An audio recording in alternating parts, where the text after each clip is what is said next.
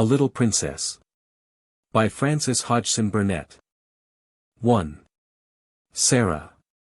Once on a dark winter's day, when the yellow fog hung so thick and heavy in the streets of London that the lamps were lighted and the shop windows blazed with gas as they do at night, an odd-looking little girl sat in a cab with her father and was driven rather slowly through the big thoroughfares.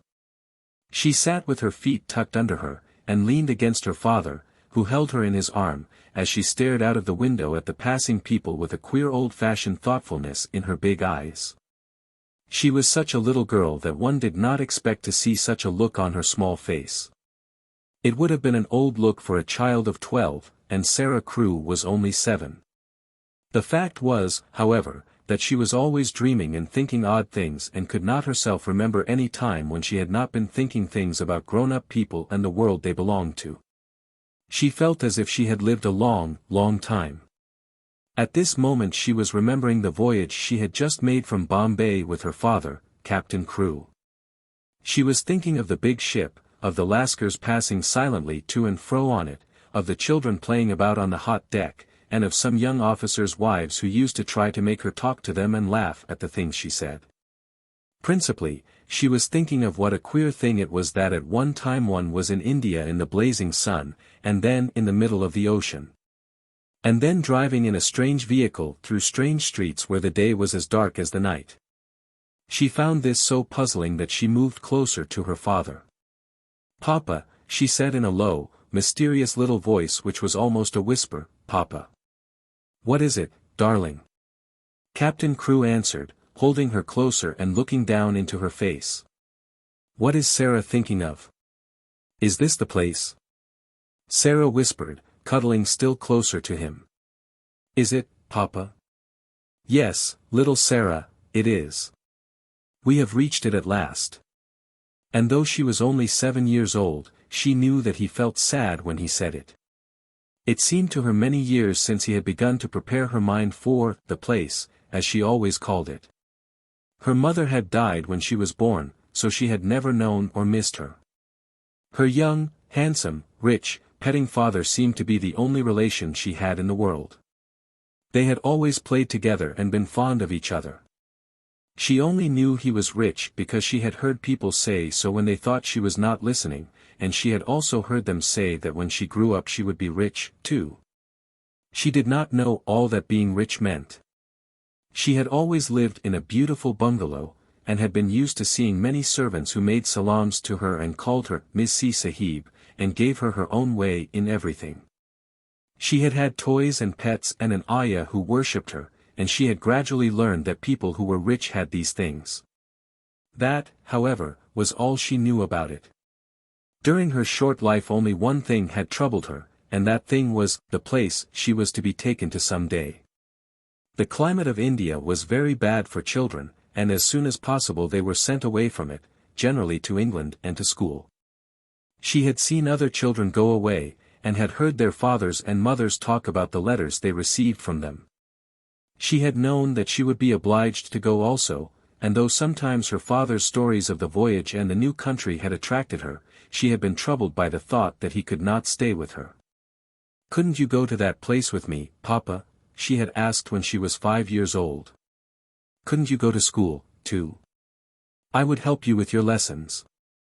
"But you will not have to stay for a very long time, little Sara," he had always said. "You will go to a nice house where there will be a lot of little girls, and you will play together, and I will send you plenty of books. And you will grow so fast that it will seem scarcely a year before you are big enough and clever enough to come back and take care of Papa." She had liked to think of that.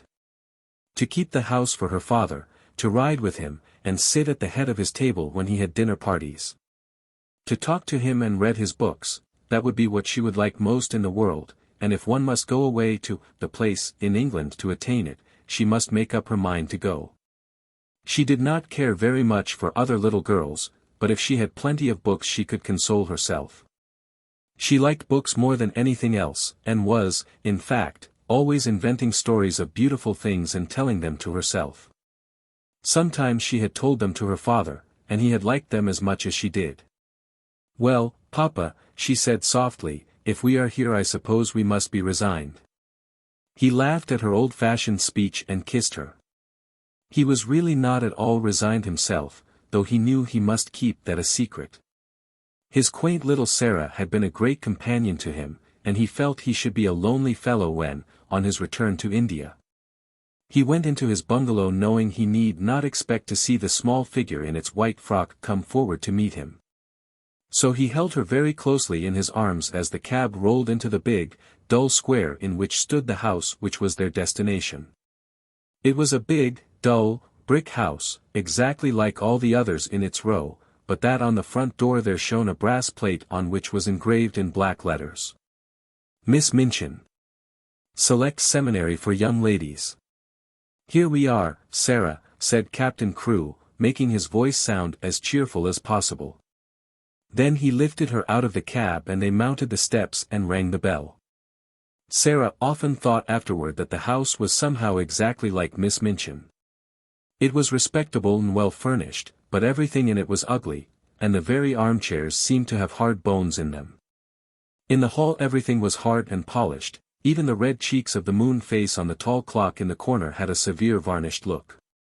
The drawing room into which they were ushered was covered by a carpet with a square pattern upon it, the chairs were square, and a heavy marble timepiece stood upon the heavy marble mantel.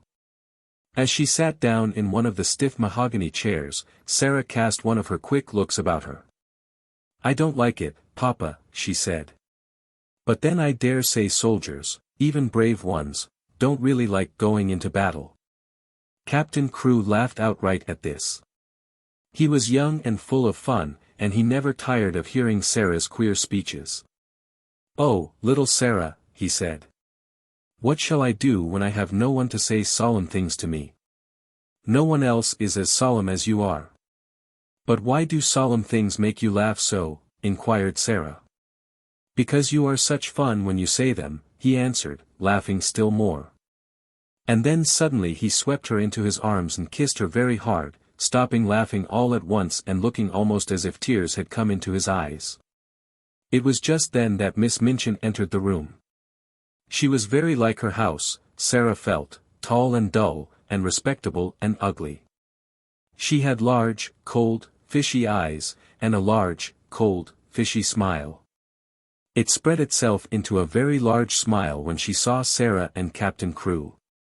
She had heard a great many desirable things of the young soldier from the lady who had recommended her school to him. Among other things, she had heard that he was a rich father who was willing to spend a great deal of money on his little daughter. "It will be a great privilege to have charge of such a beautiful and promising child, Captain Crewe," she said, taking Sara's hand and stroking it. "Lady Meredith has told me of her unusual cleverness. A clever child is a great treasure in an establishment like mine." Sara stood quietly, with her eyes fixed upon Miss Minchin's face.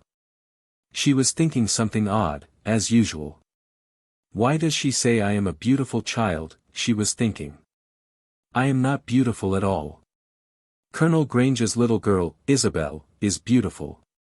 She has dimples and rose-colored cheeks, and long hair the color of gold. I have short black hair and green eyes. Besides which, I am a thin child and not fair in the least. I am one of the ugliest children I ever saw." She is beginning by telling a story.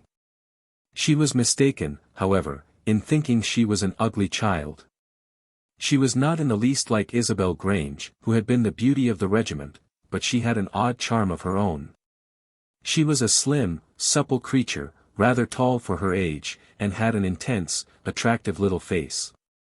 Her hair was heavy and quite black and only curled at the tips, her eyes were greenish-gray, it is true, but they were big, wonderful eyes with long, black lashes, and though she herself did not like the color of them, many other people did.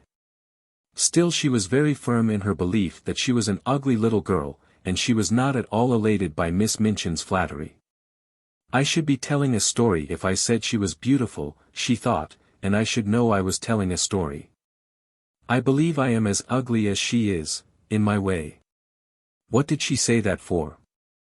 After she had known Miss Minchin longer she learned why she had said it. She discovered that she said the same thing to each papa and mamma who brought a child to her school.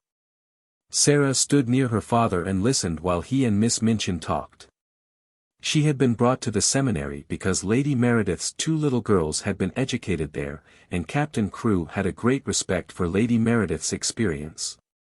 Sara was to be what was known as a parlour boarder, and she was to enjoy even greater privileges than parlour boarders usually did. She was to have a pretty bedroom and sitting room of her own. She was to have a pony and a carriage, and a maid to take the place of the ayah who had been her nurse in India. "I am not in the least anxious about her education," Captain Crewe said, with his gay laugh, as he held Sara's hand and patted it. "The difficulty will be to keep her from learning too fast and too much. She is always sitting with her little nose burrowing into books. She doesn't read them, Miss Minchin, she gobbles them up as if she were a little wolf instead of a little girl. She is always starving for new books to gobble, and she wants grown-up books, great, big, fat ones, French and German as well as English, history and biography and poets, and all sorts of things. Drag her away from her books when she reads too much. Make her ride her pony in the Row or go out and buy a new doll. She ought to play more with dolls." "Papa," said Sara, "you see, if I went out and bought a new doll every few days I should have more than I could be fond of. Dolls ought to be intimate friends. Emily is going to be my intimate friend." Captain Crewe looked at Miss Minchin and Miss Minchin looked at Captain Crewe. "Who is Emily?" she inquired. "Tell her, Sara," Captain Crewe said, smiling. Sara's green-grey eyes looked very solemn and quite soft as she answered. "She is a doll I haven't got yet," she said. "She is a doll Papa is going to buy for me. We are going out together to find her. I have called her Emily. She is going to be my friend when Papa is gone. I want her to talk to about him." Miss Minchin's large, fishy smile became very flattering indeed. "What an original child," she said. "What a darling little creature." "Yes," said Captain Crewe, drawing Sara close. "She is a darling little creature. Take great care of her for me, Miss Minchin." Sara stayed with her father at his hotel for several days. In fact, she remained with him until he sailed away again to India. They went out and visited many big shops together, and bought a great many things. They bought, indeed, a great many more things than Sara needed. But Captain Crewe was a rash, innocent young man and wanted his little girl to have everything she admired and everything he admired himself, so between them they collected a wardrobe much too grand for a child of 7. There were velvet dresses trimmed with costly furs, and lace dresses, and embroidered ones, and hats with great, soft ostrich feathers, and ermine coats and muffs. And boxes of tiny gloves and handkerchiefs and silk stockings in such abundant supplies that the polite young women behind the counters whispered to each other that the odd little girl with the big, solemn eyes must be at least some foreign princess, perhaps the little daughter of an Indian Rajah. And at last they found Emily, but they went to a number of toy shops and looked at a great many dolls before they discovered her. "I want her to look as if she wasn't a doll really," Sara said. "I want her to look as if she listens when I talk to her. The trouble with dolls, Papa," and she put her head on one side and reflected as she said it, "the trouble with dolls is that they never seem to hear. So they looked at big ones and little ones, at dolls with black eyes and dolls with blue, at dolls with brown curls and dolls with golden braids, dolls dressed and dolls undressed. You see," Sara said when they were examining one who had no clothes. "If, when I find her, she has no frocks, we can take her to a dressmaker and have her things made to fit. They will fit better if they are tried on." After a number of disappointments they decided to walk and look in at the shop windows and let the cab follow them. They had passed 2 or 3 places without even going in, when, as they were approaching a shop which was really not a very large one, Sara suddenly started and clutched her father's arm. "Oh, Papa," she cried. "There is Emily." A flush had risen to her face and there was an expression in her green-grey eyes as if she had just recognized someone she was intimate with and fond of. "She is actually waiting there for us," she said. "Let us go into her." "Dear me," said Captain Crewe, "I feel as if we ought to have someone to introduce us." "You must introduce me and I will introduce you," said Sara. "But I knew her the minute I saw her, so perhaps she knew me, too." Perhaps she had known her. She had certainly a very intelligent expression in her eyes when Sara took her in her arms. She was a large doll, but not too large to carry about easily. She had naturally curling golden brown hair, which hung like a mantle about her, and her eyes were a deep, clear, grey-blue, with soft, thick eyelashes which were real eyelashes and not mere painted lines. "Of course," said Sara, looking into her face as she held her on her knee, "of course, Papa, this is Emily."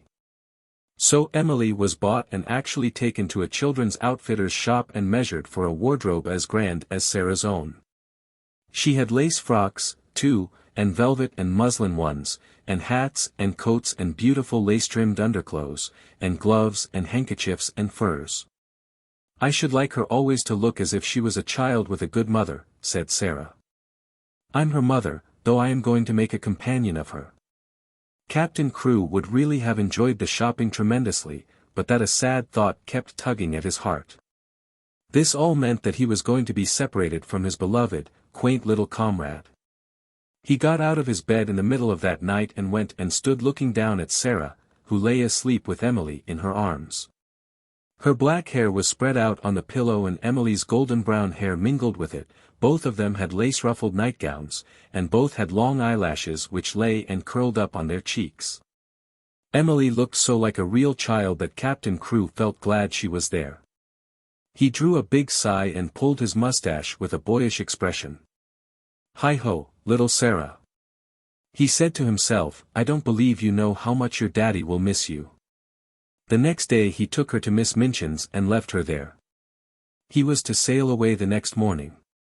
He explained to Miss Minchin that his solicitors, Messrs. Barrow and Skipworth, had charge of his affairs in England and would give her any advice she wanted, and that they would pay the bills she sent in for Sara's expenses. He would write to Sara twice a week, and she was to be given every pleasure she asked for. "She is a sensible little thing, and she never wants anything it isn't safe to give her," he said. Then he went with Sara into her little sitting room and they bade each other goodbye. Sara sat on his knee and held the lapels of his coat in her small hands, and looked long and hard at his face. "Are you learning me by heart, little Sara?" he said, stroking her hair. "No," she answered. "I know you by heart. You are inside my heart." And they put their arms round each other and kissed as if they would never let each other go. When the cab drove away from the door, Sara was sitting on the floor of her sitting room, with her hands under her chin and her eyes following it until it had turned the corner of the square. Emily was sitting by her, and she looked after it, too. When Miss Minchin sent her sister, Miss Amelia, to see what the child was doing, she found she could not open the door. "I have locked it," said a queer, polite little voice from inside. "I want to be quite by myself, if you please." Miss Amelia was fat and dumpy, and stood very much in awe of her sister. She was really the better-natured person of the two, but she never disobeyed Miss Minchin. She went downstairs again, looking almost alarmed. "I never saw such a funny, old-fashioned child, sister," she said. "She has locked herself in, and she is not making the least particle of noise. It is much better than if she kicked and screamed, as some of them do," Miss Minchin answered. "I expected that a child as much spoiled as she is would set the whole house in an uproar. If ever a child was given her own way in everything, she is." "I've been opening her trunks and putting her things away," said Miss Amelia. "I never saw anything like them, sable and ermine on her coats, and real Valenciennes lace on her underclothing. You have seen some of her clothes. What do you think of them?" "I think they are perfectly ridiculous," replied Miss Minchin, sharply. "But they will look very well at the head of the line when we take the schoolchildren to church on Sunday. She has been provided for as if she were a little princess." And upstairs in the locked room Sara and Emily sat on the floor and stared at the corner round which the cab had disappeared, while Captain Crewe looked backward, waving and kissing his hand as if he could not bear to stop. How do you find this book? Any thoughts about the book or the author? Any suggestion for improvement? Please take a moment to share your thoughts in a comment. If you like it, share it with your friends who might enjoy it as well. Subscribe to keep in touch. Visit CompleteAudiobooks.com for more quality content. 2. A French Lesson.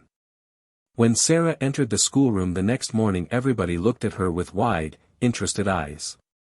By that time every pupil, from Lavinia Herbert, who was nearly 13 and felt quite grown up, to Lottie Legg, who was only just 4 and the baby of the school, had heard a great deal about her. They knew very certainly that she was Miss Minchin's show pupil and was considered a credit to the establishment. One or two of them had even caught a glimpse of her French maid, Mariette, who had arrived the evening before. Lavinia had managed to pass Sara's room when the door was open, and had seen Mariette opening a box which had arrived late from some shop. It was full of petticoats with lace frills on them, frills and frills, she whispered to her friend Jessie as she bent over her geography. I saw her shaking them out. I heard Miss Minchin say to Miss Amelia that her clothes were so grand that they were ridiculous for a child. My mamma says that children should be dressed simply. She has got one of those petticoats on now. I saw it when she sat down. She has silk stockings on, whispered Jessie, bending over her geography also. And what little feet! I never saw such little feet. Oh, sniffed Lavinia, spitefully, that is the way her slippers are made. My mamma says that even big feet can be made to look small if you have a clever shoemaker. I don't think she is pretty at all. Her eyes are such a queer color. She isn't pretty as other pretty people are, said Jessie, stealing a glance across the room, but she makes you want to look at her again. She has tremendously long eyelashes, but her eyes are almost green. Sara was sitting quietly in her seat, waiting to be told what to do. She had been placed near Miss Minchin's desk. She was not abashed at all by the many pairs of eyes watching her. She was interested and looked back quietly at the children who looked at her.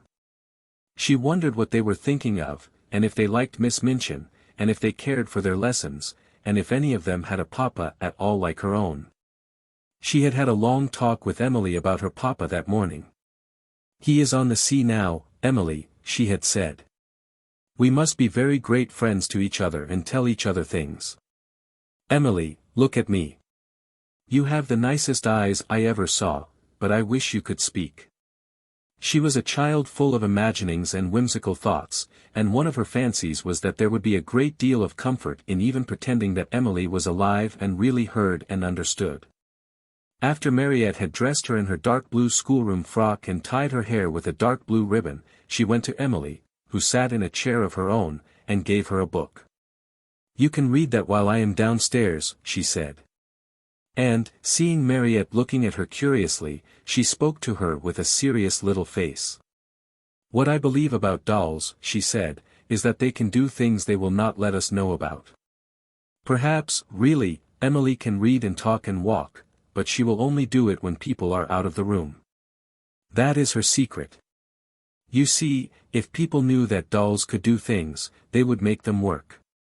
So, perhaps, they have promised each other to keep it a secret.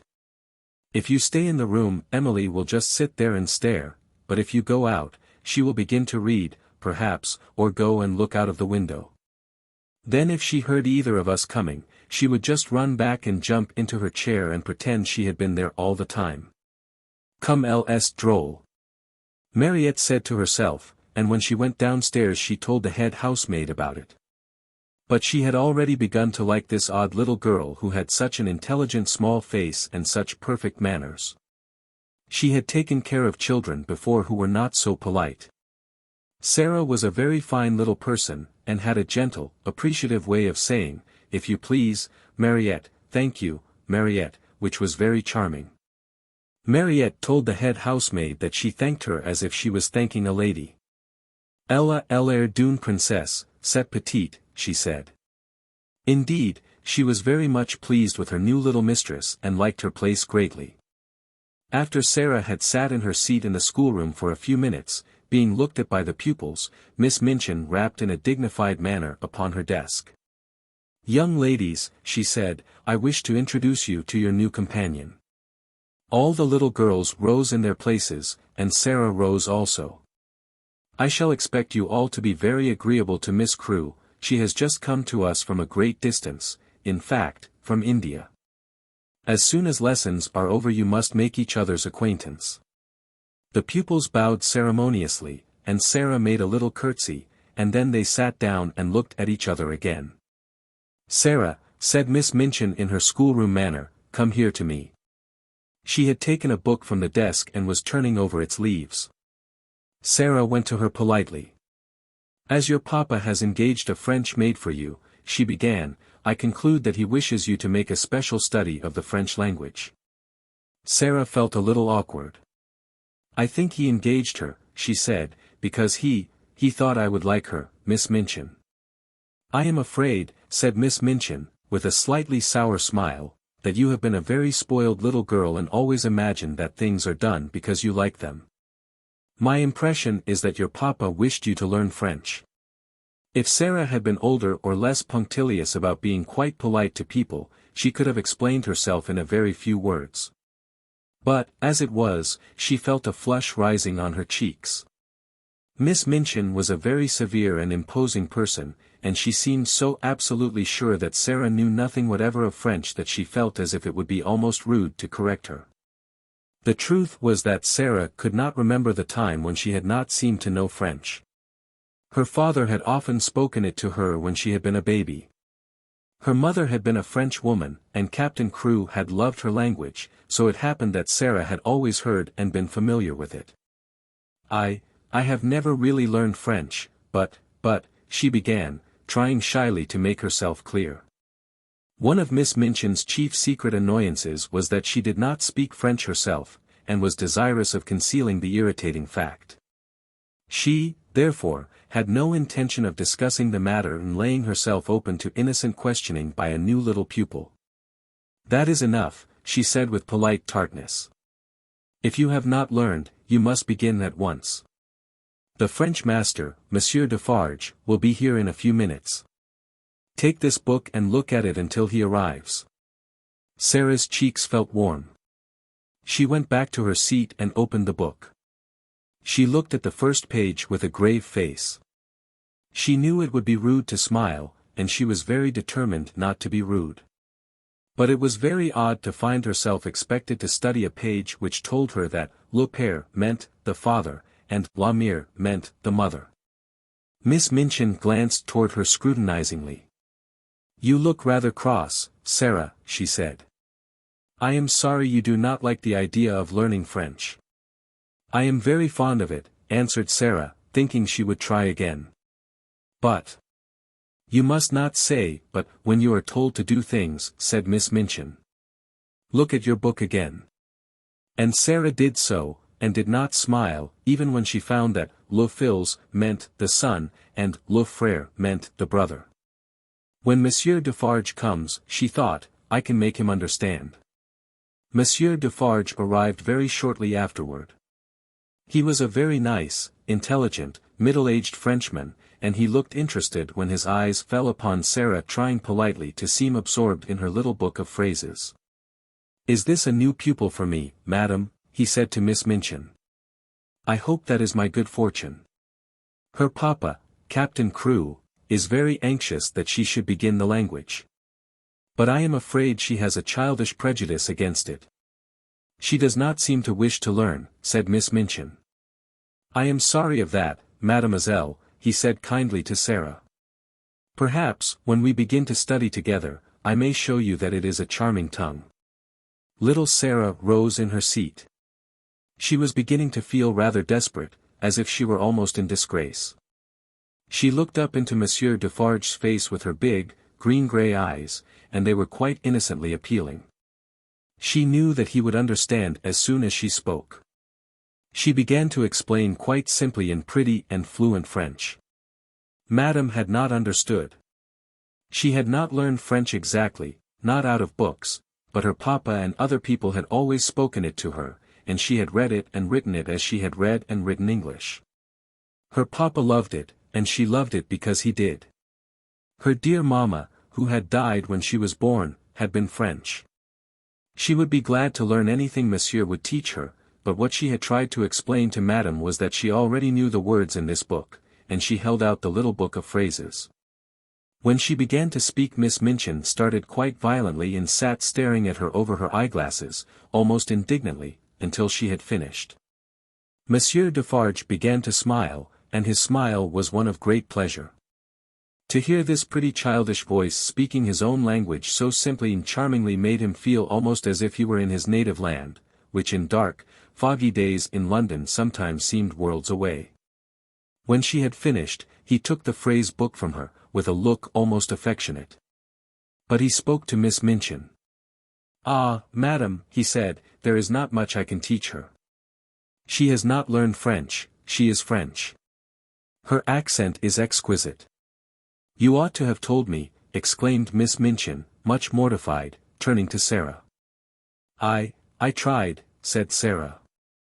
I suppose I did not begin right." Miss Minchin knew she had tried, and that it had not been her fault that she was not allowed to explain. And when she saw that the pupils had been listening and that Lavinia and Jessie were giggling behind their French grammars, she felt infuriated. "Silence, young ladies," she said severely, rapping upon the desk. "Silence at once."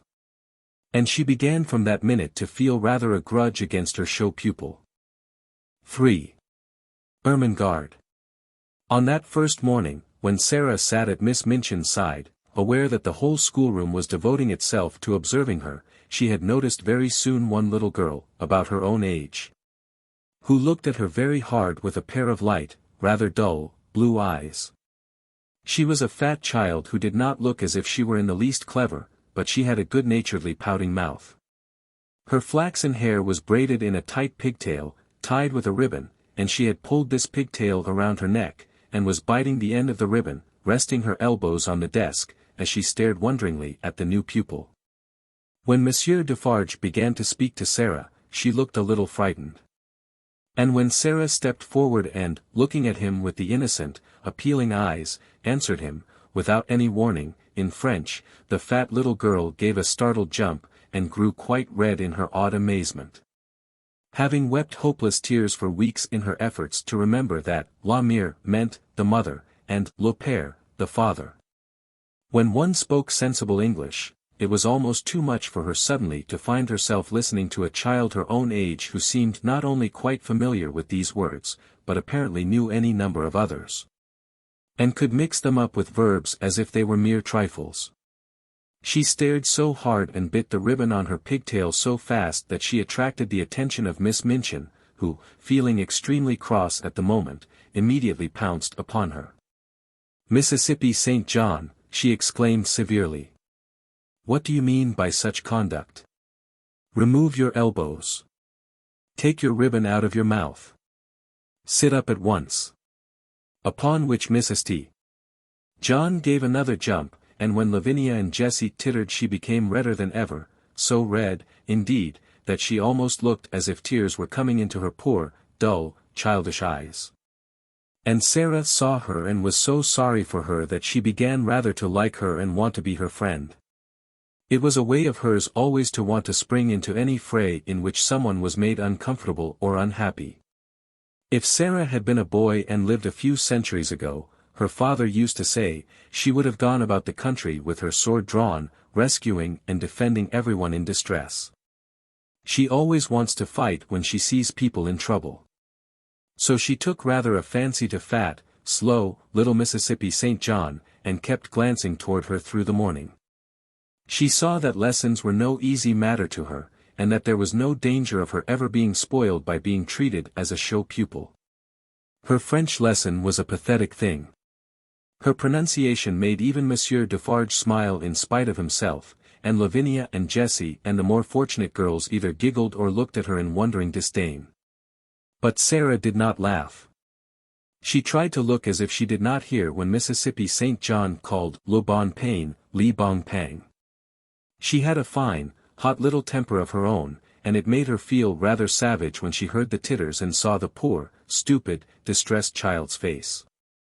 It isn't funny, really, she said between her teeth, as she bent over her book. They ought not to laugh. When lessons were over and the pupils gathered together in groups to talk, Sara looked for Mississippi St. John, and finding her bundled rather disconsolately in a window seat, she walked over to her and spoke. She only said the kind of thing little girls always say to each other by way of beginning an acquaintance, but there was something friendly about Sara, and people always felt it. "What is your name?" she said. To explain Mrs. T. John's amazement, one must recall that a new pupil is, for a short time, a somewhat uncertain thing, and of this new pupil the entire school had talked the night before until it fell asleep quite exhausted by excitement and contradictory stories. A new pupil with a carriage and a pony and a maid, and a voyage from India to discuss, was not an ordinary acquaintance. "My name's Ermengarde St. John," she answered. "Mine is Sara Crewe," said Sara. "Yours is very pretty. It sounds like a story book." "Do you like it?" fluttered Ermengarde. I like yours." Mississippi St. John's chief trouble in life was that she had a clever father. Sometimes this seemed to her a dreadful calamity. If you have a father who knows everything, who speaks 7 or 8 languages, and has thousands of volumes which he has apparently learned by heart, he frequently expects you to be familiar with the contents of your lesson books at least. And it is not improbable that he will feel you ought to be able to remember a few incidents of history and to write a French exercise. Ermengarde was a severe trial to Mr. St. John. He could not understand how a child of his could be a notably and unmistakably dull creature who never shone in anything. Good heavens! He had said more than once, as he stared at her, "There are times when I think she is as stupid as her Aunt Eliza." If her Aunt Eliza had been slow to learn and quick to forget a thing entirely when she had learned it, Ermengarde was strikingly like her. She was the monumental dunce of the school, and it could not be denied. She must be made to learn, her father said to Miss Minchin. Consequently Ermengarde spent the greater part of her life in disgrace or in tears. She learned things and forgot them, or, if she remembered them, she did not understand them. So it was natural that, having made Sara's acquaintance, she should sit and stare at her with profound admiration. "You can speak French, can't you?" she said respectfully. Sara got on to the window seat, which was a big, deep one, and, tucking up her feet, sat with her hands clasped round her knees. "I can speak it because I have heard it all my life," she answered. "You could speak it if you had always heard it." "Oh, no, I couldn't," said Ermengarde. "I never could speak it." "Why?" inquired Sara, curiously. Ermengarde shook her head so that the pigtail wobbled. "You heard me just now," she said. "I'm always like that. I can't say the words. They're so queer." She paused a moment, and then added with a touch of awe in her voice, "You are clever, aren't you?" Sara looked out of the window into the dingy square, where the sparrows were hopping and twittering on the wet, iron railings and the sooty branches of the trees. She reflected a few moments. She had heard it said very often that she was clever, and she wondered if she was, and if she was, how it had happened. "I don't know," she said. "I can't tell." Then, seeing a mournful look on the round, chubby face, she gave a little laugh and changed the subject. "Would you like to see Emily?" she inquired. "Who is Emily?" Ermengarde asked, just as Miss Minchin had done. "Come up to my room and see," said Sara, holding out her hand. They jumped down from the window seat together, and went upstairs. "Is it true," Ermengarde whispered, as they went through the hall, "is it true that you have a playroom all to yourself?" "Yes," Sara answered. "Papa asked Miss Minchin to let me have one, because, well, it was because when I play I make up stories and tell them to myself, and I don't like people to hear me. It spoils it if I think people listen." They had reached the passage leading to Sara's room by this time, and Ermengarde stopped short, staring, and quite losing her breath. "You make up stories," she gasped. "Can you do that, as well as speak French? Can you?" Sara looked at her in simple surprise. "Why, anyone can make up things," she said. Have you never tried? She put her hand warningly on Ermengarde's. Let us go very quietly to the door, she whispered, and then I will open it quite suddenly. Perhaps we may catch her. She was half laughing, but there was a touch of mysterious hope in her eyes which fascinated Ermengarde, though she had not the remotest idea what it meant, or whom it was she wanted to catch, or why she wanted to catch her. Whatsoever she meant, Ermengarde was sure it was something delightfully exciting. So, quite thrilled with expectation, she followed her on tiptoe along the passage. They made not the least noise until they reached the door. Then Sara suddenly turned the handle, and threw it wide open. Its opening revealed the room quite neat and quiet, a fire gently burning in the grate, and a wonderful doll sitting in a chair by it, apparently reading a book. Oh, she got back to her seat before we could see her. Sara explained. Of course they always do. They are as quick as lightning. Ermengarde looked from her to the doll and back again. Can she walk? She asked breathlessly. Yes, answered Sara. At least I believe she can. At least I pretend I believe she can. And that makes it seem as if it were true. Have you never pretended things? No, said Ermengarde. Never. Tell me about it. She was so bewitched by this odd, new companion that she actually stared at Sara instead of at Emily, notwithstanding that Emily was the most attractive doll person she had ever seen. Let us sit down, said Sara, and I will tell you. It's so easy that when you begin you can't stop. You just go on and on doing it always. And it's beautiful. Emily, you must listen. This is Ermengarde St. John, Emily. Ermengarde, this is Emily. Would you like to hold her? Oh, may I? Said Ermengarde. May I, really? She is beautiful. And Emily was put into her arms. Never in her dull, short life had Mrs. St. John dreamed of such an hour as the one she spent with the queer new pupil before they heard the lunch bell ring and were obliged to go downstairs. Sara sat upon the hearthrug and told her strange things. She sat rather huddled up, and her green eyes shone and her cheeks flushed. She told stories of the voyage, and stories of India. But what fascinated Ermengarde the most was her fancy about the dolls who walked and talked, and who could do anything they chose when the human beings were out of the room. But who must keep their powers a secret and so flew back to their places, like lightning, when people returned to the room. We couldn't do it, said Sara, seriously. You see, it's a kind of magic. Once, when she was relating the story of the search for Emily, Ermengarde saw her face suddenly change. A cloud seemed to pass over it and put out the light in her shining eyes. She drew her breath in so sharply that it made a funny, sad little sound, and then she shut her lips and held them tightly closed, as if she was determined either to do or not to do something. Ermengarde had an idea that if she had been like any other little girl, she might have suddenly burst out sobbing and crying. But she did not. Have you a pain? Ermengarde ventured. Yes, Sara answered, after a moment's silence. But it is not in my body.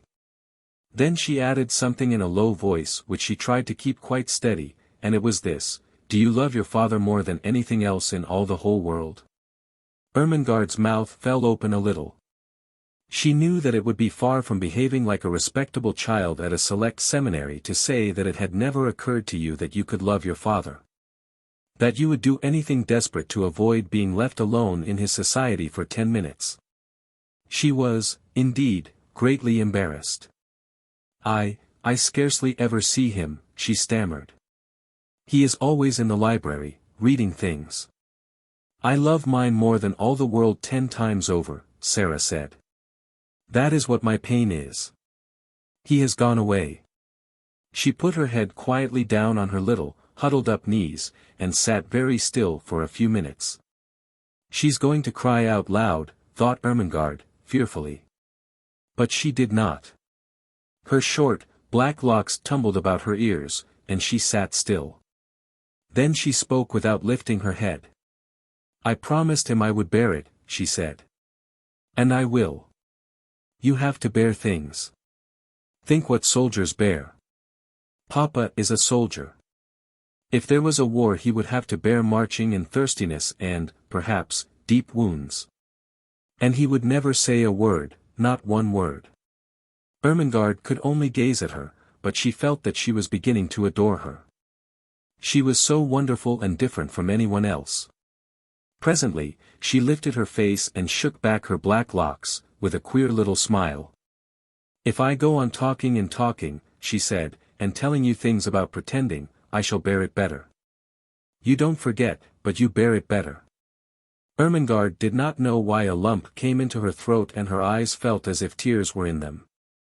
Lavinia and Jessie are best friends, she said rather huskily.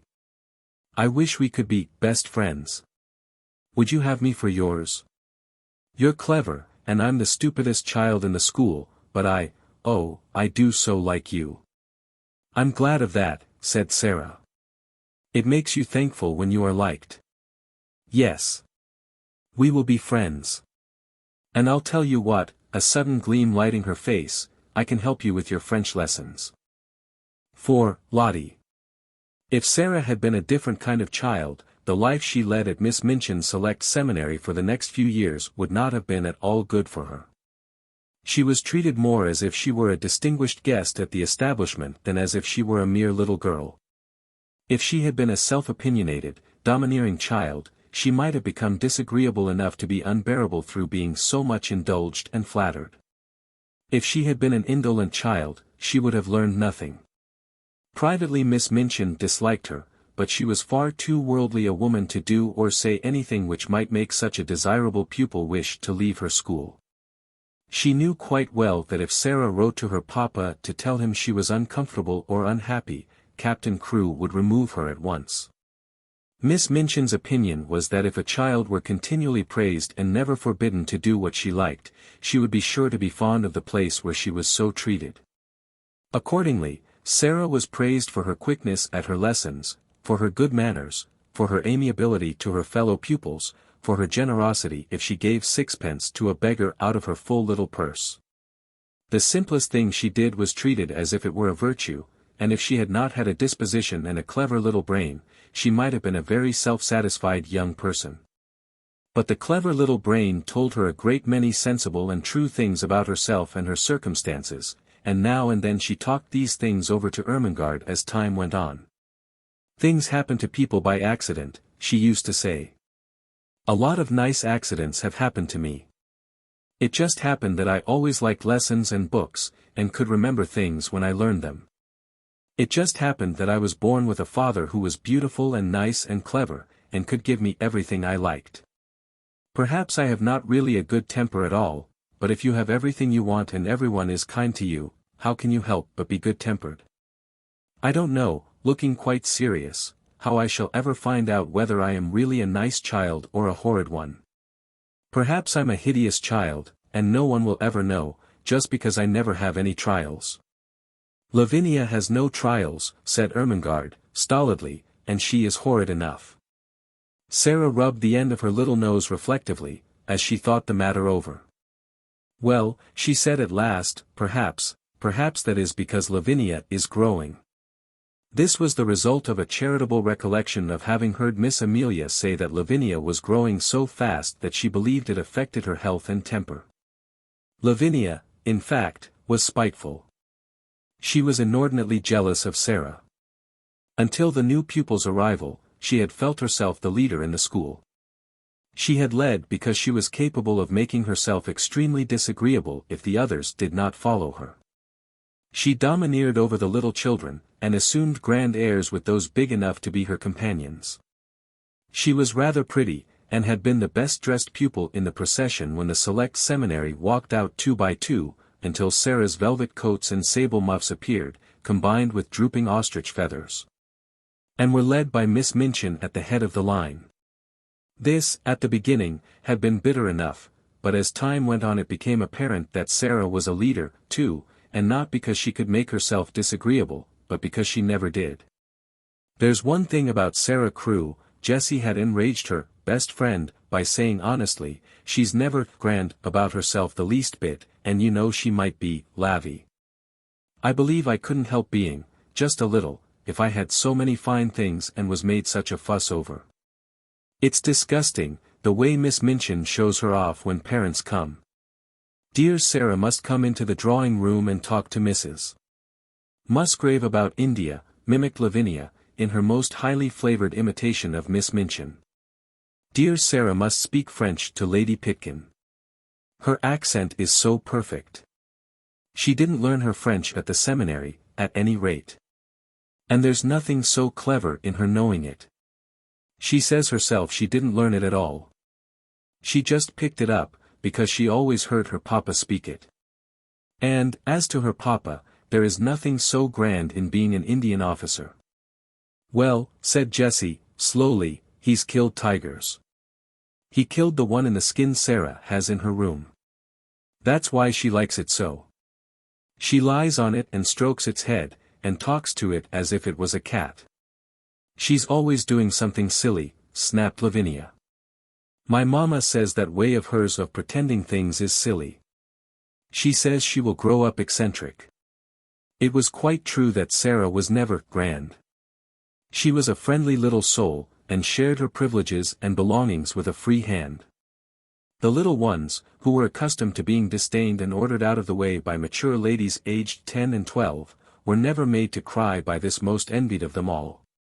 She was a motherly young person, and when people fell down and scraped their knees, she ran and helped them up and patted them, or found in her pocket a bonbon or some other article of a soothing nature. She never pushed them out of her way or alluded to their years as a humiliation and a blot upon their small characters. If you are 4 you are 4, she said severely to Lavinia on an occasion of her having, it must be confessed, slapped Lottie and called her a brat, but you will be 5 next year, and 6 the year after that. And, opening large, convicting eyes, it takes 16 years to make you 20. Dear me, said Lavinia, how we can calculate. In fact, it was not to be denied that 16 and 4 made 20, and 20 was an age the most daring were scarcely bold enough to dream of. So the younger children adored Sara. More than once she had been known to have a tea party, made up of these despised ones, in her own room. And Emily had been played with, and Emily's own tea service used, the one with cups which held quite a lot of much sweetened weak tea and had blue flowers on them. No one had seen such a very real doll's tea set before. From that afternoon Sara was regarded as a goddess and a queen by the entire alphabet class. Lottie Legge worshipped her to such an extent that if Sara had not been a motherly person, she would have found her tiresome. Lottie had been sent to school by a rather flighty young papa who could not imagine what else to do with her. Her young mother had died, and as the child had been treated like a favorite doll or a very spoiled pet monkey or lap dog ever since the first hour of her life, she was a very appalling little creature. When she wanted anything or did not want anything she wept and howled. And, as she always wanted the things she could not have, and did not want the things that were best for her, her shrill little voice was usually to be heard uplifted in wails in one part of the house or another. Her strongest weapon was that in some mysterious way she had found out that a very small girl who had lost her mother was a person who ought to be pitied and made much of. She had probably heard some grown-up people talking her over in the early days, after her mother's death. So it became her habit to make great use of this knowledge. The first time Sara took her in charge was one morning when, on passing a sitting room, she heard both Miss Minchin and Miss Amelia trying to suppress the angry wails of some child who, evidently, refused to be silenced. She refused so strenuously indeed that Miss Minchin was obliged to almost shout, in a stately and severe manner, to make herself heard. "What is she crying for?" she almost yelled. "Oh, oh, oh." Sara heard, "I haven't got any ma'am, ma. "Oh, Lottie!" screamed Miss Amelia. "Do stop, darling. Don't cry. Please don't. Oh. Oh. Oh. Oh. Oh." Lottie howled tempestuously. "Haven't got any, ma'am, ma. She ought to be whipped," Miss Minchin proclaimed. "You shall be whipped, you naughty child." Lottie wailed more loudly than ever. Miss Amelia began to cry. Miss Minchin's voice rose until it almost thundered, then suddenly she sprang up from her chair in impotent indignation and flounced out of the room, leaving Miss Amelia to arrange the matter. Sara had paused in the hall, wondering if she ought to go into the room, because she had recently begun a friendly acquaintance with Lottie and might be able to quiet her. When Miss Minchin came out and saw her, she looked rather annoyed. She realized that her voice, as heard from inside the room, could not have sounded either dignified or amiable. "Oh, Sara," she exclaimed, endeavoring to produce a suitable smile. "I stopped," explained Sara, "because I knew it was Lottie, and I thought, perhaps, just perhaps, I could make her be quiet." "May I try, Miss Minchin?" "If you can, you are a clever child," answered Miss Minchin, drawing in her mouth sharply. Then, seeing that Sara looked slightly chilled by her asperity, she changed her manner. "But you are clever in everything," she said in her approving way. "I dare say you can manage her. Go in." And she left her. When Sara entered the room, Lottie was lying upon the floor, screaming and kicking her small fat legs violently, and Miss Amelia was bending over her in consternation and despair, looking quite red and damp with heat. Lottie had always found, when in her own nursery at home, that kicking and screaming would always be quieted by any means she insisted on. Poor plump Miss Amelia was trying first one method, and then another. "Poor darling," she said one moment, "I know you haven't any mamma, poor," then in quite another tone, "If you don't stop, Lottie, I will shake you. Poor little angel. There. You wicked, bad, detestable child, I will smack you. I will." Sara went to them quietly. She did not know at all what she was going to do, but she had a vague inward conviction that it would be better not to say such different kinds of things quite so helplessly and excitedly. "Miss Amelia," she said in a low voice, "Miss Minchin says I may try to make her stop, may I?" Miss Amelia turned and looked at her hopelessly. "Oh, do you think you can?" she gasped. "I don't know whether I can," answered Sara, still in her half-whisper, "but I will try." Miss Amelia stumbled up from her knees with a heavy sigh, and Lottie's fat little legs kicked as hard as ever. "If you will steal out of the room," said Sara, "I will stay with her." "Oh, Sara," almost whimpered Miss Amelia. "We never had such a dreadful child before.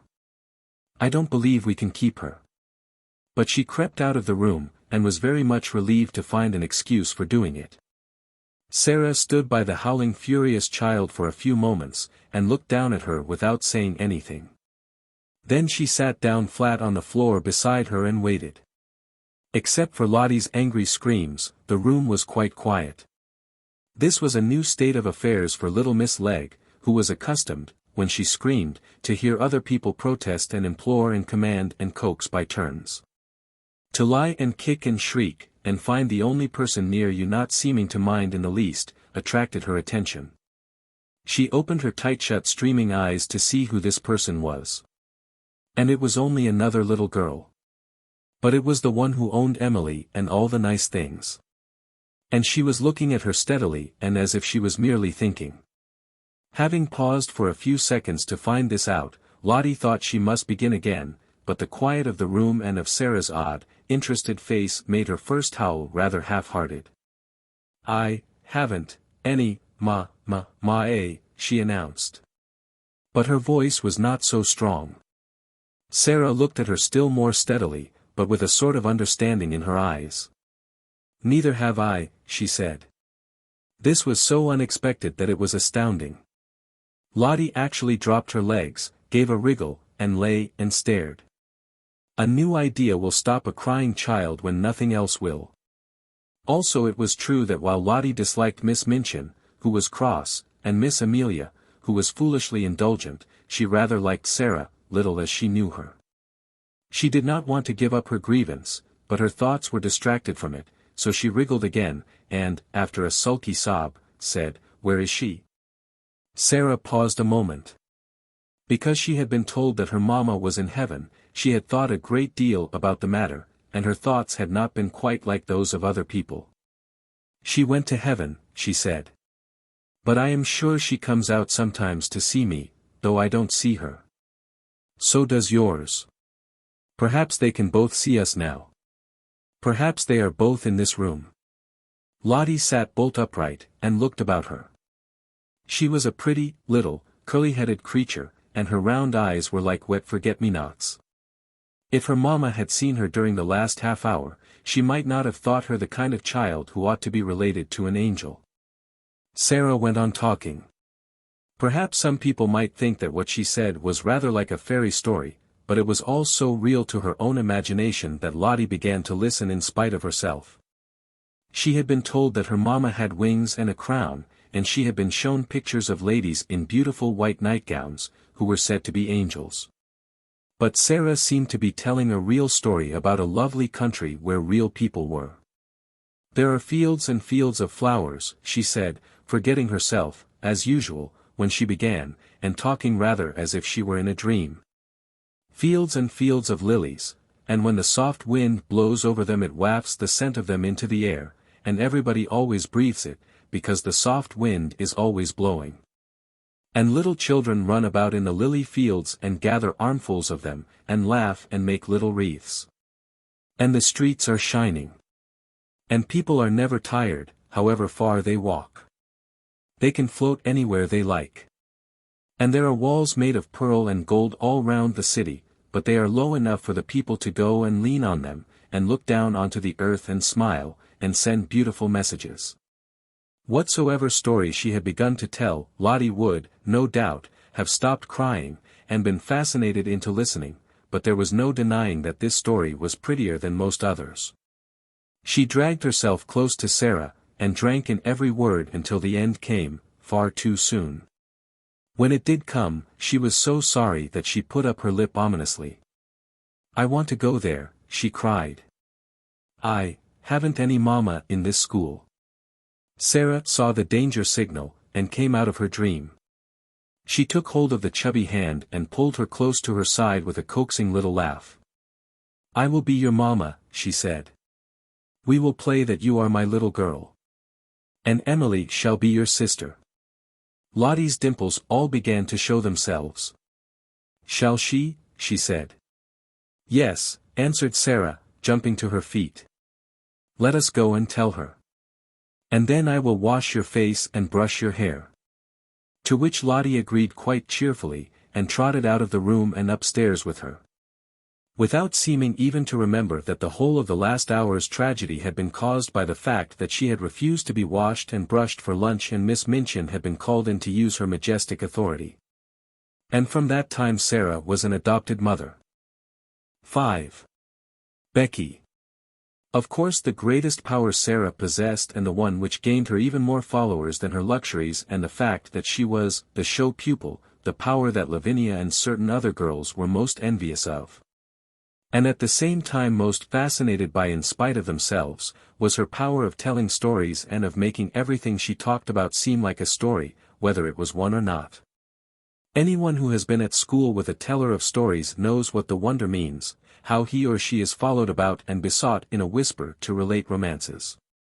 How groups gather round and hang on the outskirts of the favored party in the hope of being allowed to join in and listen. Sara not only could tell stories, but she adored telling them. When she sat or stood in the midst of a circle and began to invent wonderful things, her green eyes grew big and shining, her cheeks flushed, and, without knowing that she was doing it, she began to act and made what she told lovely or alarming by the raising or dropping of her voice, the bend and sway of her slim body, and the dramatic movement of her hands. She forgot that she was talking to listening children, she saw and lived with the fairy folk, or the kings and queens and beautiful ladies, whose adventures she was narrating. Sometimes when she had finished her story, she was quite out of breath with excitement, and would lay her hand on her thin, little, quick-rising chest, and half laugh as if at herself. "When I am telling it," she would say, "it doesn't seem as if it was only made up. It seems more real than you are, more real than the schoolroom. I feel as if I were all the people in the story, one after the other. It is queer. She had been at Miss Minchin's school about 2 years when, one foggy winter's afternoon, as she was getting out of her carriage, comfortably wrapped up in her warmest velvets and furs and looking very much grander than she knew, she caught sight, as she crossed the pavement, of a dingy little figure standing on the area steps, and stretching its neck so that its wide-open eyes might peer at her through the railings. Something in the eagerness and timidity of the smudgy face made her look at it, and when she looked she smiled because it was her way to smile at people. But the owner of the smudgy face and the wide-open eyes evidently was afraid that she ought not to have been caught looking at pupils of importance. She dodged out of sight like a jack-in-the-box and scurried back into the kitchen, disappearing so suddenly that if she had not been such a poor little forlorn thing, Sara would have laughed in spite of herself. That very evening, as Sara was sitting in the midst of a group of listeners in a corner of the schoolroom telling one of her stories, the very same figure timidly entered the room, carrying a coal box much too heavy for her, and knelt down upon the hearth-rug to replenish the fire and sweep up the ashes. She was cleaner than she had been when she peeped through the area railings, but she looked just as frightened. She was evidently afraid to look at the children or seem to be listening. She put on pieces of coal cautiously with her fingers so that she might make no disturbing noise, and she swept about the fire irons very softly. But Sara saw in 2 minutes that she was deeply interested in what was going on, and that she was doing her work slowly in the hope of catching a word here and there. And realizing this, she raised her voice and spoke more clearly. The mermaids swam softly about in the crystal green water, and dragged after them a fishing net woven of deep-sea pearls, she said. The princess sat on the white rock and watched them. It was a wonderful story about a princess who was loved by a prince merman, and went to live with him in shining caves under the sea. The small drudge before the grate swept the hearth once and then swept it again. Having done it twice, she did it 3 times. And, as she was doing it the 3rd time, the sound of the story so lured her to listen that she fell under the spell and actually forgot that she had no right to listen at all, and also forgot everything else.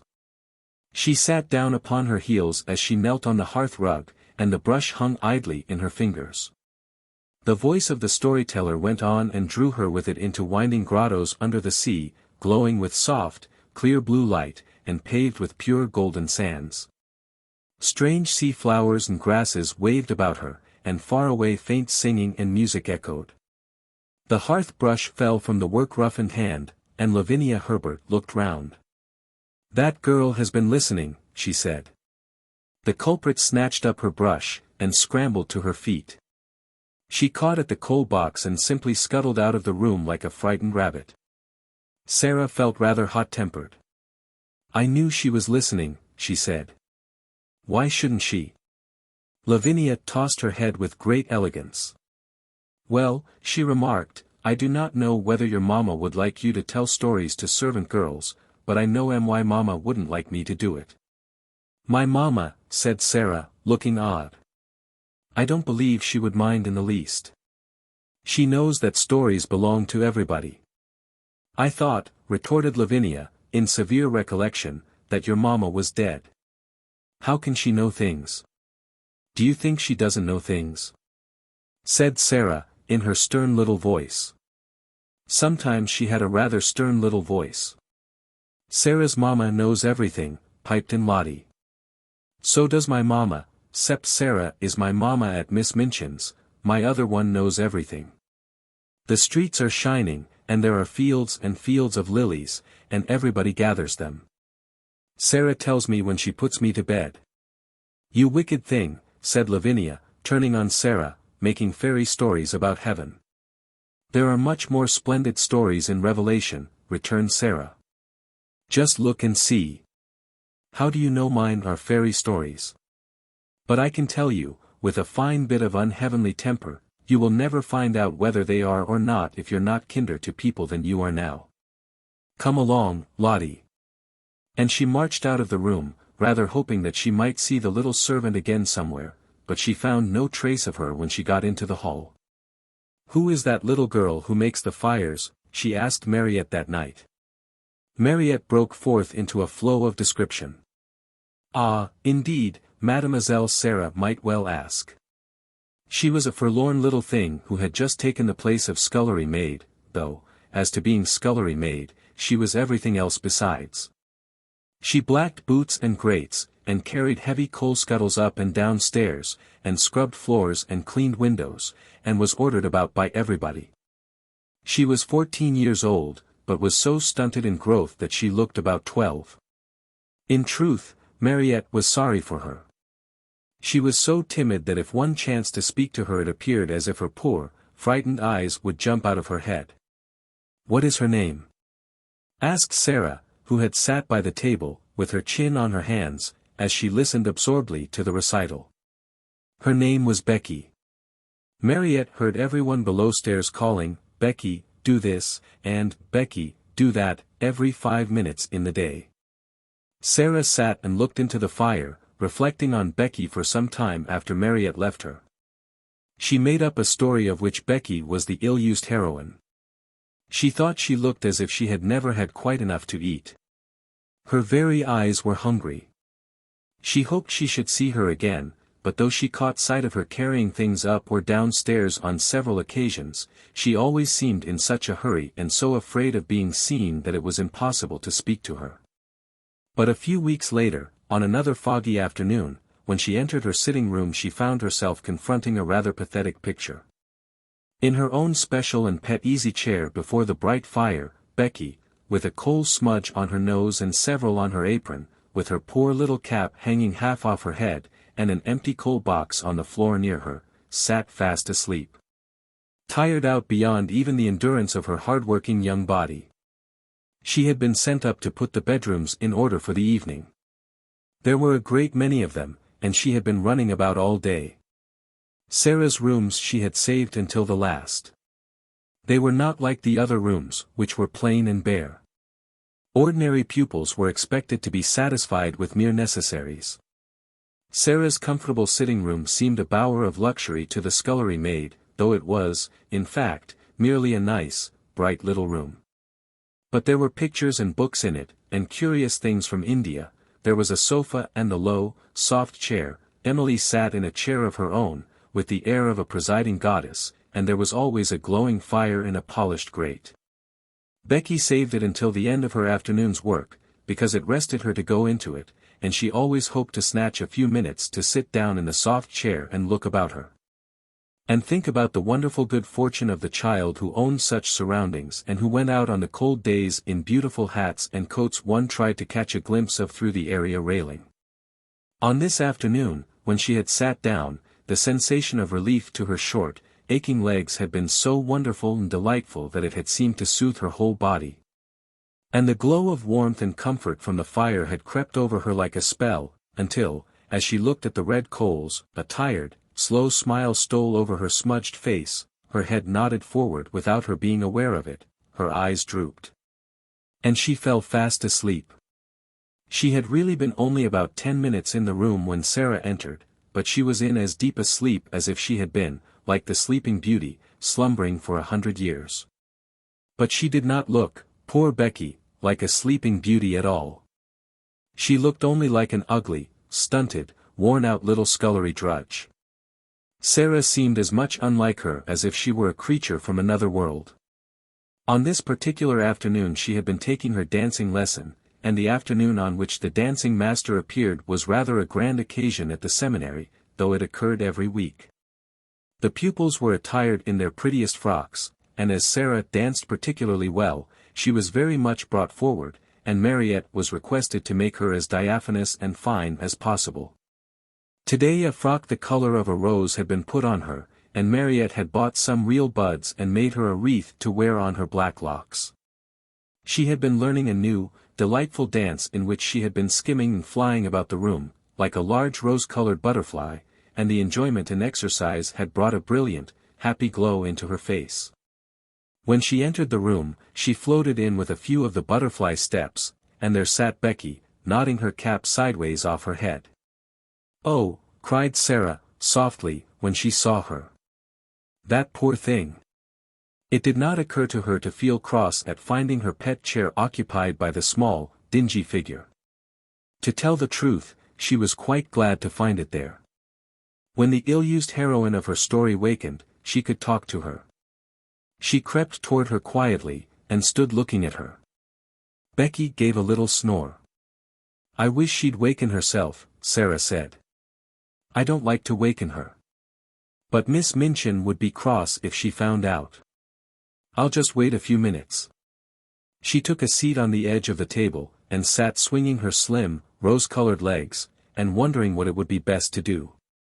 Miss Amelia might come in at any moment, and if she did, Becky would be sure to be scolded. "But she is so tired," she thought. "She is so tired." A piece of flaming coal ended her perplexity for her that very moment. It broke off from a large lump and fell onto the fender. Becky started, and opened her eyes with a frightened gasp. She did not know she had fallen asleep.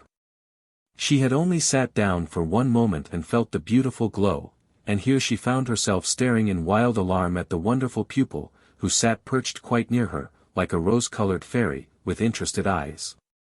She sprang up and clutched at her cap. She felt it dangling over her ear, and tried wildly to put it straight. Oh, she had got herself into trouble now with a vengeance. To have impudently fallen asleep on such a young lady's chair. She would be turned out of doors without wages. She made a sound like a big breathless sob. "Oh, miss. Oh, miss," she stuttered. "I arst your pardon, miss." "Oh, I do, miss." Sara jumped down, and came quite close to her. "Don't be frightened," she said, quite as if she had been speaking to a little girl like herself. "It doesn't matter the least bit." "I didn't go to do it, miss," protested Becky. "It was the warm fire, and me bein' so tired. It wasn't impertience." Sara broke into a friendly little laugh, and put her hand on her shoulder. "You were tired," she said, "you could not help it.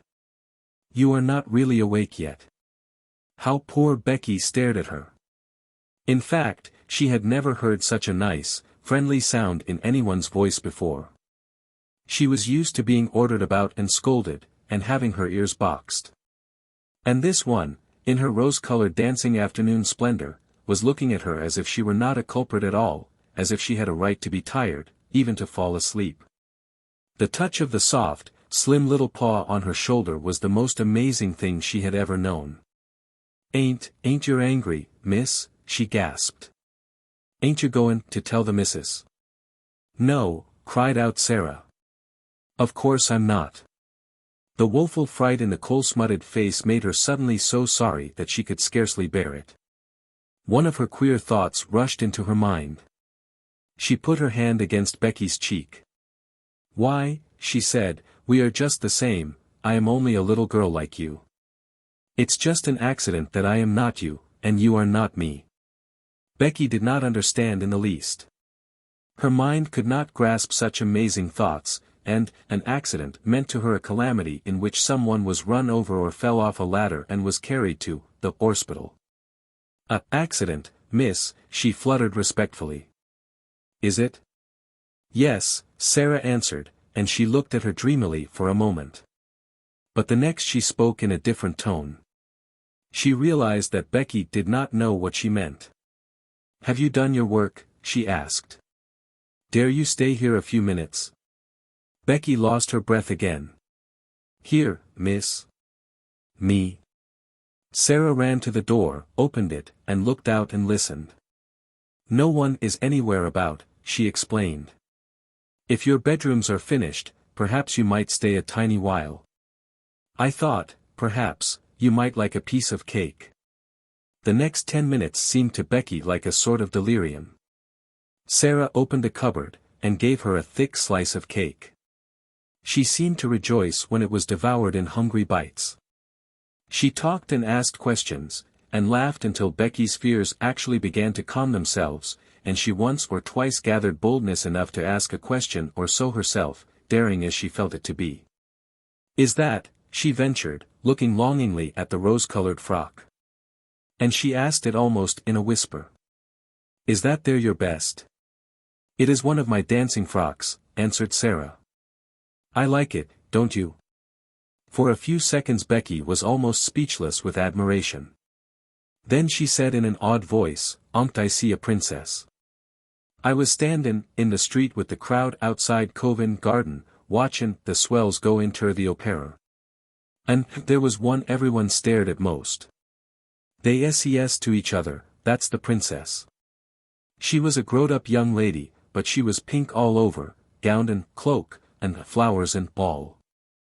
I called her to mind the minute I see you, sittin' there on the table, miss. You looked like her.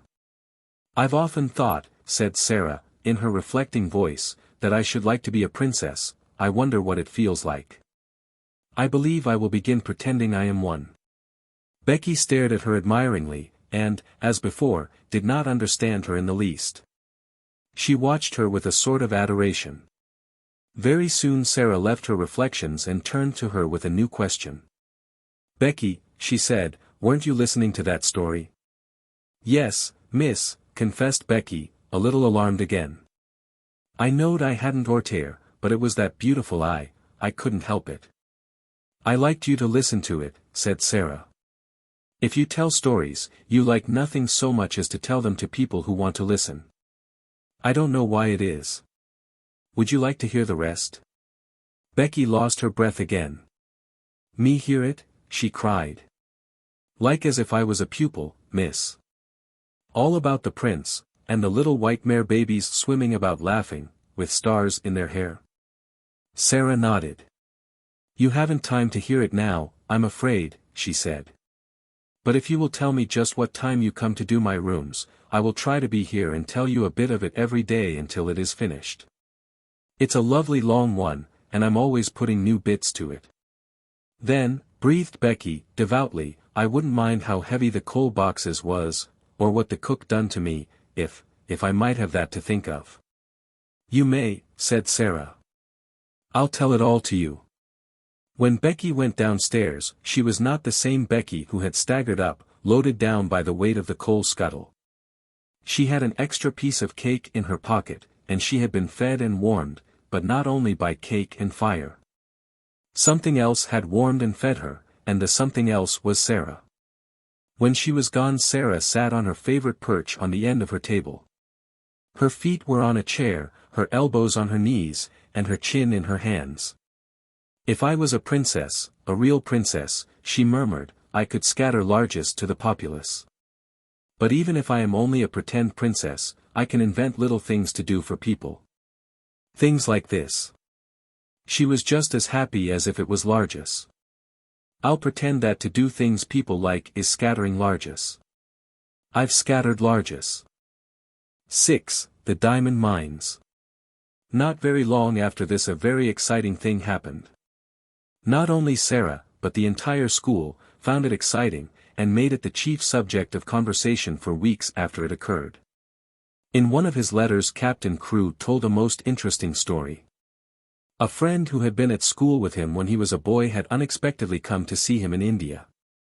He was the owner of a large tract of land upon which diamonds had been found, and he was engaged in developing the mines. If all went as was confidently expected, he would become possessed of such wealth as it made one dizzy to think of. And because he was fond of the friend of his school days, he had given him an opportunity to share in this enormous fortune by becoming a partner in his scheme. This, at least, was what Sara gathered from his letters. It is true that any other business scheme, however magnificent, would have had but small attraction for her or for the schoolroom, but diamond mines sounded so like the Arabian Nights that no one could be indifferent.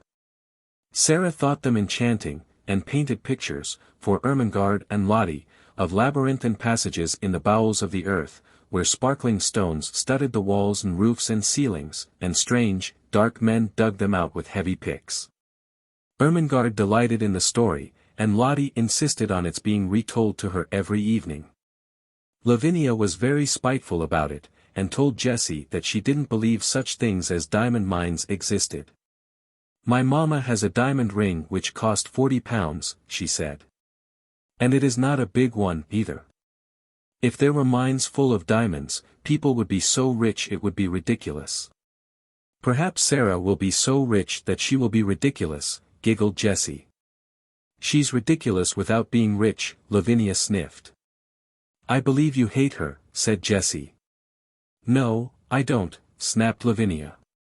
But I don't believe in mines full of diamonds. Well, people have to get them from somewhere, said Jessie. Lavinia, with a new giggle, what do you think Gertrude says? I don't know, I'm sure. And I don't care if it's something more about that everlasting Sara. Well, it is. One of her pretends is that she is a princess. She plays it all the time, even in school. She says it makes her learn her lessons better. She wants Ermengarde to be one, too, but Ermengarde says she is too fat. She is too fat, said Lavinia. And Sara is too thin. Naturally, Jessie giggled again. She says it has nothing to do with what you look like, or what you have. It has only to do with what you think of, and what you do. I suppose she thinks she could be a princess if she was a beggar, said Lavinia. Let us begin to call her your Royal Highness. Lessons for the day were over, and they were sitting before the schoolroom fire, enjoying the time they liked best. It was the time when Miss Minchin and Miss Amelia were taking their tea in the sitting room sacred to themselves. At this hour a great deal of talking was done, and a great many secrets changed hands, particularly if the younger pupils behaved themselves well, and did not squabble or run about noisily, which it must be confessed they usually did. When they made an uproar the older girls usually interfered with scolding and shakes. They were expected to keep order, and there was danger that if they did not, Miss Minchin or Miss Amelia would appear and put an end to festivities. Even as Lavinia spoke the door opened and Sara entered with Lottie, whose habit was to trot everywhere after her like a little dog. There she is, with that horrid child, exclaimed Lavinia in a whisper. If she's so fond of her, why doesn't she keep her in her own room? She will begin howling about something in 5 minutes. It happened that Lottie had been seized with a sudden desire to play in the schoolroom, and had begged her adopted parent to come with her. She joined a group of little ones who were playing in a corner. Sara curled herself up in the window seat, opened a book, and began to read. It was a book about the French Revolution, and she was soon lost in a harrowing picture of the prisoners in the Bastille, men who had spent so many years in dungeons that when they were dragged out by those who rescued them, their long gray hair and beards almost hid their faces, and they had forgotten that an outside world existed at all, and were like beings in a dream. She was so far away from the schoolroom that it was not agreeable to be dragged back suddenly by a howl from Lottie. Never did she find anything so difficult as to keep herself from losing her temper when she was suddenly disturbed while absorbed in a book. People who are fond of books know the feeling of irritation which sweeps over them at such a moment. The temptation to be unreasonable and snappish is one not easy to manage. It makes me feel as if someone had hit me, Sara had told Ermengarde once in confidence. And as if I want to hit back. I have to remember things quickly to keep from saying something ill-tempered. She had to remember things quickly when she laid her book on the window seat and jumped down from her comfortable corner.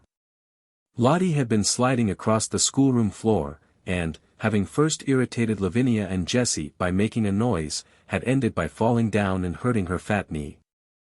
She was screaming and dancing up and down in the midst of a group of friends and enemies, who were alternately coaxing and scolding her. "Stop this minute, you cry-baby. Stop this minute," Lavinia commanded. "I'm not a cry-baby. I'm not," wailed Lottie. "Sara, R.A. If she doesn't stop, Miss Minchin will hear her," cried Jessie. "Lottie darling, I'll give you a penny." "I don't want your penny," sobbed Lottie. And she looked down at the fat knee, and, seeing a drop of blood on it, burst forth again. Sara flew across the room and, kneeling down, put her arms round her. "Now, Lottie," she said. "Now, Lottie, you promised Sara." "She said I was a cry-baby," wept Lottie. Sara patted her, but spoke in the steady voice Lottie knew. "But if you cry, you will be one, Lottie pet. You promised." Lottie remembered that she had promised, but she preferred to lift up her voice. "I haven't any mama," she proclaimed. "I haven't, a bit, of mama." "Yes, you have," said Sara, cheerfully. "Have you forgotten? Don't you know that Sara is your mama? Don't you want Sara for your mama?" Lottie cuddled up to her with a consoled sniff. "Come and sit in the window seat with me," Sara went on, "and I'll whisper a story to you." "Will you?" whimpered Lottie. "Will you tell me about the diamond mines?" "The diamond mines?" broke out Lavinia. "Nasty, little spoiled thing, I should like to slap her." Sara got up quickly on her feet. It must be remembered that she had been very deeply absorbed in the book about the Bastille, and she had had to recall several things rapidly when she realized that she must go and take care of her adopted child. She was not an angel, and she was not fond of Lavinia. "Well," she said, with some fire, "I should like to slap you, but I don't want to slap you," restraining herself. "At least I both want to slap you, and I should like to slap you, but I won't slap you. We are not little gutter children. We are both old enough to know better." Here was Lavinia's opportunity. "Ah, yes, your Royal Highness," she said. "We are princesses, I believe. At least one of us is. The school ought to be very fashionable now Miss Minchin has a princess for a pupil." Sara started toward her. She looked as if she were going to box her ears. Perhaps she was. Her trick of pretending things was the joy of her life. She never spoke of it to girls she was not fond of.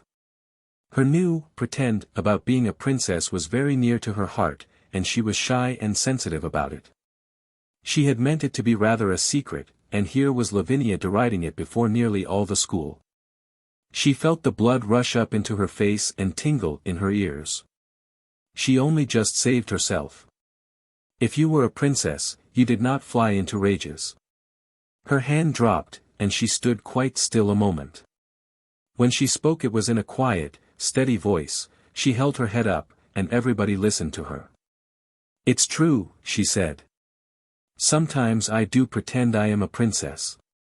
I pretend I am a princess, so that I can try and behave like one." Lavinia could not think of exactly the right thing to say. Several times she had found that she could not think of a satisfactory reply when she was dealing with Sara. The reason for this was that, somehow, the rest always seemed to be vaguely in sympathy with her opponent. She saw now that they were pricking up their ears interestedly. The truth was, they liked princesses, and they all hoped they might hear something more definite about this one, and drew nearer Sara accordingly. Lavinia could only invent one remark, and it fell rather flat. "Dear me," she said, "I hope, when you ascend the throne, you won't forget us." "I won't," said Sara, and she did not utter another word, but stood quite still, and stared at her steadily as she saw her take Jessie's arm and turn away.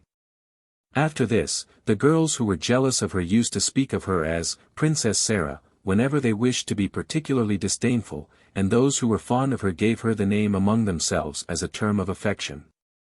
No one called her Princess instead of Sara, but her adorers were much pleased with the picturesqueness and grandeur of the title, and Miss Minchin, hearing of it, mentioned it more than once to visiting parents, feeling that it rather suggested a sort of royal boarding school. To Becky it seemed the most appropriate thing in the world.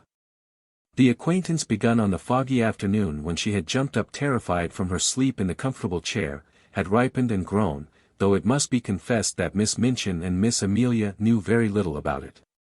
They were aware that Sara was kind to the scullery maid, but they knew nothing of certain delightful moments snatched perilously when, the upstairs rooms being set in order with lightning rapidity, Sara's sitting room was reached, and the heavy coal box set down with a sigh of joy.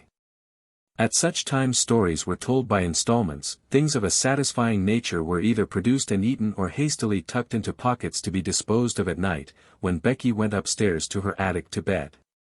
"But I has to eat, careful, miss," she said once, "'cause if I leaves crumbs the rats come out to get 'em." "Rats!" exclaimed Sara, in horror. "Are there rats there?" "Lots of 'em, miss," Becky answered in quite a matter-of-fact manner. There mostly is rats and mice in attics. You gets used to the noise they make scuttling about. I've got so I don't mind long as they don't run over my pillar. Ugh, said Sara. You gets used to anything after a bit, said Becky. You have to, miss, if you're born a scullery maid. I'd rather have rats than cockroaches. So would I, said Sara. I suppose you might make friends with a rat in time, but I don't believe I should like to make friends with a cockroach. Sometimes Becky did not dare to spend more than a few minutes in the bright, warm room, and when this was the case perhaps only a few words could be exchanged. And a small purchase slipped into the old-fashioned pocket Becky carried under her dress skirt, tied round her waist with a band of tape. The search for and discovery of satisfying things to eat which could be packed into small compass, added a new interest to Sara's existence. When she drove or walked out, she used to look into shop windows eagerly. The first time it occurred to her to bring home 2 or 3 little meat pies, she felt that she had hit upon a discovery. When she exhibited them, Becky's eyes quite sparkled. "Oh, miss," she murmured. "Them will be nice and fillin'. It's filliness that's best. Sponge cake's a evenly thing, but it melts away like, if you understand, miss. These'll just stay in your stomach." "Well," hesitated Sara, "I don't think it would be good if they stayed always, but I do believe they will be satisfying." They were satisfying, and so were beef sandwiches, bought at a cook shop, and so were rolls and bologna sausage. In time, Becky began to lose her hungry, tired feeling, and the coal box did not seem so unbearably heavy. However heavy it was, and whatsoever the temper of the cook, and the hardness of the work heaped upon her shoulders, she had always the chance of the afternoon to look forward to, the chance that Miss Sara would be able to be in her sitting room. In fact, the mere seeing of Miss Sara would have been enough without meat pies. If there was time only for a few words, they were always friendly, merry words that put heart into one. And if there was time for more, then there was an installment of a story to be told, or some other thing one remembered afterward and sometimes lay awake in one's bed in the attic to think over. Sara, who was only doing what she unconsciously liked better than anything else, nature having made her for a giver, had not the least idea what she meant to poor Becky, and how wonderful a benefactor she seemed. If nature has made you for a giver, your hands are borne open, and so is your heart.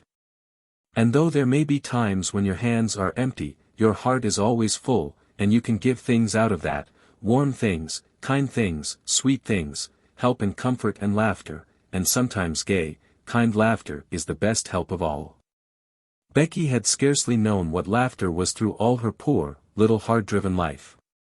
Sara made her laugh, and laughed with her, and, though neither of them quite knew it, the laughter was as fillin' as the meat pies. A few weeks before Sara's 11th birthday a letter came to her from her father, which did not seem to be written in such boyish high spirits as usual. He was not very well, and was evidently overweight by the business connected with the diamond mines. "You see, little Sara," he wrote, "your daddy is not a businessman at all, and figures and documents bother him. He does not really understand them, and all this seems so enormous. Perhaps, if I was not feverish I should not be awake, tossing about, one half of the night and spend the other half in troublesome dreams.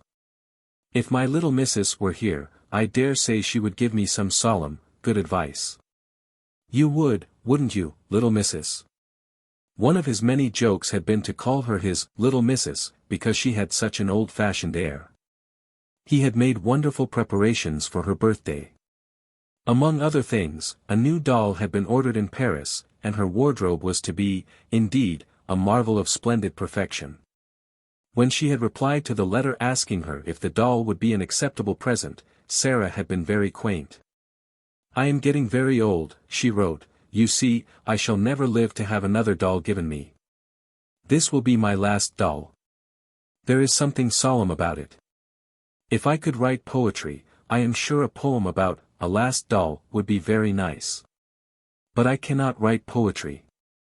I have tried, and it made me laugh.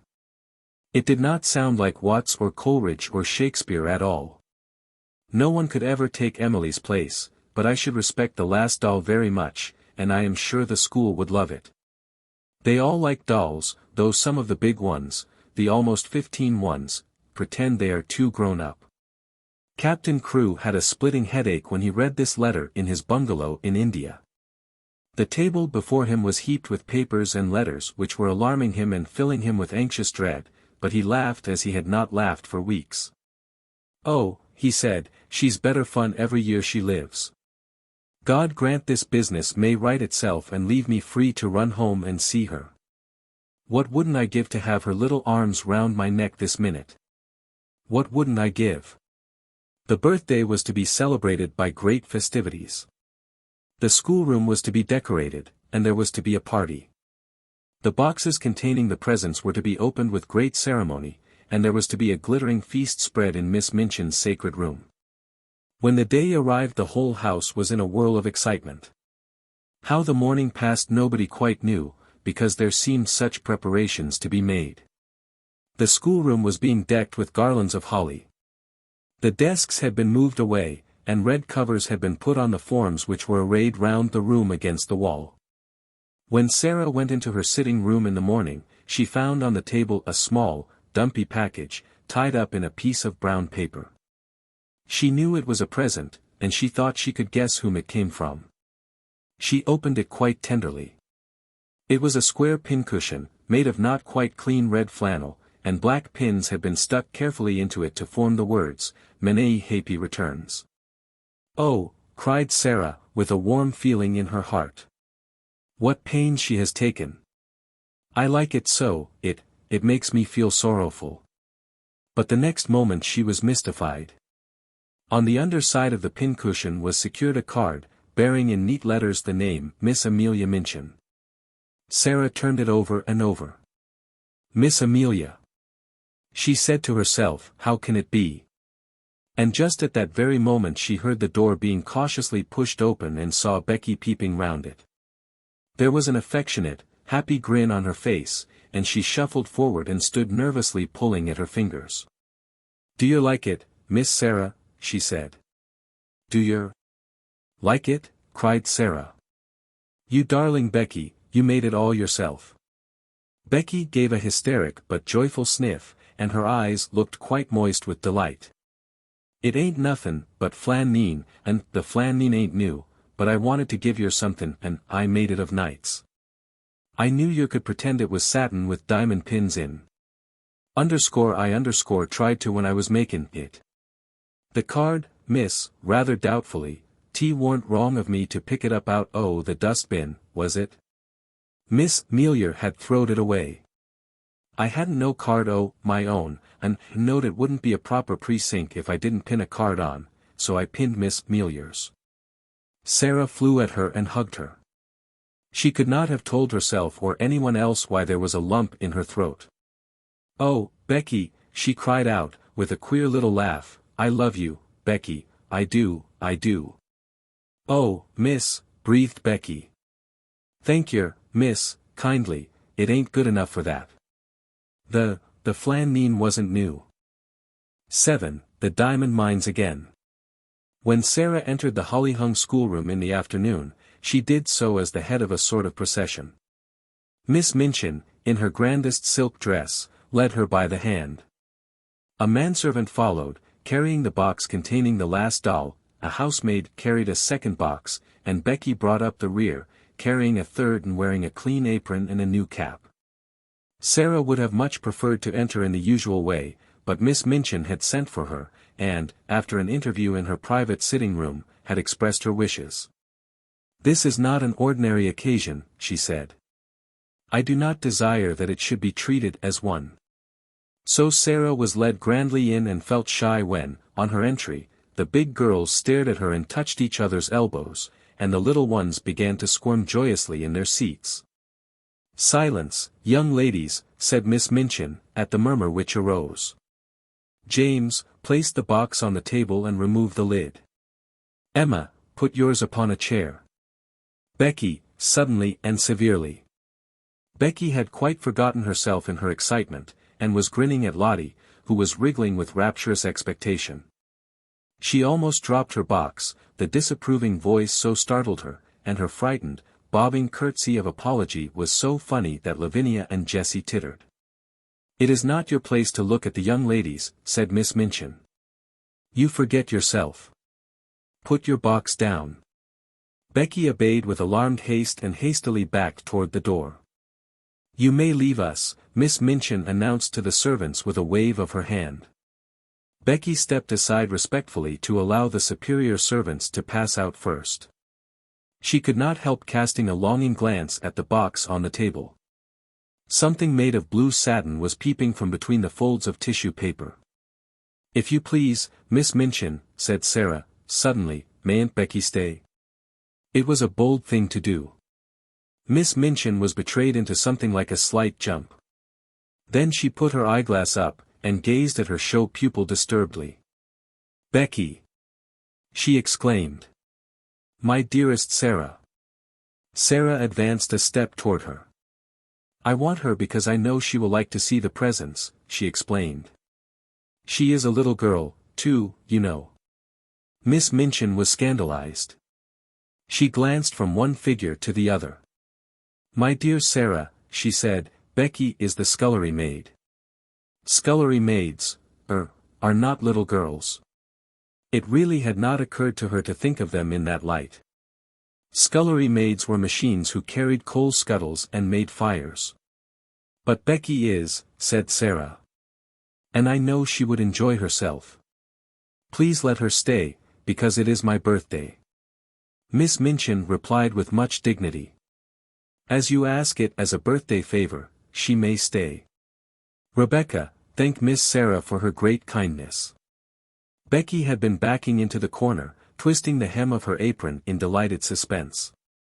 She came forward, bobbing curtsies, but between Sara's eyes and her own there passed a gleam of friendly understanding, while her words tumbled over each other. "Oh, if you please, miss. I'm that grateful, miss. I did want to see the doll, miss, that I did. Thank you, miss. And thank you, ma'am," turning and making an alarmed bob to Miss Minchin, "for letting me take the liberty." Miss Minchin waved her hand again, this time it was in the direction of the corner near the door. "Go and stand there," she commanded. "Not too near the young ladies." Becky went to her place, grinning. She did not care where she was sent, so that she might have the luck of being inside the room, instead of being downstairs in the scullery, while these delights were going on. She did not even mind when Miss Minchin cleared her throat ominously and spoke again. "Now, young ladies, I have a few words to say to you," she announced. "She's going to make a speech," whispered one of the girls. "I wish it was over." Sara felt rather uncomfortable. As this was her party, it was probable that the speech was about her. It is not agreeable to stand in a schoolroom and have a speech made about you. "You are aware, young ladies," the speech began, for it was a speech, "that dear Sara is 11 years old today." "Dear Sara," murmured Lavinia. "Several of you here have also been 11 years old, but Sara's birthdays are rather different from other little girls' birthdays. When she is older she will be heiress to a large fortune, which it will be her duty to spend in a meritorious manner." "The diamond mines," giggled Jessie, in a whisper. Sara did not hear her. But as she stood with her green-gray eyes fixed steadily on Miss Minchin, she felt herself growing rather hot. When Miss Minchin talked about money, she felt somehow that she always hated her, and, of course, it was disrespectful to hate grown-up people. When her dear papa, Captain Crewe, brought her from India and gave her into my care, the speech proceeded, he said to me, in a jesting way, "I am afraid she will be very rich, Miss Minchin." My reply was, "Her education at my seminary, Captain Crewe, shall be such as will adorn the largest fortune. Sara has become my most accomplished pupil. Her French and her dancing are a credit to the seminary. Her manners, which have caused you to call her Princess Sara, are perfect. Her amiability she exhibits by giving you this afternoon's party. I hope you appreciate her generosity. I wish you to express your appreciation of it by saying aloud all together, 'Thank you, Sara.'" The entire schoolroom rose to its feet as it had done the morning Sara remembered so well. "Thank you, Sara," it said, and it must be confessed that Lottie jumped up and down. Sara looked rather shy for a moment. She made a curtsy, and it was a very nice one. "Thank you," she said, "for coming to my party." "Very pretty, indeed, Sara," approved Miss Minchin. "That is what a real princess does when the populace applauds her." "Lavinia," scathingly, "the sound you just made was extremely like a snort. If you are jealous of your fellow pupil, I beg you will express your feelings in some more ladylike manner. Now I will leave you to enjoy yourselves." The instant she had swept out of the room the spell her presence always had upon them was broken. The door had scarcely closed before every seat was empty. The little girls jumped or tumbled out of theirs. The older ones wasted no time in deserting theirs. There was a rush toward the boxes. Sara had bent over one of them with a delighted face. "These are books, I know," she said. The little children broke into a rueful murmur, and Ermengarde looked aghast. "Does your papa send you books for a birthday present?" she exclaimed. "Why, he's as bad as mine." "Don't open them, Sara." "I like them," Sara laughed, but she turned to the biggest box. When she took out the last doll it was so magnificent that the children uttered delighted groans of joy, and actually drew back to gaze at it in breathless rapture. "She is almost as big as Lottie," someone gasped. Lottie clapped her hands and danced about, giggling. "She's dressed for the theater," said Lavinia. "Her cloak is lined with ermine." "Oh," cried Ermengarde, darting forward, "she has an opera glass in her hand, a blue and gold one." "Here is her trunk," said Sara. "Let us open it and look at her things." She sat down upon the floor and turned the key. The children crowded clamoring around her, as she lifted tray after tray and revealed their contents. Never had the schoolroom been in such an uproar. There were lace collars and silk stockings and handkerchiefs. There was a jewel case containing a necklace and a tiara which looked quite as if they were made of real diamonds, there was a long sealskin and muff, there were ball dresses and walking dresses and visiting dresses. There were hats and tea gowns and fans. Even Lavinia and Jessie forgot that they were too elderly to care for dolls, and uttered exclamations of delight and caught up things to look at them. "Suppose," Sara said, as she stood by the table, putting a large, black velvet hat on the impassively smiling owner of all these splendors, "suppose she understands human talk and feels proud of being admired." "You are always supposing things," said Lavinia, and her air was very superior. "I know I am," answered Sara, undisturbedly. "I like it. There is nothing so nice as supposing. It's almost like being a fairy. If you suppose anything hard enough it seems as if it were real." "It's all very well to suppose things if you have everything," said Lavinia. "Could you suppose and pretend if you were a beggar and lived in a garret?" Sara stopped arranging the last doll's ostrich plumes, and looked thoughtful. "I believe I could," she said. "If one was a beggar, one would have to suppose and pretend all the time. But it mightn't be easy." She often thought afterward how strange it was that just as she had finished saying this, just at that very moment, Miss Amelia came into the room. "Sara," she said, "your papa's solicitor, Mr. Barrow, has called to see Miss Minchin, and, as she must talk to him alone and the refreshments are laid in her parlor, you had all better come and have your feast now, so that my sister can have her interview here in the schoolroom." Refreshments were not likely to be disdained at any hour, and many pairs of eyes gleamed. Miss Amelia arranged the procession into decorum, and then, with Sara at her side heading it, she led it away, leaving the last doll sitting upon a chair with the glories of her wardrobe scattered about her. Dresses and coats hung upon chair backs, piles of lace-frilled petticoats lying upon their seats. Becky, who was not expected to partake of refreshments, had the indiscretion to linger a moment to look at these beauties. It really was an indiscretion. "Go back to your work, Becky," Miss Amelia had said. But she had stopped to pick up reverently first a muff and then a coat, and while she stood looking at them adoringly, she heard Miss Minchin upon the threshold, and, being smitten with terror at the thought of being accused of taking liberties, she rashly darted under the table, which hid her by its tablecloth. Miss Minchin came into the room, accompanied by a sharp-featured, dry little gentleman, who looked rather disturbed. Miss Minchin herself also looked rather disturbed, it must be admitted, and she gazed at the dry little gentleman with an irritated and puzzled expression. She sat down with stiff dignity, and waved him to a chair. "Pray, be seated, Mr. Barrow," she said. Mr. Barrow did not sit down at once. His attention seemed attracted by the last doll and the things which surrounded her. He settled his eyeglasses and looked at them in nervous disapproval. The last doll herself did not seem to mind this in the least. She merely sat upright and returned his gaze indifferently.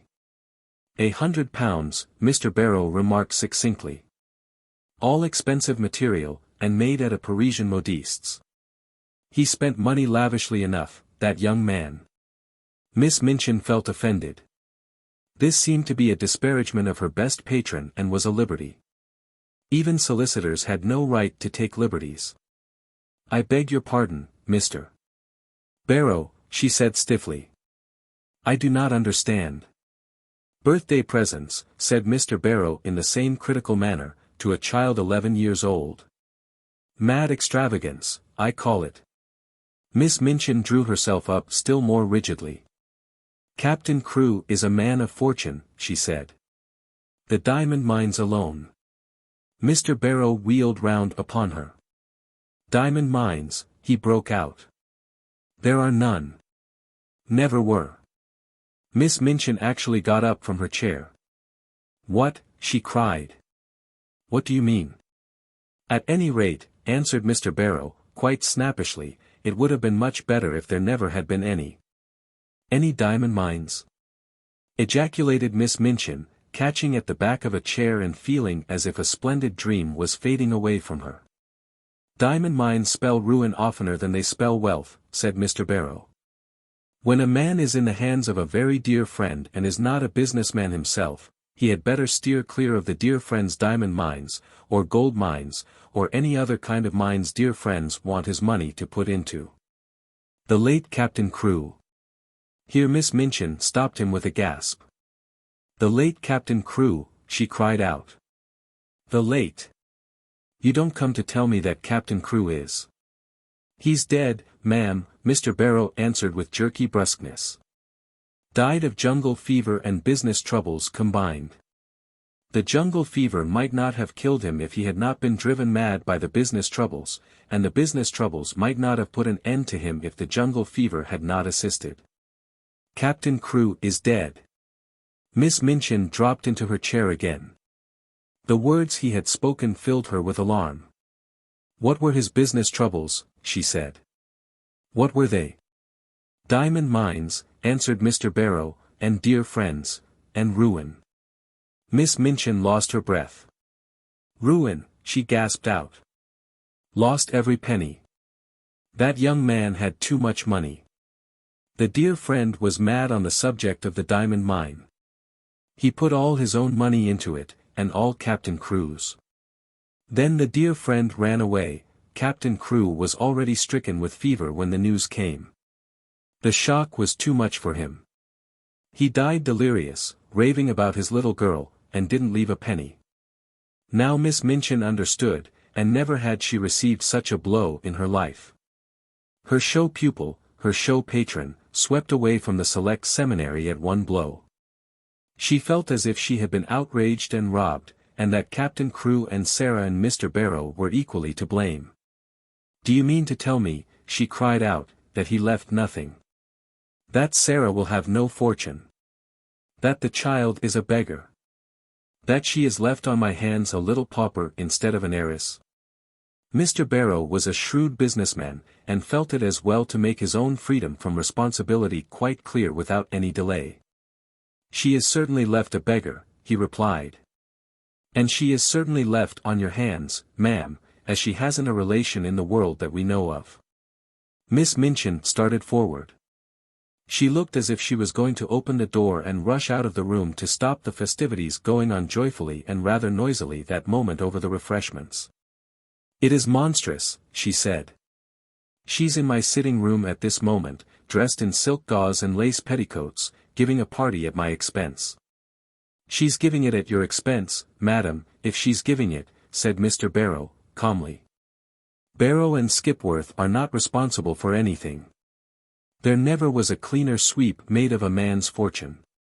Captain Crewe died without paying our last bill, and it was a big one." Miss Minchin turned back from the door in increased indignation. This was worse than anyone could have dreamed of its being. "That is what has happened to me," she cried. "I was always so sure of his payments that I went to all sorts of ridiculous expenses for the child. I paid the bills for that ridiculous doll and her ridiculous fantastic wardrobe. The child was to have anything she wanted. She has a carriage and a pony and a maid, and I've paid for all of them since the last check came." Mr. Barrow evidently did not intend to remain to listen to the story of Miss Minchin's grievances after he had made the position of his firm clear and related the mere dry facts. He did not feel any particular sympathy for irate keepers of boarding schools. "You had better not pay for anything more, ma'am," he remarked, "unless you want to make presents to the young lady. No one will remember you. She hasn't a brass farthing to call her own." "But what am I to do?" demanded Miss Minchin, as if she felt it entirely his duty to make the matter right. "What am I to do?" "There isn't anything to do," said Mr. Barrow, folding up his eyeglasses and slipping them into his pocket. "Captain Crewe is dead. The child is left a pauper. Nobody is responsible for her but you. I am not responsible for her, and I refuse to be made responsible." Miss Minchin became quite white with rage. Mr. Barrow turned to go. "I have nothing to do with that, madam," he said uninterestedly. "Barrow and Skipworth are not responsible. Very sorry the thing has happened, of course. If you think she is to be foisted off on me, you are greatly mistaken," Miss Minchin gasped.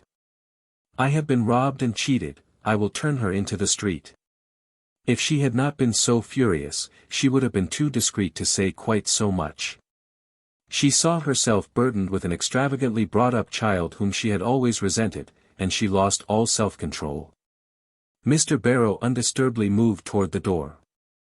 "I wouldn't do that, madam," he commented, "it wouldn't look well. Unpleasant story to get about in connection with the establishment. Pupil bundled out penniless and without friends." He was a clever businessman, and he knew what he was saying. He also knew that Miss Minchin was a businesswoman, and would be shrewd enough to see the truth.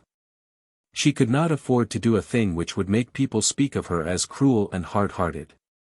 "Better keep her and make use of her," he added. "She's a clever child, I believe.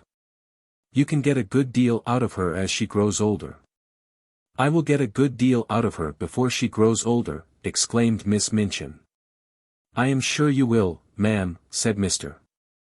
Barrow, with a little sinister smile. "I am sure you will.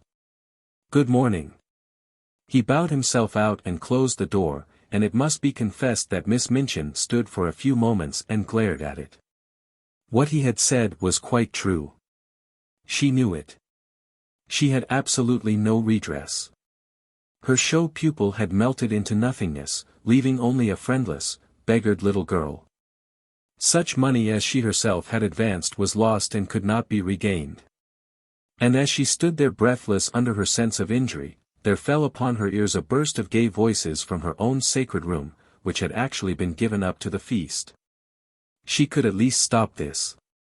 But as she started toward the door it was opened by Miss Amelia, who, when she caught sight of the changed, angry face, fell back a step in alarm.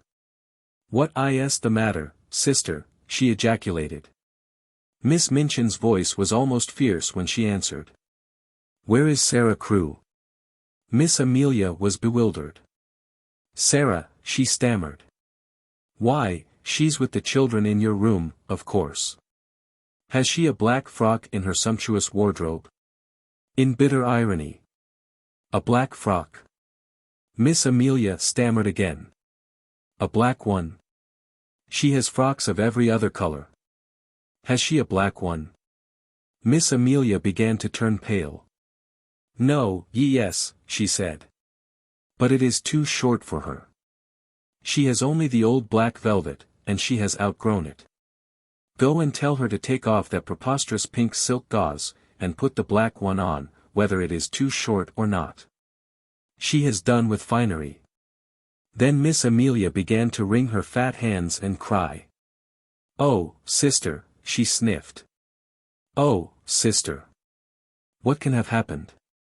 Miss Minchin wasted no words. Captain Crewe is dead, she said. He has died without a penny. That spoiled, pampered, fanciful child is left a pauper on my hands. Miss Amelia sat down quite heavily in the nearest chair. Hundreds of pounds have I spent on nonsense for her. And I shall never see a penny of it. Put a stop to this ridiculous party of hers.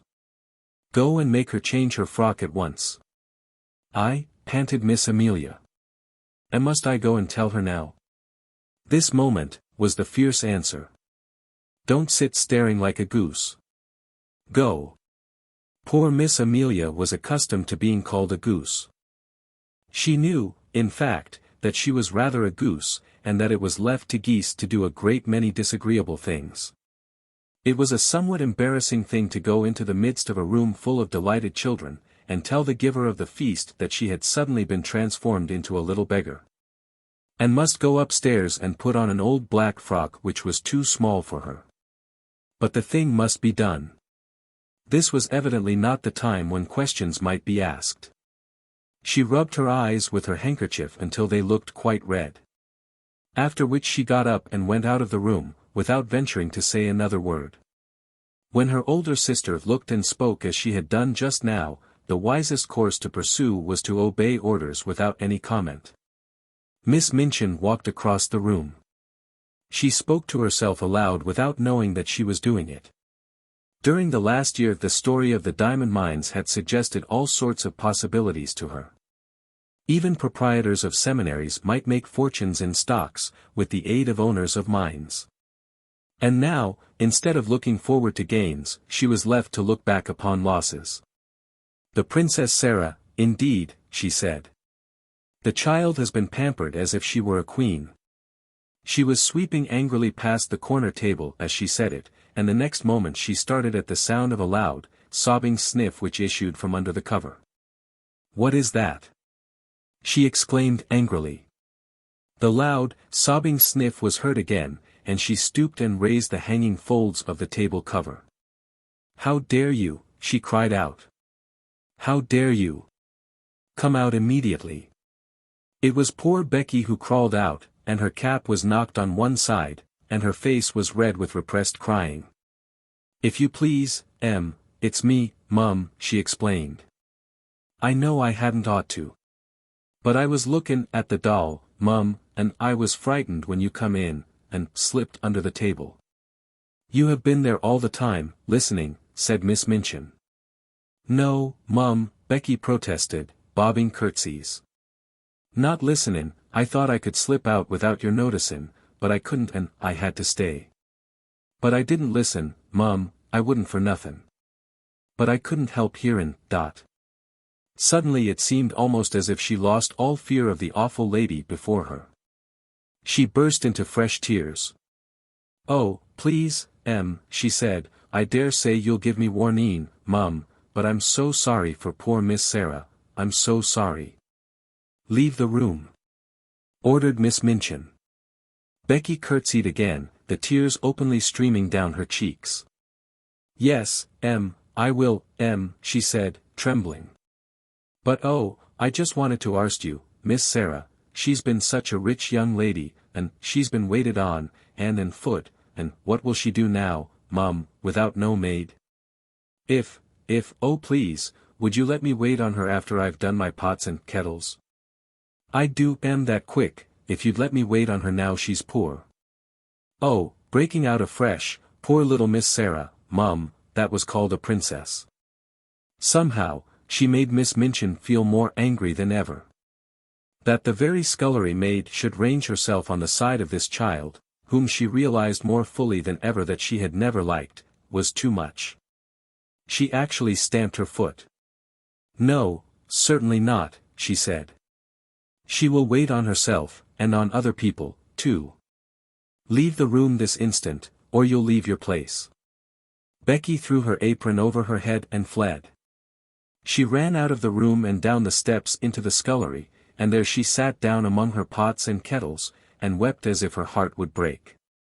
"It's exactly like the ones in the stories," she wailed. "Them poor princess ones that was drove into the world." Miss Minchin had never looked quite so still and hard as she did when Sara came to her, a few hours later, in response to a message she had sent her.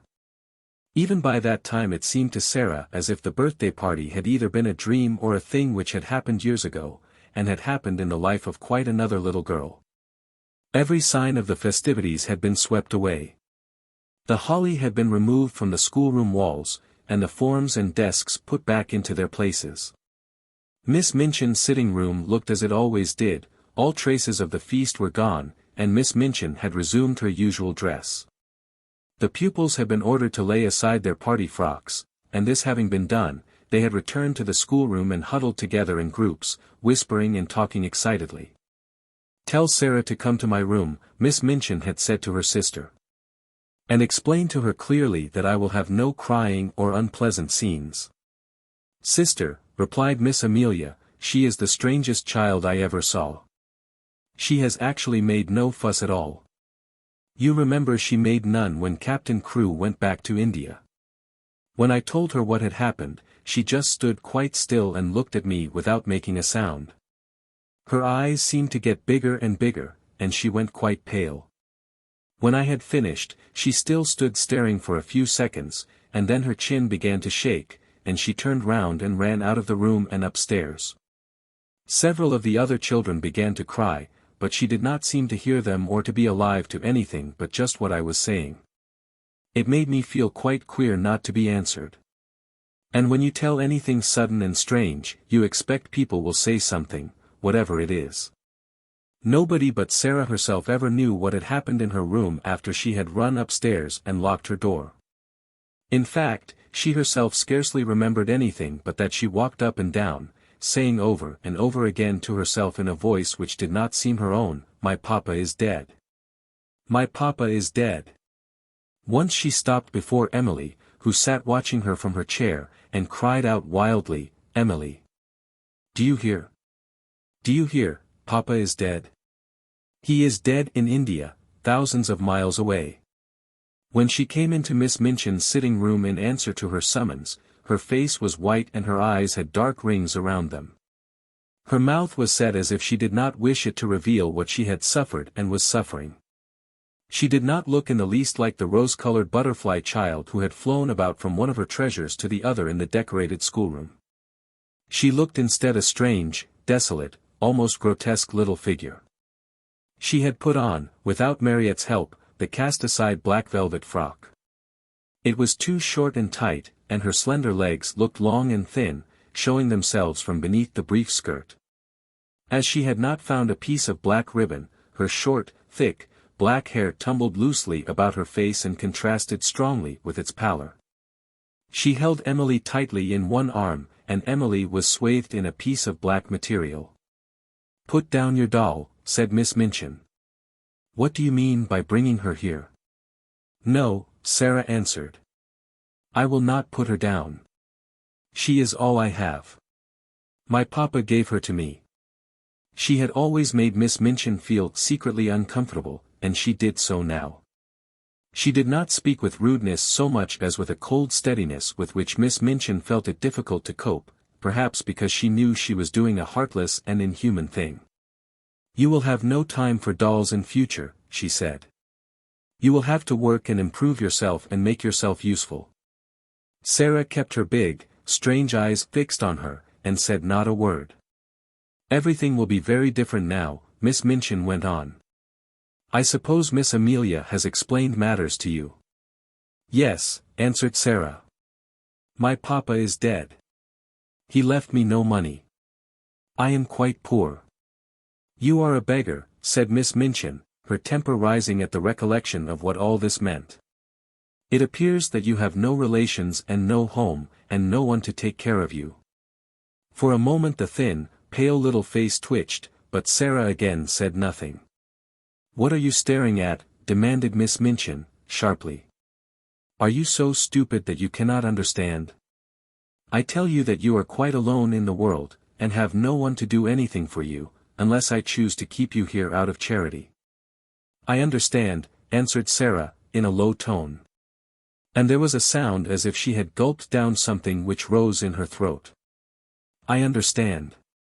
That doll, cried Miss Minchin, pointing to the splendid birthday gift seated near, that ridiculous doll, with all her nonsensical, extravagant things, I actually paid the bill for her.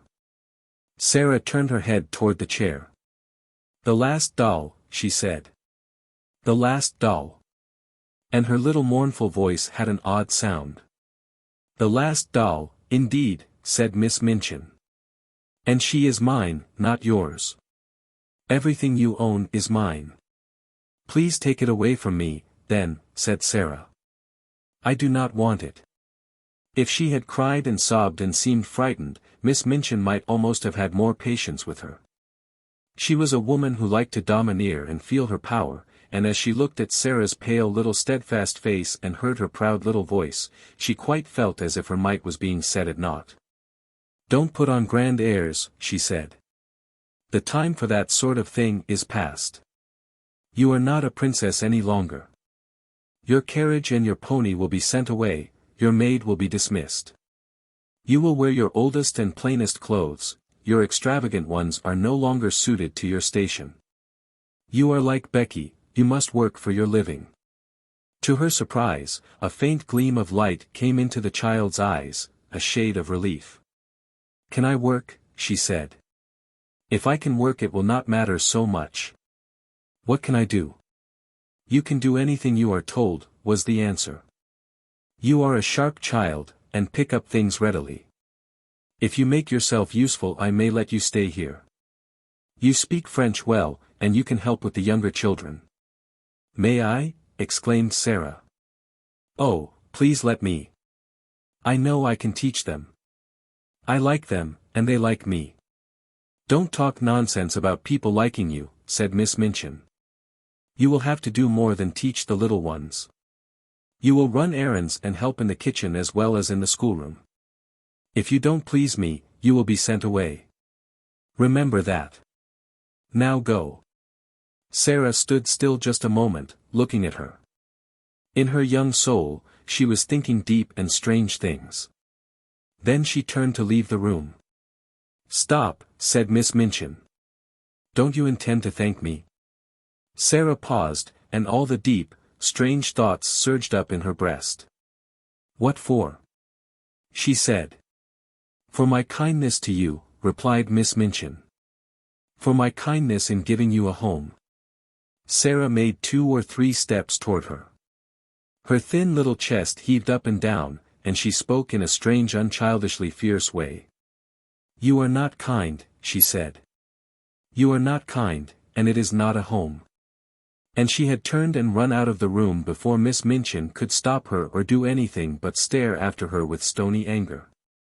She went up the stairs slowly, but panting for breath, and she held Emily tightly against her side. I wish she could talk, she said to herself. If she could speak, if she could speak. She meant to go to her room and lie down on the tiger skin, with her cheek upon the great cat's head, and look into the fire and think and think and think. But just before she reached the landing Miss Amelia came out of the door and closed it behind her, and stood before it, looking nervous and awkward. The truth was that she felt secretly ashamed of the thing she had been ordered to do. You are not to go in there, she said. Not go in? Exclaimed Sara, and she fell back a pace. That is not your room now, Miss Amelia answered, reddening a little. Somehow, all at once, Sara understood. She realized that this was the beginning of the change Miss Minchin had spoken of. Where is my room? She asked, hoping very much that her voice did not shake. You are to sleep in the attic next to Becky. Sara knew where it was. Becky had told her about it. She turned, and mounted up 2 flights of stairs. The last one was narrow, and covered with shabby strips of old carpet. She felt as if she were walking away and leaving far behind her the world in which that other child, who no longer seemed herself, had lived. This child, in her short, tight old frock, climbing the stairs to the attic, was quite a different creature. When she reached the attic door and opened it, her heart gave a dreary little thump. Then she shut the door and stood against it and looked about her. Yes, this was another world. The room had a slanting roof and was whitewashed. The whitewash was dingy and had fallen off in places. There was a rusty grate, an old iron bedstead, and a hard bed covered with a faded coverlet. Some pieces of furniture too much worn to be used downstairs had been sent up. Under the skylight in the roof, which showed nothing but an oblong piece of dull grey sky, there stood an old battered red footstool. Sara went to it and sat down. She seldom cried. She did not cry now. She laid Emily across her knees and put her face down upon her and her arms around her, and sat there, her little black head resting on the black draperies, not saying one word, not making one sound. And as she sat in this silence there came a low tap at the door, such a low, humble one that she did not at first hear it, and, indeed, was not roused until the door was timidly pushed open and a poor tear-smeared face appeared peeping round it. It was Becky's face, and Becky had been crying furtively for hours and rubbing her eyes with her kitchen apron until she looked strange indeed. "Oh, miss," she said under her breath. Would you allow me, just to come in?" Sara lifted her head and looked at her. She tried to begin a smile, and somehow she could not. Suddenly, and it was all through the loving mournfulness of Becky's streaming eyes, her face looked more like a child's not so much too old for her years. She held out her hand and gave a little sob. "Oh, Becky," she said. "I told you we were just the same, only 2 little girls, just 2 little girls. You see how true it is. There's no difference now. I'm not a princess anymore." Becky ran to her and caught her hand, and hugged it to her breast, kneeling beside her and sobbing with love and pain. "Yes, miss, you are," she cried, and her words were all broken. "Whatsever appends to you, whatsever, you'd be a princess all the same, and nothin' couldn't make you nothin' different." 8. In the attic. The first night she spent in her attic was a thing Sara never forgot. During its passing she lived through a wild, unchildlike woe of which she never spoke to anyone about her. There was no one who would have understood. It was, indeed, well for her that as she lay awake in the darkness her mind was forcibly distracted, now and then, by the strangeness of her surroundings. It was, perhaps, well for her that she was reminded by her small body of material things. If this had not been so, the anguish of her young mind might have been too great for a child to bear. But, really, while the night was passing she scarcely knew that she had a body at all or remembered any other thing than one. "My papa is dead." She kept whispering to herself. "My papa is dead." It was not until long afterward that she realized that her bed had been so hard that she turned over and over in it to find a place to rest, that the darkness seemed more intense than any she had ever known. And that the wind howled over the roof among the chimneys like something which wailed aloud. Then there was something worse. This was certain scufflings and scratchings and squeakings in the walls and behind the skirting boards. She knew what they meant, because Becky had described them. They meant rats and mice who were either fighting with each other or playing together. Once or twice she even heard sharp-toed feet scurrying across the floor, and she remembered in those after days, when she recalled things, that when first she heard them she started up in bed and sat trembling. And when she lay down again covered her head with the bedclothes. The change in her life did not come about gradually, but was made all at once. "She must begin as she is to go on," Miss Minchin said to Miss Amelia. "She must be taught at once what she is to expect." Mariette had left the house the next morning. The glimpse Sara caught of her sitting room, as she passed its open door, showed her that everything had been changed. Her ornaments and luxuries had been removed, and a bed had been placed in a corner to transform it into a new pupil's bedroom. When she went down to breakfast she saw that her seat at Miss Minchin's side was occupied by Lavinia, and Miss Minchin spoke to her coldly. "You will begin your new duties, Sara," she said, "by taking your seat with the younger children at a smaller table. You must keep them quiet, and see that they behave well and do not waste their food. You ought to have been down earlier. Lottie has already upset her tea." That was the beginning, and from day to day the duties given to her were added to. She taught the younger children French and heard their other lessons, and these were the least of her labors. It was found that she could be made use of in numberless directions. She could be sent on errands at any time and in all weathers. She could be told to do things other people neglected. The cook and the housemaids took their tone from Miss Minchin, and rather enjoyed ordering about the young one, who had been made so much fuss over for so long. They were not servants of the best class, and had neither good manners or good tempers, and it was frequently convenient to have at hand someone on whom blame could be laid. During the first month or two, Sara thought that her willingness to do things as well as she could, and her silence under reproof, might soften those who drove her so hard. In her proud little heart she wanted them to see that she was trying to earn her living and not accepting charity. But the time came when she saw that no one was softened at all. And the more willing she was to do as she was told, the more domineering and exacting careless housemaids became, and the more ready a scolding cook was to blame her. If she had been older, Miss Minchin would have given her the bigger girls to teach and saved money by dismissing an instructress. But while she remained and looked like a child, she could be made more useful as a sort of little superior errand girl and maid of all work. An ordinary errand boy would not have been so clever and reliable. Sara could be trusted with difficult commissions and complicated messages. She could even go and pay bills, and she combined with this the ability to dust a room well and to set things in order. Her own lessons became things of the past. She was taught nothing, and only after long and busy days spent in running here and there at everybody's orders was she grudgingly allowed to go into the deserted schoolroom, with a pile of old books, and study alone at night. "If I do not remind myself of the things I have learned, perhaps I may forget them," she said to herself. "I am almost a scullery maid, and if I am a scullery maid who knows nothing, I shall be like poor Becky. I wonder if I could quite forget and begin to drop my H's and not remember that Henry VIII had 6 wives." One of the most curious things in her new existence was her changed position among the pupils. Instead of being a sort of small royal personage among them, she no longer seemed to be one of their number at all. She was kept so constantly at work that she scarcely ever had an opportunity of speaking to any of them, and she could not avoid seeing that Miss Minchin preferred that she should live a life apart from that of the occupants of the schoolroom. "I will not have her forming intimacies and talking to the other children," that lady said.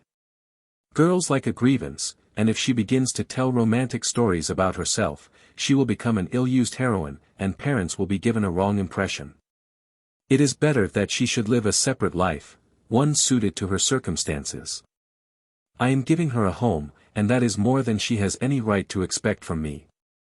Sara did not expect much, and was far too proud to try to continue to be intimate with girls who evidently felt rather awkward and uncertain about her. The fact was that Miss Minchin's pupils were a set of dull, matter-of-fact young people. They were accustomed to being rich and comfortable, and as Sara's frocks grew shorter and shabbier and queerer looking, and it became an established fact that she wore shoes with holes in them and was sent out to buy groceries and carry them through the streets in a basket on her arm when the cook wanted them in a hurry, they felt rather as if, when they spoke to her, they were addressing an underservant. "To think that she was the girl with the diamond mines," Lavinia commented. "She does look an object. And she's queerer than ever. I never liked her much, but I can't bear that way she has now of looking at people without speaking, just as if she was finding them out." "I am," said Sara, promptly, when she heard of this. "That's what I look at some people for. I like to know about them. I think them over afterward." The truth was that she had saved herself annoyance several times by keeping her eye on Lavinia, who was quite ready to make mischief, and would have been rather pleased to have made it for the ex-show pupil. Sara never made any mischief herself, or interfered with anyone. She worked like a drudge, she tramped through the wet streets, carrying parcels and baskets, she labored with the childish inattention of the little one's French lessons. As she became shabbier and more forlorn-looking, she was told that she had better take her meals downstairs, she was treated as if she was nobody's concern, and her heart grew proud and sore, but she never told anyone what she felt. "Soldiers don't complain," she would say between her small, shut teeth, "I am not going to do it, I will pretend this is part of a war." But there were hours when her child heart might almost have broken with loneliness but for three people. The first, it must be owned, was Becky, just Becky. Throughout all that first night spent in the garret, she had felt a vague comfort in knowing that on the other side of the wall in which the rat scuffled and squeaked there was another young human creature. And during the nights that followed the sense of comfort grew. They had little chance to speak to each other during the day.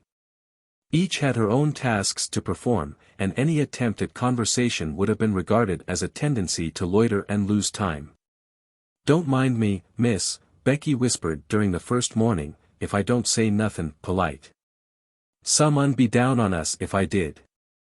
I means, please, and thank you, and beg pardon, but I dasn't to take time to say it." But before daybreak she used to slip into Sara's attic and button her dress and give her such help as she required before she went downstairs to light the kitchen fire. And when night came Sara always heard the humble knock at her door, which meant that her handmaid was ready to help her again if she was needed. During the first weeks of her grief Sara felt as if she were too stupefied to talk, so it happened that some time passed before they saw each other much or exchanged visits. Becky's heart told her that it was best that people in trouble should be left alone. The second of the trio of comforters was Ermengarde, but odd things happened before Ermengarde found her place. When Sara's mind seemed to awaken again to the life about her, she realized that she had forgotten that an Ermengarde lived in the world. The two had always been friends, but Sara had felt as if she were years the older. It could not be contested that Ermengarde was as dull as she was affectionate.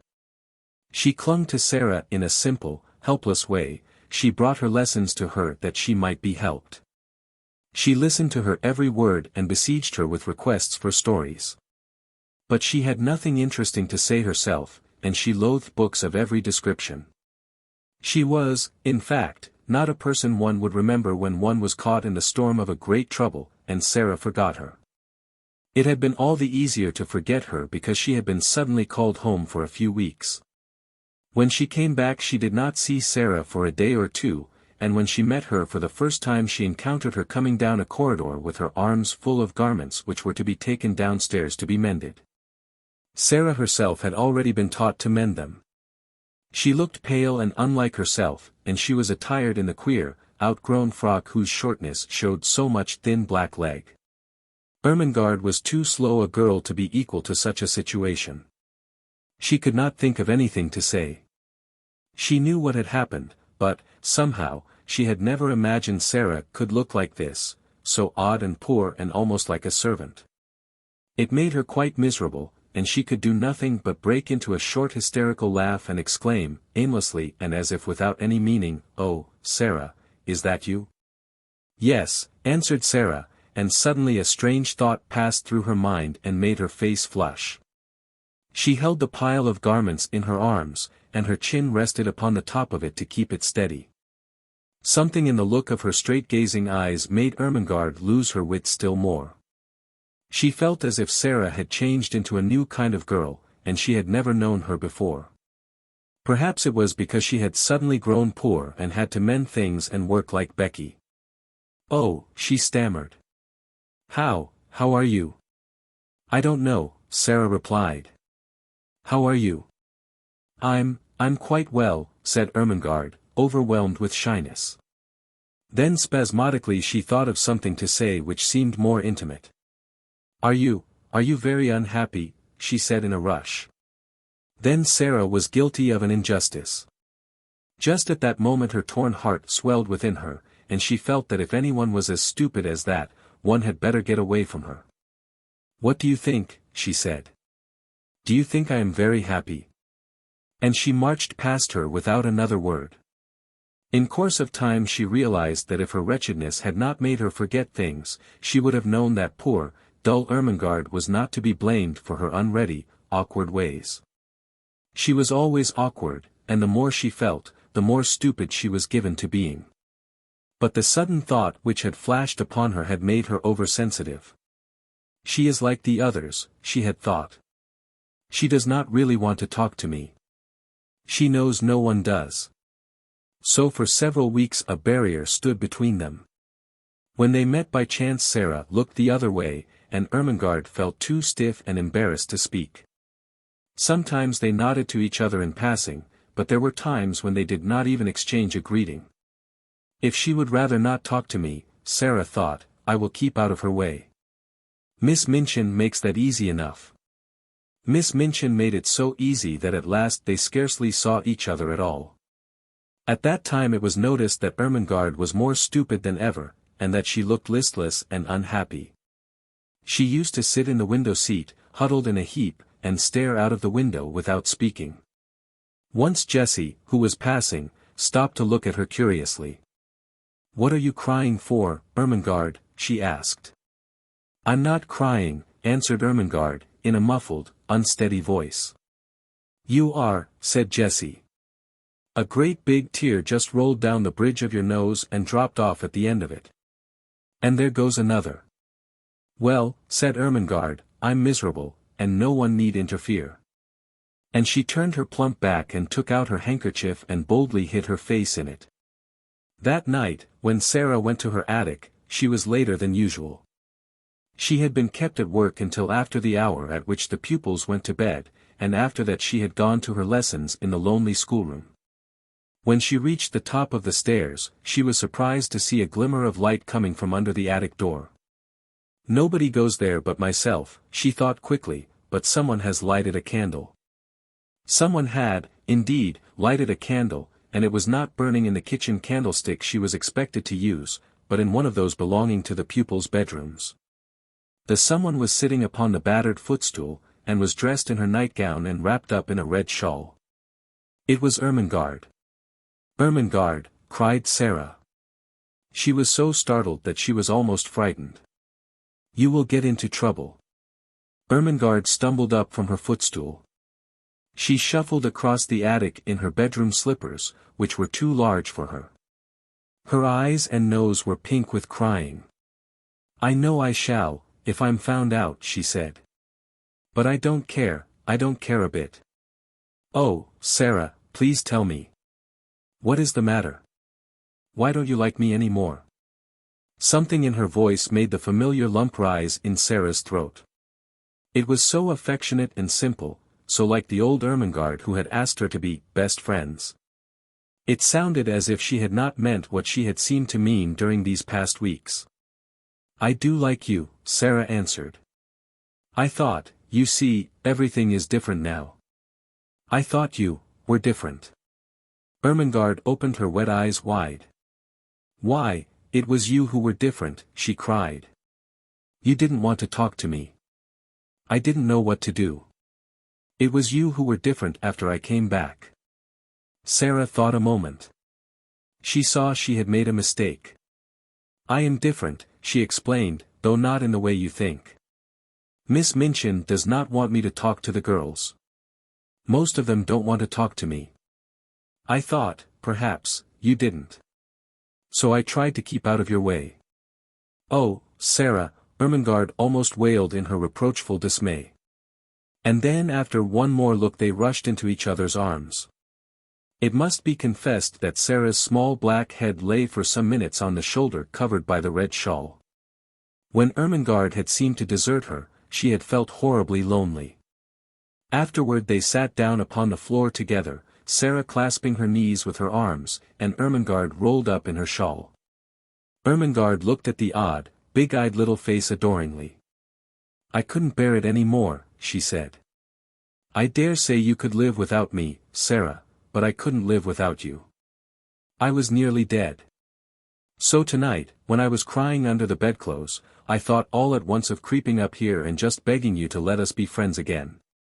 You are nicer than I am, said Sara. I was too proud to try and make friends. You see, now that trials have come, they have shown that I am not a nice child. I was afraid they would. Perhaps, wrinkling her forehead wisely, that is what they were sent for. I don't see any good in them, said Ermengarde stoutly. Neither do I, to speak the truth, admitted Sara, frankly. But I suppose there might be good in things, even if we don't see it. There might, doubtfully, be good in Miss Minchin. Ermengarde looked round the attic with a rather fearsome curiosity. Sara, she said, do you think you can bear living here? Sara looked round also. If I pretend it's quite different, I can, she answered, or if I pretend it is a place in a story. She spoke slowly. Her imagination was beginning to work for her. It had not worked for her at all since her troubles had come upon her. She had felt as if it had been stunned. Other people have lived in worse places. Think of the Count of Monte Cristo in the dungeons of the Château d'If. And think of the people in the Bastille. The Bastille, half-whispered Ermengarde, watching her and beginning to be fascinated. She remembered stories of the French Revolution which Sara had been able to fix in her mind by her dramatic relation of them. No one but Sara could have done it. A well-known glow came into Sara's eyes. Yes, she said, hugging her knees, that will be a good place to pretend about. I am a prisoner in the Bastille. I have been here for years and years, and years, and everybody has forgotten about me. Miss Minchin is the jailer, and Becky, a sudden light adding itself to the glow in her eyes, Becky is the prisoner in the next cell. She turned to Ermengarde, looking quite like the old Sara.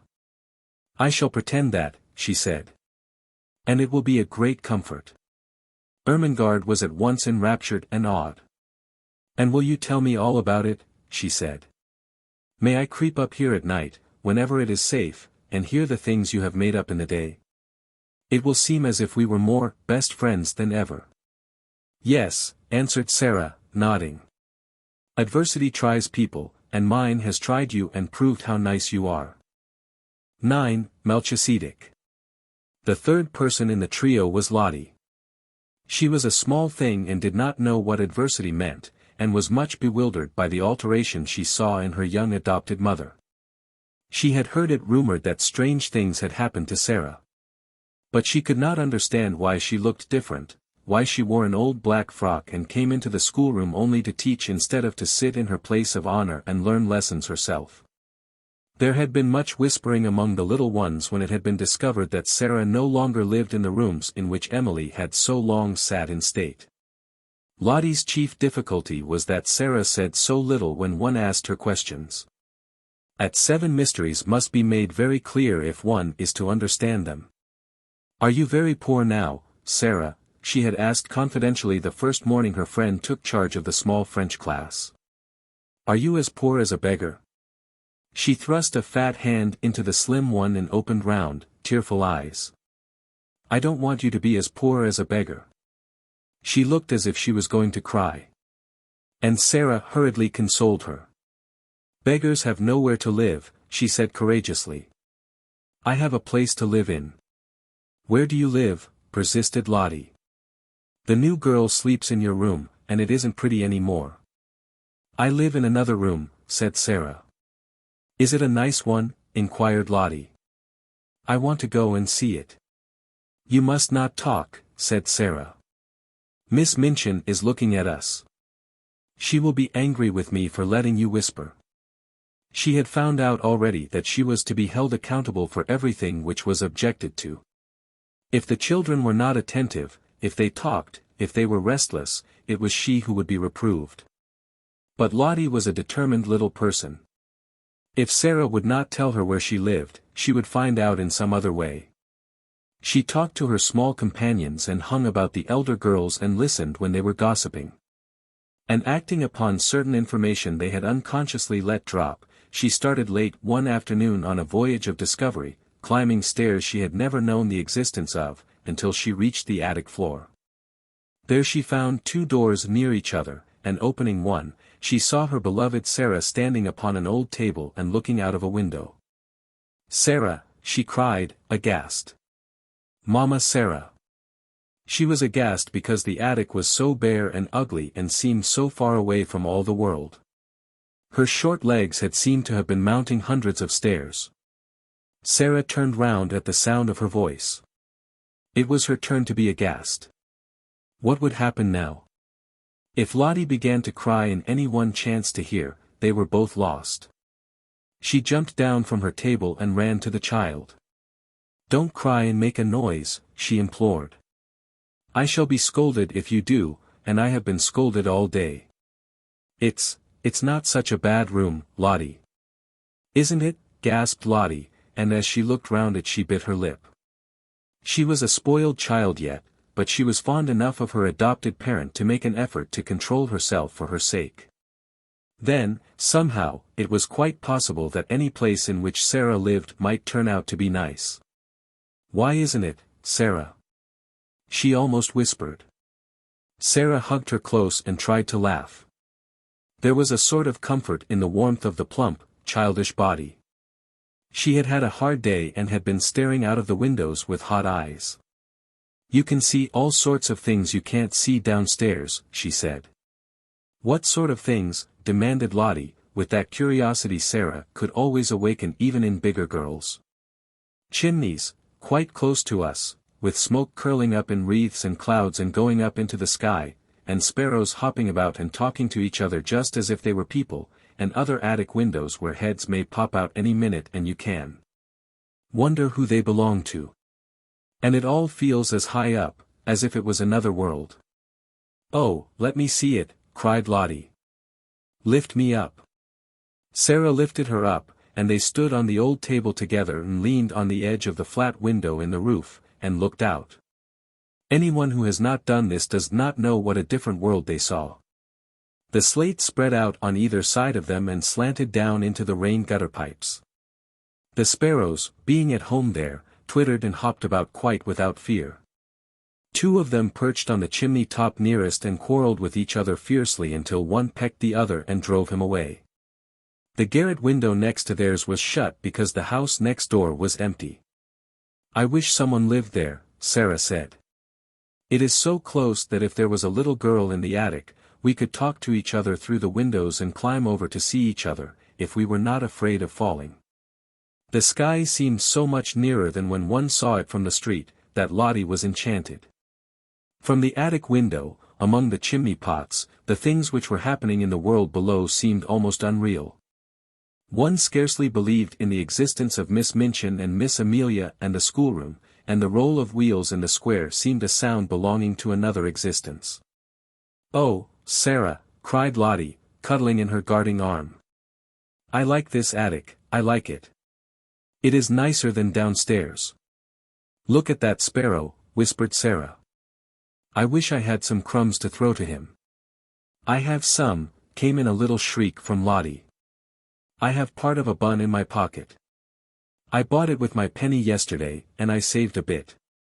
When they threw out a few crumbs the sparrow jumped and flew away to an adjacent chimney top. He was evidently not accustomed to intimates in attics, and unexpected crumbs startled him. But when Lottie remained quite still and Sara chirped very softly, almost as if she were a sparrow herself, he saw that the thing which had alarmed him represented hospitality, after all. He put his head on one side, and from his perch on the chimney looked down at the crumbs with twinkling eyes. Lottie could scarcely keep still. "Will he come? Will he come?" she whispered. "His eyes look as if he would," Sara whispered back. "He is thinking and thinking whether he dare." "Yes, he will. Yes, he is coming." He flew down and hopped toward the crumbs, but stopped a few inches away from them, putting his head on one side again, as if reflecting on the chances that Sara and Lottie might turn out to be big cats and jump on him. At last his heart told him they were really nicer than they looked, and he hopped nearer and nearer, darted at the biggest crumb with a lightning peck, seized it, and carried it away to the other side of his chimney. "Now he knows," said Sara. "And he will come back for the others." He did come back, and even brought a friend, and the friend went away and brought a relative, and among them they made a hearty meal over which they twittered and chattered and exclaimed, stopping every now and then to put their heads on one side and examine Lottie and Sara. Lottie was so delighted that she quite forgot her first shocked impression of the attic.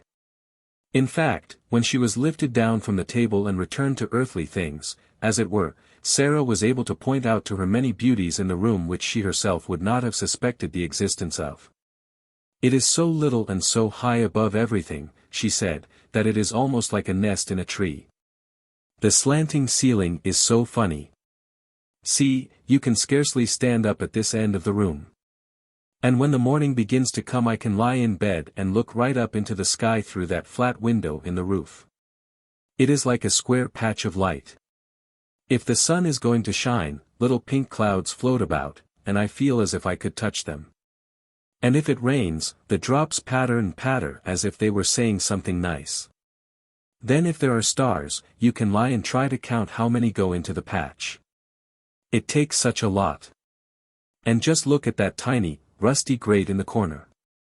If it was polished and there was a fire in it, just think how nice it would be. You see, it's really a beautiful little room." She was walking round the small place, holding Lottie's hand and making gestures which described all the beauties she was making herself see. She quite made Lottie see them, too. Lottie could always believe in the things Sara made pictures of. "You see," she said, "there could be a thick, soft blue Indian rug on the floor, and in that corner there could be a soft little sofa, with cushions to curl up on. And just over it could be a shelf full of books so that one could reach them easily, and there could be a fur rug before the fire, and hangings on the wall to cover up the whitewash, and pictures. They would have to be little ones, but they could be beautiful, and there could be a lamp with a deep rose-colored shade, and a table in the middle, with things to have tea with, and a little fat copper kettle singing on the hob. And the bed could be quite different. It could be made soft and covered with a lovely silk coverlet. It could be beautiful. And perhaps we could coax the sparrows until we made such friends with them that they would come and peck at the window and ask to be let in." "Oh, Sara," cried Lottie. "I should like to live here." When Sara had persuaded her to go downstairs again, and, after setting her on her way, had come back to her attic, she stood in the middle of it and looked about her. The enchantment of her imaginings for Lottie had died away. The bed was hard and covered with its dingy quilt. The whitewashed wall showed its broken patches, the floor was cold and bare, the grate was broken and rusty, and the battered footstool, tilted sideways on its injured leg, the only seat in the room. She sat down on it for a few minutes and let her head drop in her hands. The mere fact that Lottie had come and gone away again made things seem a little worse, just as perhaps prisoners feel a little more desolate after visitors come and go, leaving them behind. "It's a lonely place," she said. "Sometimes it's the loneliest place in the world." She was sitting in this way when her attention was attracted by a slight sound near her. She lifted her head to see where it came from, and if she had been a nervous child she would have left her seat on the battered footstool in a great hurry. A large rat was sitting up on his hind quarters and sniffing the air in an interested manner. Some of Lottie's crumbs had dropped upon the floor and their scent had drawn him out of his hole. He looked so queer and so like a grey-whiskered dwarf or gnome that Sara was rather fascinated. He looked at her with his bright eyes, as if he were asking a question. He was evidently so doubtful that one of the child's queer thoughts came into her mind. "I dare say it is rather hard to be a rat," she mused. "Nobody likes you. People jump and run away and scream out, 'Oh, a horrid rat.' I shouldn't like people to scream and jump and say, 'Oh, a horrid Sara,' the moment they saw me. And set traps for me, and pretend they were dinner. It's so different to be a sparrow." But nobody asked this rat if he wanted to be a rat when he was made. Nobody said, "Wouldn't you rather be a sparrow?" She had sat so quietly that the rat had begun to take courage. He was very much afraid of her, but perhaps he had a heart like the sparrow and it told him that she was not a thing which pounced. He was very hungry. He had a wife and a large family in the wall, and they had had frightfully bad luck for several days. He had left the children crying bitterly, and felt he would risk a good deal for a few crumbs, so he cautiously dropped upon his feet. "Come on," said Sara, "I'm not a trap. You can have them, poor thing. Prisoners in the Bastille used to make friends with rats. Suppose I make friends with you. How it is that animals understand things I do not know, but it is certain that they do understand. Perhaps there is a language which is not made of words and everything in the world understands it. Perhaps there is a soul hidden in everything and it can always speak, without even making a sound, to another soul." But whatsoever was the reason, the rat knew from that moment that he was safe, even though he was a rat. He knew that this young human being sitting on the red footstool would not jump up and terrify him with wild, sharp noises or throw heavy objects at him which, if they did not fall and crush him, would send him limping in his scurry back to his hole. He was really a very nice rat, and did not mean the least harm. When he had stood on his hind legs and sniffed the air, with his bright eyes fixed on Sara, he had hoped that she would understand this, and would not begin by hating him as an enemy. When the mysterious thing which speaks without saying any words told him that she would not, he went softly toward the crumbs and began to eat them. As he did it he glanced every now and then at Sara, just as the sparrows had done, and his expression was so very apologetic that it touched her heart. She sat and watched him without making any movement. One crumb was very much larger than the others, in fact, it could scarcely be called a crumb. It was evident that he wanted that piece very much, but it lay quite near the footstool and he was still rather timid. "I believe he wants it to carry to his family in the wall," Sara thought. "If I do not stir at all, perhaps he will come and get it." She scarcely allowed herself to breathe, she was so deeply interested. The rat shuffled a little nearer and ate a few more crumbs, then he stopped and sniffed delicately, giving a side glance at the occupant of the footstool. Then he darted at the piece of bun with something very like the sudden boldness of the sparrow, and the instant he had possession of it fled back to the wall, slipped down a crack in the skirting board, and was gone. "I knew he wanted it for his children," said Sara. "I do believe I could make friends with him." A week or so afterward, on one of the rare nights when Ermengarde found it safe to steal up to the attic, when she tapped on the door with the tips of her fingers, Sara did not come to her for 2 or 3 minutes. There was, indeed, such a silence in the room at first that Ermengarde wondered if she could have fallen asleep. Then, to her surprise, she heard her utter a little, low laugh and speak coaxingly to someone. "There." Ermengarde heard her say. "Take it and go home, Melchisedec. Go home to your wife." Almost immediately Sara opened the door, and when she did so she found Ermengarde standing with alarmed eyes upon the threshold.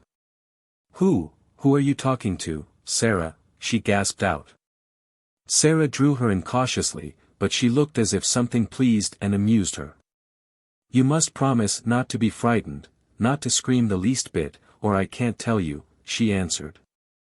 Ermengarde felt almost inclined to scream on the spot, but managed to control herself. She looked all round the attic and saw no one.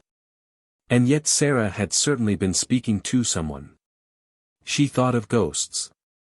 "Is it something that will frighten me?" she asked timorously. "Some people are afraid of them," said Sara. "I was at first, but I am not now."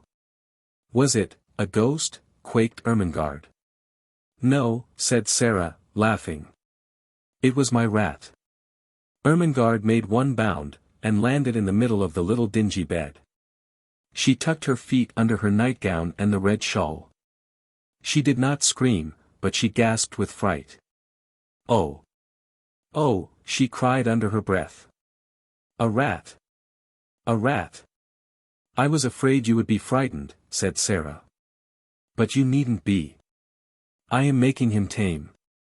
He actually knows me and comes out when I call him. Are you too frightened to want to see him?"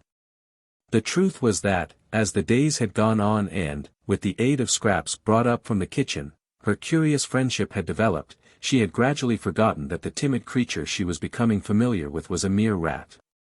At first Ermengarde was too much alarmed to do anything but huddle in a heap upon the bed and tuck up her feet.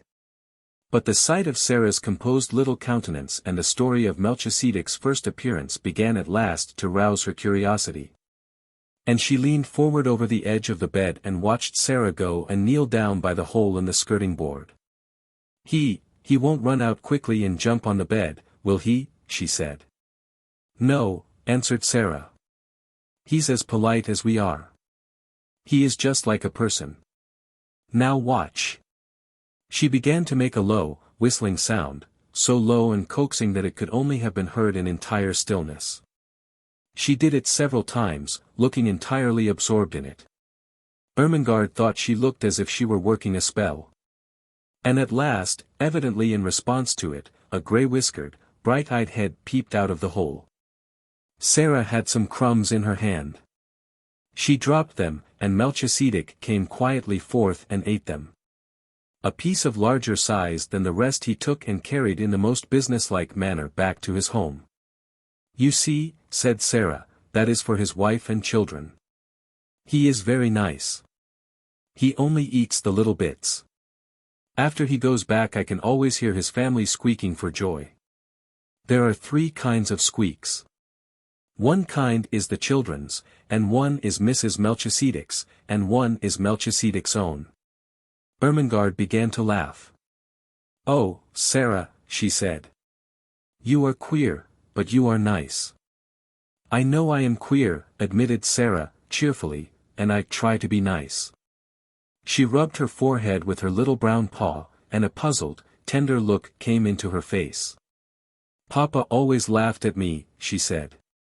"But I liked it. He thought I was queer, but he liked me to make up things. I can't help making up things.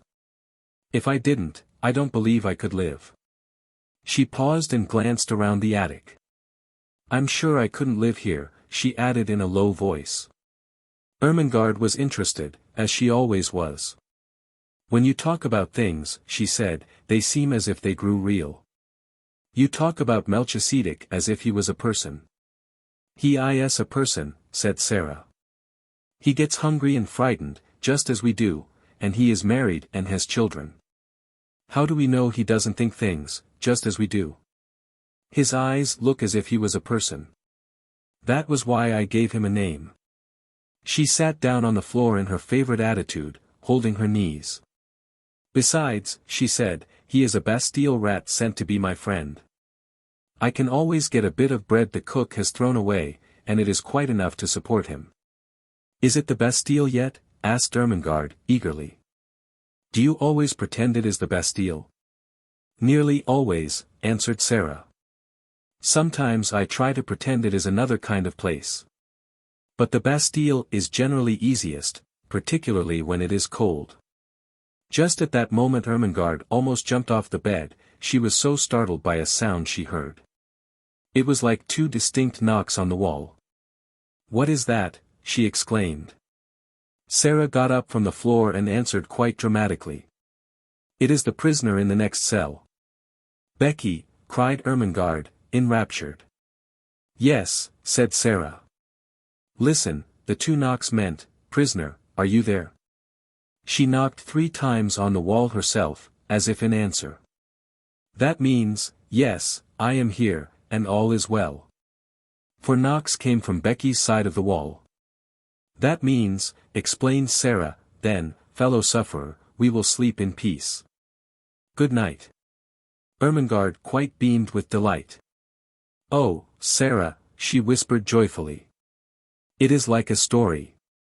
"It is a story," said Sara. "Everything's a story. You are a story, I am a story. Miss Minchin is a story." And she sat down again and talked until Ermengarde forgot that she was a sort of escaped prisoner herself, and had to be reminded by Sara that she could not remain in the Bastille all night, but must steal noiselessly downstairs again and creep back into her deserted bed. 10. The Indian Gentleman. But it was a perilous thing for Ermengarde and Lottie to make pilgrimages to the attic.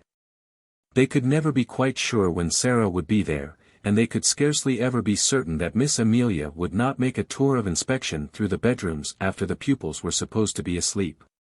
So their visits were rare ones, and Sara lived a strange and lonely life. It was a lonelier life when she was downstairs than when she was in her attic. She had no one to talk to. And when she was sent out on errands and walked through the streets, a forlorn little figure carrying a basket or a parcel, trying to hold her hat on when the wind was blowing, and feeling the water soak through her shoes when it was raining. She felt as if the crowds hurrying past her made her loneliness greater. When she had been the Princess Sara, driving through the streets in her brougham, or walking, attended by Mariette, the sight of her bright, eager little face and picturesque coats and hats had often caused people to look after her. A happy, beautifully cared for little girl naturally attracts attention. Shabby, poorly dressed children are not rare enough and pretty enough to make people turn around to look at them and smile. No one looked at Sara in these days, and no one seemed to see her as she hurried along the crowded pavements. She had begun to grow very fast, and, as she was dressed only in such clothes as the plainer remnants of her wardrobe would supply, she knew she looked very queer, indeed. All her valuable garments had been disposed of, and such as had been left for her use she was expected to wear so long as she could put them on at all. Sometimes, when she passed a shop window with a mirror in it, she almost laughed outright on catching a glimpse of herself, and sometimes her face went red and she bit her lip and turned away. In the evening, when she passed houses whose windows were lighted up, she used to look into the warm rooms and amuse herself by imagining things about the people she saw sitting before the fires or about the tables. It always interested her to catch glimpses of rooms before the shutters were closed. There were several families in the square in which Miss Minchin lived, with which she had become quite familiar in a way of her own. The one she liked best she called the large family. She called it the large family not because the members of it were big, for, indeed, most of them were little, but because there were so many of them. There were 8 children in the large family, and a stout, rosy mother, and a stout, rosy father, and a stout, rosy grandmother, and any number of servants. The 8 children were always either being taken out to walk or to ride in perambulators by comfortable nurses, or they were going to drive with their mamma. Or they were flying to the door in the evening to meet their papa and kiss him and dance around him and drag off his overcoat and look in the pockets for packages. Or they were crowding about the nursery windows and looking out and pushing each other and laughing. In fact, they were always doing something enjoyable and suited to the tastes of a large family.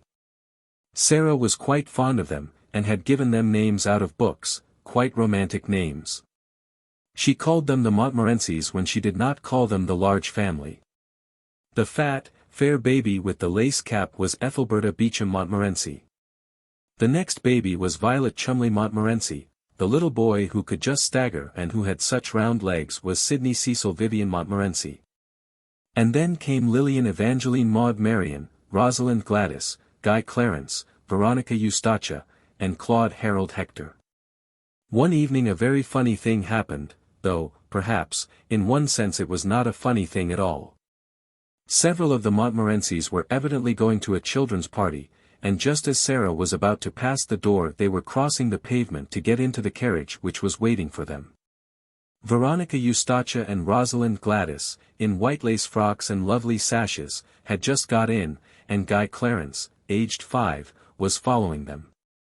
He was such a pretty fellow and had such rosy cheeks and blue eyes, and such a darling little round head covered with curls, that Sara forgot her basket and shabby cloak altogether, in fact. Forgot everything but that she wanted to look at him for a moment. So she paused and looked. It was Christmas time, and the large family had been hearing many stories about children who were poor and had no mammas and papas to fill their stockings and take them to the pantomime, children who were, in fact, cold and thinly clad and hungry.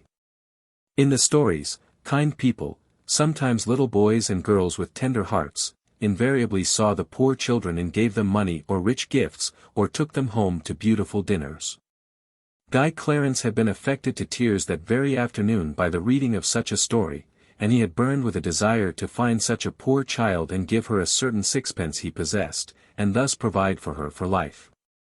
An entire sixpence, he was sure, would mean affluence for evermore. As he crossed the strip of red carpet laid across the pavement from the door to the carriage, he had this very sixpence in the pocket of his very short man-o'-war trousers. And just as Rosalind Gladys got into the vehicle and jumped on the seat in order to feel the cushion spring under her, he saw Sara standing on the wet pavement in her shabby frock and hat, with her old basket on her arm, looking at him hungrily. He thought that her eyes looked hungry because she had perhaps had nothing to eat for a long time. He did not know that they looked so because she was hungry for the warm, merry life his home held and his rosy face spoke of, and that she had a hungry wish to snatch him in her arms and kiss him. He only knew that she had big eyes and a thin face and thin legs and a common basket and poor clothes. So he put his hand in his pocket and found his sixpence and walked up to her benignly. "Here, poor little girl," he said. "Here is a sixpence. I will give it to you." Sara started, and all at once realized that she looked exactly like poor children she had seen, in her better days, waiting on the pavement to watch her as she got out of her brougham. And she had given them pennies many a time. Her face went red and then it went pale, and for a second she felt as if she could not take the dear little sixpence.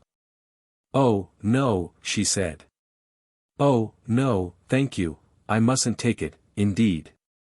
Her voice was so unlike an ordinary street child's voice and her manner was so like the manner of a well-bred little person that Veronica Eustacia, whose real name was Janet, and Rosalind Gladys, who was really called Nora, leaned forward to listen. But Guy Clarence was not to be thwarted in his benevolence. He thrust the sixpence into her hand. "Yes, you must take it, poor little girl," he insisted stoutly. "You can buy things to eat with it. It is a whole sixpence." There was something so honest and kind in his face, and he looked so likely to be heartbrokenly disappointed if she did not take it, that Sara knew she must not refuse him. To be as proud as that would be a cruel thing. So she actually put her pride in her pocket, though it must be admitted her cheeks burned. "Thank you," she said. "You are a kind, kind little darling thing." And as he scrambled joyfully into the carriage she went away, trying to smile, though she caught her breath quickly and her eyes were shining through a mist. She had known that she looked odd and shabby, but until now she had not known that she might be taken for a beggar. As the large family's carriage drove away, the children inside it were talking with interested excitement. "Oh, Donald, this was Guy Clarence's name," Janet exclaimed alarmedly. "Why did you offer that little girl your sixpence? I'm sure she is not a beggar." "She didn't speak like a beggar," cried Nora. "And her face didn't really look like a beggar's face." "Besides, she didn't beg," said Janet. "I was so afraid she might be angry with you. You know, it makes people angry to be taken for beggars when they are not beggars." "She wasn't angry," said Donald, a trifle dismayed, but still firm. "She laughed a little, and she said I was a kind, kind little darling thing. And I was." Stoutly. "It was my whole sixpence." Janet and Nora exchanged glances. A beggar girl would never have said that, decided Janet. She would have said, "Thank you kindly, little gentleman, thank you, sir," and perhaps she would have bobbed a curtsy. Sara knew nothing about the fact, but from that time the large family was as profoundly interested in her as she was in it. Faces used to appear at the nursery windows when she passed, and many discussions concerning her were held round the fire. "She is a kind of servant at the seminary," Janet said. "I don't believe she belongs to anybody. I believe she is an orphan. But she is not a beggar, however shabby she looks." And afterward she was called by all of them, the little girl who is not a beggar, which was, of course, rather a long name, and sounded very funny sometimes when the youngest one said it in a hurry. Sara managed to bore a hole in the sixpence and hung it on an old bit of narrow ribbon round her neck. Her affection for the large family increased, as, indeed, her affection for everything she could love increased. She grew fonder and fonder of Becky, and she used to look forward to the 2 mornings a week when she went into the schoolroom to give the little ones their French lesson. Her small pupils loved her, and strove with each other for the privilege of standing close to her and insinuating their small hands into hers. It fed her hungry heart to feel them nestling up to her. She made such friends with the sparrows that when she stood upon the table, put her head and shoulders out of the attic window, and chirped, she heard almost immediately a flutter of wings and answering twitters. And a little flock of dingy town birds appeared and alighted on the slates to talk to her and make much of the crumbs she scattered. With Melchisedec she had become so intimate that he actually brought Mrs. Melchisedec with him sometimes, and now and then one or two of his children. She used to talk to him, and, somehow, he looked quite as if he understood. There had grown in her mind rather a strange feeling about Emily, who always sat and looked on at everything. It arose in one of her moments of great desolateness. She would have liked to believe or pretend to believe that Emily understood and sympathized with her. She did not like to own to herself that her only companion could feel and hear nothing. She used to put her in a chair sometimes and sit opposite to her on the old red footstool, and stare and pretend about her until her own eyes would grow large with something which was almost like fear, particularly at night when everything was so still. When the only sound in the attic was the occasional sudden scurry and squeak of Melchisedec's family in the wall. One of her pretends was that Emily was a kind of good witch who could protect her. Sometimes, after she had stared at her until she was wrought up to the highest pitch of fancifulness, she would ask her questions and find herself almost feeling as if she would presently answer. But she never did. As to answering, though, said Sara, trying to console herself, I don't answer very often. I never answer when I can help it. When people are insulting you, there is nothing so good for them as not to say a word, just to look at them and think. Miss Minchin turns pale with rage when I do it, Miss Amelia looks frightened, and so do the girls. When you will not fly into a passion people know you are stronger than they are, because you are strong enough to hold in your rage, and they are not, and they say stupid things they wish they hadn't said afterward. There's nothing so strong as rage, except what makes you hold it in, that's stronger. It's a good thing not to answer your enemies. I scarcely ever do. Perhaps Emily is more like me than I am like myself. Perhaps she would rather not answer her friends, even. She keeps it all in her heart. But though she tried to satisfy herself with these arguments, she did not find it easy. When, after a long, hard day, in which she had been sent here and there, sometimes on long errands through wind and cold and rain, she came in wet and hungry, and was sent out again because nobody chose to remember that she was only a child, and that her slim legs might be tired and her small body might be chilled. When she had been given only harsh words and cold, slighting looks for thanks, when the cook had been vulgar and insolent. When Miss Minchin had been in her worst mood, and when she had seen the girls sneering among themselves at her shabbiness, then she was not always able to comfort her sore, proud, desolate heart with fancies when Emily merely sat upright in her old chair and stared. One of these nights, when she came up to the attic cold and hungry, with a tempest raging in her young breast, Emily's stare seemed so vacant, her sawdust legs and arms so inexpressive, that Sara lost all control over herself. There was nobody but Emily, no one in the world. And there she sat. I shall die presently, she said at first. Emily simply stared.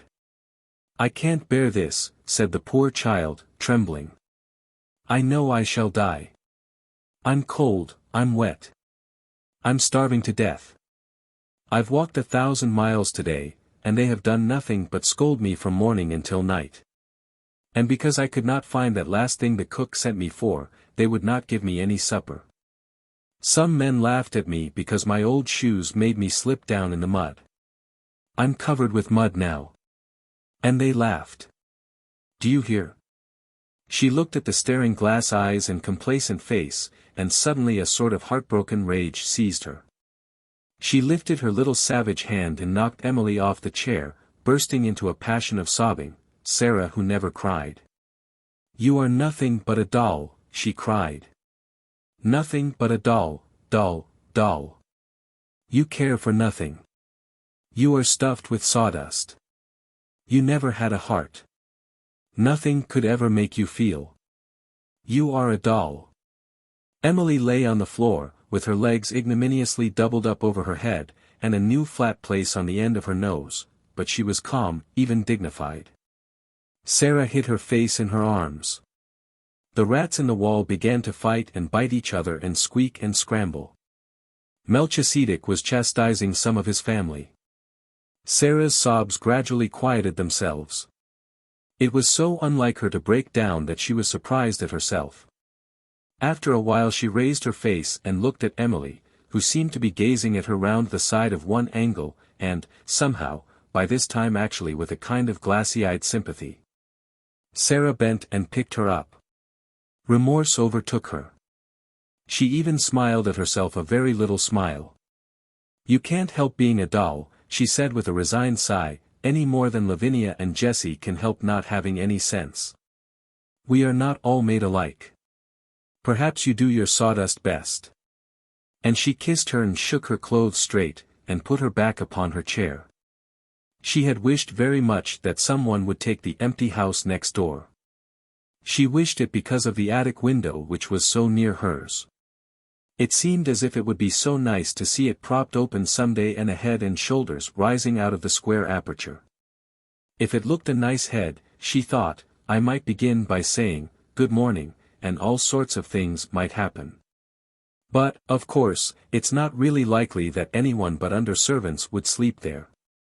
One morning, on turning the corner of the square after a visit to the grocers, the butchers, and the bakers, she saw, to her great delight, that during her rather prolonged absence, a van full of furniture had stopped before the next house.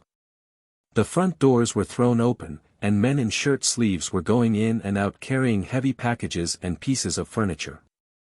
"It's taken," she said. "It really is taken. Oh, I do hope a nice head will look out of the attic window." She would almost have liked to join the group of loiterers who had stopped on the pavement to watch the things carried in. She had an idea that if she could see some of the furniture she could guess something about the people it belonged to. Miss Minchin's tables and chairs are just like her, she thought.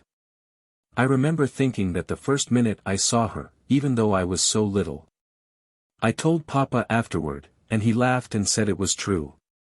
I am sure the large family have fat, comfortable armchairs and sofas, and I can see that their red flowery wallpaper is exactly like them.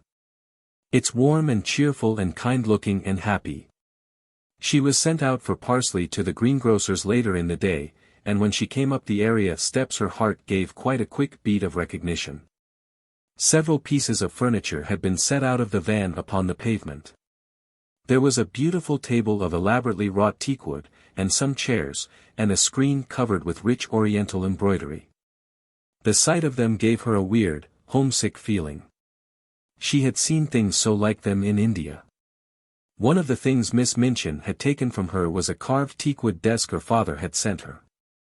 "They are beautiful things," she said, "they look as if they ought to belong to a nice person.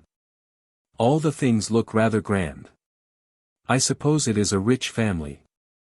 The vans of furniture came and were unloaded and gave place to others all the day. Several times it so happened that Sara had an opportunity of seeing things carried in. It became plain that she had been right in guessing that the newcomers were people of large means. All the furniture was rich and beautiful, and a great deal of it was oriental. Wonderful rugs and draperies and ornaments were taken from the vans, many pictures, and books enough for a library. Among other things there was a superb god Buddha in a splendid shrine. Someone in the family must have been in India, Sara thought. They have got used to Indian things and like them. I am glad. I shall feel as if they were friends, even if a head never looks out of the attic window. When she was taking in the evening's milk for the cook, there was really no odd job she was not called upon to do. She saw something occur which made the situation more interesting than ever. The handsome, rosy man who was the father of the large family walked across the square in the most matter-of-fact manner, and ran up the steps of the next-door house. He ran up them as if he felt quite at home and expected to run up and down them many a time in the future. He stayed inside quite a long time, and several times came out and gave directions to the workmen, as if he had a right to do so. It was quite certain that he was in some intimate way connected with the newcomers and was acting for them. If the new people have children, Sara speculated, the large family children will be sure to come and play with them, and they might come up into the attic just for fun. At night, after her work was done, Becky came in to see her fellow prisoner and bring her news. "It's an Indian gentleman that's comin' to live next door, miss," she said. "I don't know whether he's a black gentleman or not, but he's an Indian one. He's very rich, and he's ill, and the gentleman of the large family is his lawyer. He's had a lot of trouble, and it's made him ill and low in his mind. He worships idols, miss. He's an eat-hen and bows down to wood and stone. I seen a idol be carried in for him to worship. Somebody had oughter send him a track. You can get a track for a penny." Sara laughed a little. "I don't believe he worships that idol," she said. "Some people like to keep them to look at because they are interesting. My papa had a beautiful one, and he did not worship it." But Becky was rather inclined to prefer to believe that the new neighbor was an eat-hen. It sounded so much more romantic than that he should merely be the ordinary kind of gentleman who went to church with a prayer book. She sat and talked long that night of what he would be like, of what his wife would be like if he had one, and of what his children would be like if they had children. Sara saw that privately she could not help hoping very much that they would all be black, and would wear turbans, and, above all, that, like their parent, they would all be eat-hens. "I never lived next door to no eat-hens, miss," she said. "I should like to see what sort o' ways they'd have." It was several weeks before her curiosity was satisfied, and then it was revealed that the new occupant had neither wife nor children. He was a solitary man with no family at all, and it was evident that he was shattered in health and unhappy in mind. A carriage drove up one day and stopped before the house. When the footman dismounted from the box and opened the door, the gentleman who was the father of the large family got out first. After him there descended a nurse in uniform, then came down the steps 2 men servants. They came to assist their master, who, when he was helped out of the carriage, proved to be a man with a haggard, distressed face, and a skeleton body wrapped in furs. He was carried up the steps, and the head of the large family went with him, looking very anxious. Shortly afterward a doctor's carriage arrived, and the doctor went in, plainly to take care of him. "There is such a yellow gentleman next door, Sara," Lottie whispered at the French class afterward. "Do you think he is a Chinny? The geography says the Chinny men are yellow." "No, he is not Chinese," Sara whispered back, "he is very ill. Go on with your exercise, Lottie." "Non, monsieur. Je n'ai pas le canif de mon oncle." That was the beginning of the story of the Indian gentleman. 11. Ram Das. There were fine sunsets even in the square, sometimes. One could only see parts of them, however, between the chimneys and over the roofs. From the kitchen windows one could not see them at all, and could only guess that they were going on because the bricks looked warm and the air rosy or yellow for a while. Or perhaps one saw a blazing glow strike a particular pane of glass somewhere. There was, however, one place from which one could see all the splendor of them, the piles of red or gold clouds in the west, or the purple ones edged with dazzling brightness. Or the little fleecy, floating ones, tinged with rose color and looking like flights of pink doves scurrying across the blue in a great hurry if there was a wind. The place where one could see all this, and seem at the same time to breathe a purer air, was, of course, the attic window. When the square suddenly seemed to begin to glow in an enchanted way and look wonderful in spite of its sooty trees and railings, Sara knew something was going on in the sky. And when it was at all possible to leave the kitchen without being missed or called back, she invariably stole away and crept up the flights of stairs, and, climbing on the old table, got her head and body as far out of the window as possible. When she had accomplished this, she always drew a long breath and looked all round her. It used to seem as if she had all the sky and the world to herself. No one else ever looked out of the other attics. Generally the skylights were closed. But even if they were propped open to admit air, no one seemed to come near them. And there Sara would stand. Sometimes turning her face upward to the blue which seemed so friendly and near, just like a lovely vaulted ceiling, sometimes watching the west and all the wonderful things that happened there, the clouds melting or drifting or waiting softly to be changed pink or crimson or snow white or purple or pale dove gray. Sometimes they made islands or great mountains enclosing lakes of deep turquoise blue, or liquid amber, or chrysoprase green. Sometimes dark headlands jutted into strange, lost seas. Sometimes slender strips of wonderful lands joined other wonderful lands together. There were places where it seemed that one could run or climb or stand and wait to see what next was coming, until, perhaps, as it all melted, one could float away. At least it seemed so to Sara, and nothing had ever been quite so beautiful to her as the things she saw as she stood on the table, her body half out of the skylight, the sparrows twittering with sunset softness on the slates. The sparrows always seemed to her to twitter with a sort of subdued softness just when these marvels were going on. There was such a sunset as this a few days after the Indian gentleman was brought to his new home. And, as it fortunately happened that the afternoon's work was done in the kitchen and nobody had ordered her to go anywhere or perform any task, Sara found it easier than usual to slip away and go upstairs. She mounted her table and stood looking out. It was a wonderful moment. There were floods of molten gold covering the west, as if a glorious tide was sweeping over the world. A deep, rich yellow light filled the air.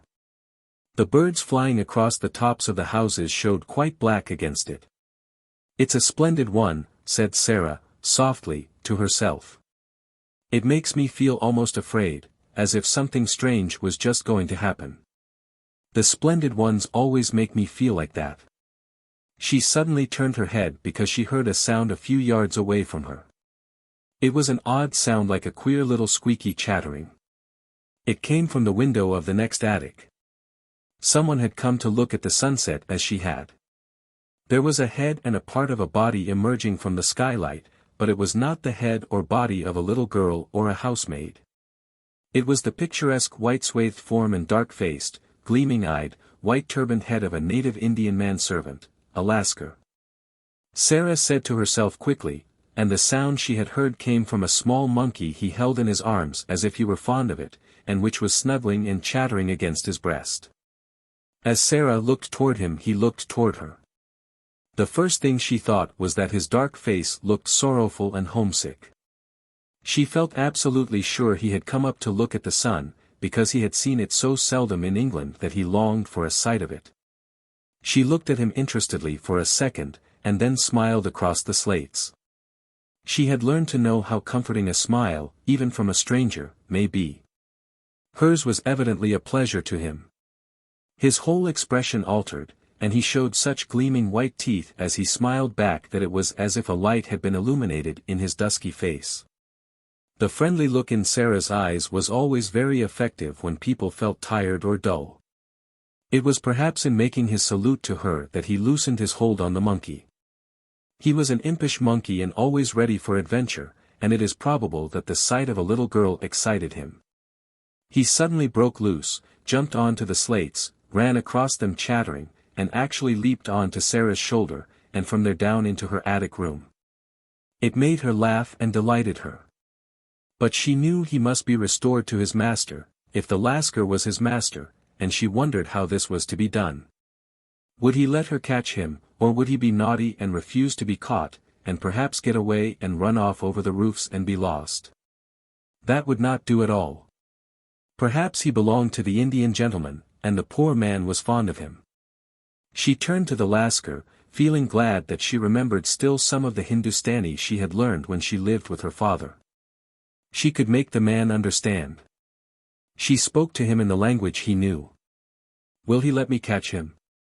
she asked. She thought she had never seen more surprise and delight than the dark face expressed when she spoke in the familiar tongue. The truth was that the poor fellow felt as if his gods had intervened, and the kind little voice came from heaven itself.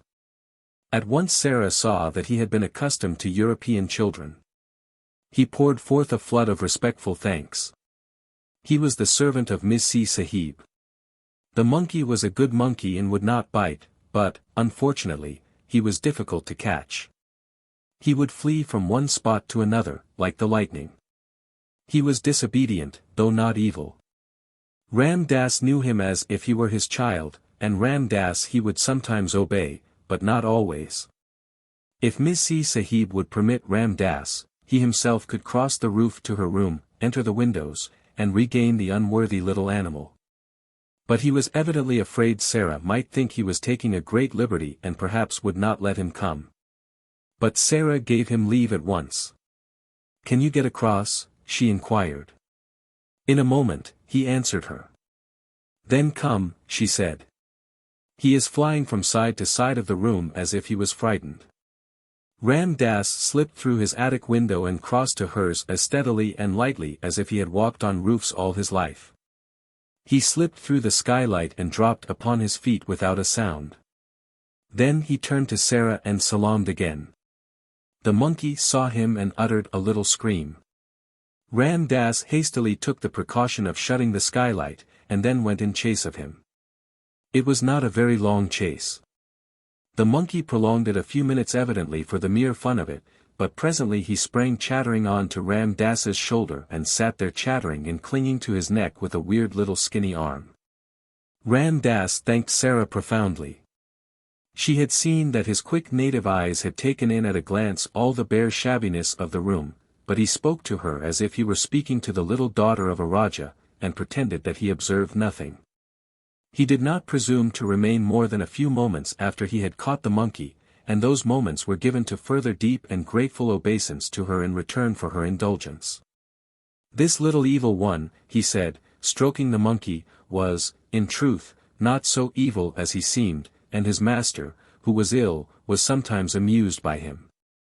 He would have been made sad if his favorite had run away and been lost. Then he salaamed once more and got through the skylight and across the slates again with as much agility as the monkey himself had displayed. When he had gone, Sara stood in the middle of her attic and thought of many things his face and his manner had brought back to her. The sight of his native costume and the profound reverence of his manner stirred all her past memories.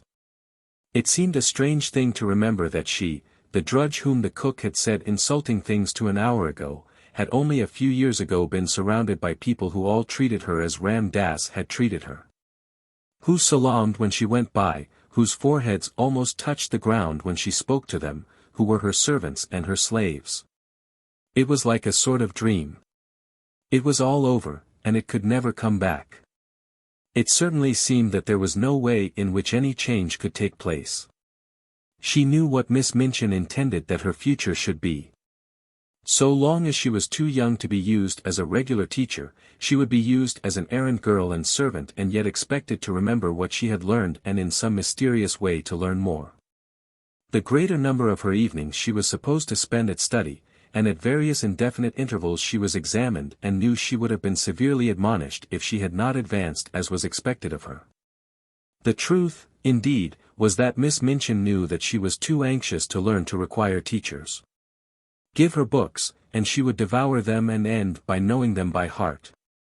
She might be trusted to be equal to teaching a good deal in the course of a few years. This was what would happen. When she was older she would be expected to drudge in the schoolroom as she drudged now in various parts of the house. They would be obliged to give her more respectable clothes, but they would be sure to be plain and ugly and to make her look somehow like a servant. That was all there seemed to be to look forward to, and Sara stood quite still for several minutes and thought it over. Then a thought came back to her which made the color rise in her cheek and a spark light itself in her eyes. She straightened her thin little body and lifted her head. "Whatever comes," she said, "cannot alter one thing. If I am a princess in rags and tatters, I can be a princess inside. It would be easy to be a princess if I were dressed in cloth of gold, but it is a great deal more of a triumph to be one all the time when no one knows it. There was Marie Antoinette when she was in prison and her throne was gone and she had only a black gown on, and her hair was white, and they insulted her and called her Widow Capet. She was a great deal more like a queen then than when she was so gay and everything was so grand. I like her best then. Those howling mobs of people did not frighten her. She was stronger than they were, even when they cut her head off." This was not a new thought, but quite an old one, by this time. It had consoled her through many a bitter day, and she had gone about the house with an expression in her face which Miss Minchin could not understand and which was a source of great annoyance to her. As it seemed as if the child were mentally living a life which held her above the rest of the world. It was as if she scarcely heard the rude and acid things said to her, or, if she heard them, did not care for them at all. Sometimes, when she was in the midst of some harsh, domineering speech, Miss Minchin would find the still, unchildish eyes fixed upon her with something like a proud smile in them. At such times she did not know that Sara was saying to herself, "You don't know that you are saying these things to a princess, and that if I chose I could wave my hand and order you to execution. I only spare you because I am a princess, and you are a poor, stupid, unkind, vulgar old thing, and don't know any better." This used to interest and amuse her more than anything else. And queer and fanciful as it was, she found comfort in it, and it was a good thing for her. While the thought held possession of her, she could not be made rude and malicious by the rudeness and malice of those about her. A princess must be polite, she said to herself. And so when the servants, taking their tone from their mistress, were insolent and ordered her about, she would hold her head erect and reply to them with a quaint civility which often made them stare at her. "She's got more airs and graces than if she come from Buckingham Palace, that young one," said the cook, chuckling a little sometimes. "I lose my temper with her often enough, but I will say she never forgets her manners." "If you please, cook." "Will you be so kind, cook?" "I beg your pardon, cook, may I trouble you, cook?" She drops them about the kitchen as if they was nothing. The morning after the interview with Ram Dass and his monkey, Sara was in the schoolroom with her small pupils. Having finished giving them their lessons, she was putting the French exercise books together and thinking, as she did it, of the various things royal personages in disguise were called upon to do, Alfred the Great, for instance. Burning the cakes and getting his ears boxed by the wife of the neatherd. How frightened she must have been when she found out what she had done. If Miss Minchin should find out that she, Sara, whose toes were almost sticking out of her boots, was a princess, a real one. The look in her eyes was exactly the look which Miss Minchin most disliked. She would not have it. She was quite near her and was so enraged that she actually flew at her and boxed her ears, exactly as the neatherd's wife had boxed King Alfred's. It made Sara start. She wakened from her dream at the shock, and, catching her breath, stood still a second. Then, not knowing she was going to do it, she broke into a little laugh. "What are you laughing at, you bold, impudent child?"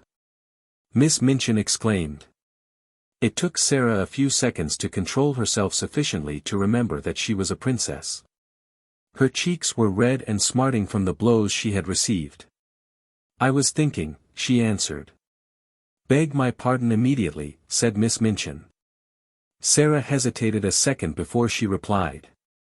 "I will beg your pardon for laughing, if it was rude," she said then, "but I won't beg your pardon for thinking." "What were you thinking?" demanded Miss Minchin. "How dare you think? What were you thinking?" Jessie tittered, and she and Lavinia nudged each other in unison. All the girls looked up from their books to listen. Really, it always interested them a little when Miss Minchin attacked Sara. Sara always said something queer, and never seemed the least bit frightened. She was not in the least frightened now, though her boxed ears were scarlet and her eyes were as bright as stars. "I was thinking," she answered grandly and politely, "that you did not know what you were doing." "That I did not know what I was doing?" Miss Minchin fairly gasped. "Yes," said Sara, "and I was thinking what would happen if I were a princess and you boxed my ears, what I should do to you. And I was thinking that if I were one, you would never dare to do it, whatever I said or did. And I was thinking how surprised and frightened you would be if you suddenly found out." She had the imagined future so clearly before her eyes that she spoke in a manner which had an effect even upon Miss Minchin. It almost seemed for the moment to her narrow, unimaginative mind that there must be some real power hidden behind this candid daring. "What?" she exclaimed. "Found out what?" "That I really was a princess," said Sara, "and could do anything, anything I liked." Every pair of eyes in the room widened to its full limit. Lavinia leaned forward on her seat to look. "Go to your room," cried Miss Minchin, breathlessly, "this instant. Leave the schoolroom. Attend to your lessons, young ladies." Sara made a little bow. "Excuse me for laughing if it was impolite," she said, and walked out of the room, leaving Miss Minchin struggling with her rage, and the girls whispering over their books. "Did you see her? Did you see how queer she looked?" Jessie broke out. "I shouldn't be at all surprised if she did turn out to be something. Suppose she should." 12. The other side of the wall. When one lives in a row of houses, it is interesting to think of the things which are being done and said on the other side of the wall of the very rooms one is living in. Sara was fond of amusing herself by trying to imagine the things hidden by the wall which divided the select seminary from the Indian gentleman's house. She knew that the schoolroom was next to the Indian gentleman's study, and she hoped that the wall was thick so that the noise made sometimes after lesson hours would not disturb him. "I am growing quite fond of him," she said to Ermengarde. "I should not like him to be disturbed. I have adopted him for a friend. You can do that with people you never speak to at all. You can just watch them, and think about them and be sorry for them, until they seem almost like relations. I'm quite anxious sometimes when I see the doctor call twice a day." "I have very few relations," said Ermengarde, reflectively, "and I'm very glad of it. I don't like those I have. My 2 aunts are always saying, 'Dear me, Ermengarde. You are very fat. You shouldn't eat sweets,' and my uncle is always asking me things like, 'When did Edward III ascend the throne?' and, 'Who died of a surfeit of lampreys?'" Sara laughed. "People you never speak to can't ask you questions like that," she said, "and I'm sure the Indian gentleman wouldn't even if he was quite intimate with you. I am fond of him." She had become fond of the large family because they looked happy. But she had become fond of the Indian gentleman because he looked unhappy. He had evidently not fully recovered from some very severe illness. In the kitchen, where, of course, the servants, through some mysterious means, knew everything, there was much discussion of his case. He was not an Indian gentleman really, but an Englishman who had lived in India. He had met with great misfortunes which had for a time so imperiled his whole fortune that he had thought himself ruined and disgraced forever. The shock had been so great that he had almost died of brain fever. And ever since he had been shattered in health, though his fortunes had changed and all his possessions had been restored to him. His trouble and peril had been connected with mines. "And mines with diamonds in them," said the cook. "No savins of mine never goes into no mines, particular diamond ones," with a side glance at Sara. "We all know something of them. He felt as my papa felt," Sara thought. "He was ill as my papa was, but he did not die." So her heart was more drawn to him than before. When she was sent out at night she used sometimes to feel quite glad, because there was always a chance that the curtains of the house next door might not yet be closed and she could look into the warm room and see her adopted friend. When no one was about she used sometimes to stop, and, holding to the iron railings, wish him good night as if he could hear her. "Perhaps you can feel if you can't hear," was her fancy. Perhaps kind thoughts reach people somehow, even through windows and doors and walls. Perhaps you feel a little warm and comforted, and don't know why, when I am standing here in the cold and hoping you will get well and happy again. "I am so sorry for you," she would whisper in an intense little voice. "I wish you had a little missus who could pet you as I used to pet Papa when he had a headache. I should like to be your little missus myself, poor dear. Good night, good night. God bless you." She would go away, feeling quite comforted and a little warmer herself. Her sympathy was so strong that it seemed as if it must reach him somehow as he sat alone in his armchair by the fire, nearly always in a great dressing gown. And nearly always with his forehead resting in his hand as he gazed hopelessly into the fire. He looked to Sara like a man who had a trouble on his mind still, not merely like one whose troubles lay all in the past. "He always seems as if he were thinking of something that hurts him now," she said to herself, but he has got his money back and he will get over his brain fever in time, so he ought not to look like that. I wonder if there is something else. If there was something else, something even servants did not hear of, she could not help believing that the father of the large family knew it, the gentleman she called Mr. Montmorency. Mr. Montmorency went to see him often, and Mrs. Montmorency and all the little Montmorencys went, too, though less often. He seemed particularly fond of the two elder little girls, the Janet and Nora who had been so alarmed when their small brother Donald had given Sara his sixpence. He had, in fact, a very tender place in his heart for all children, and particularly for little girls. Janet and Nora were as fond of him as he was of them, and looked forward with the greatest pleasure to the afternoons when they were allowed to cross the square and make their well-behaved little visits to him.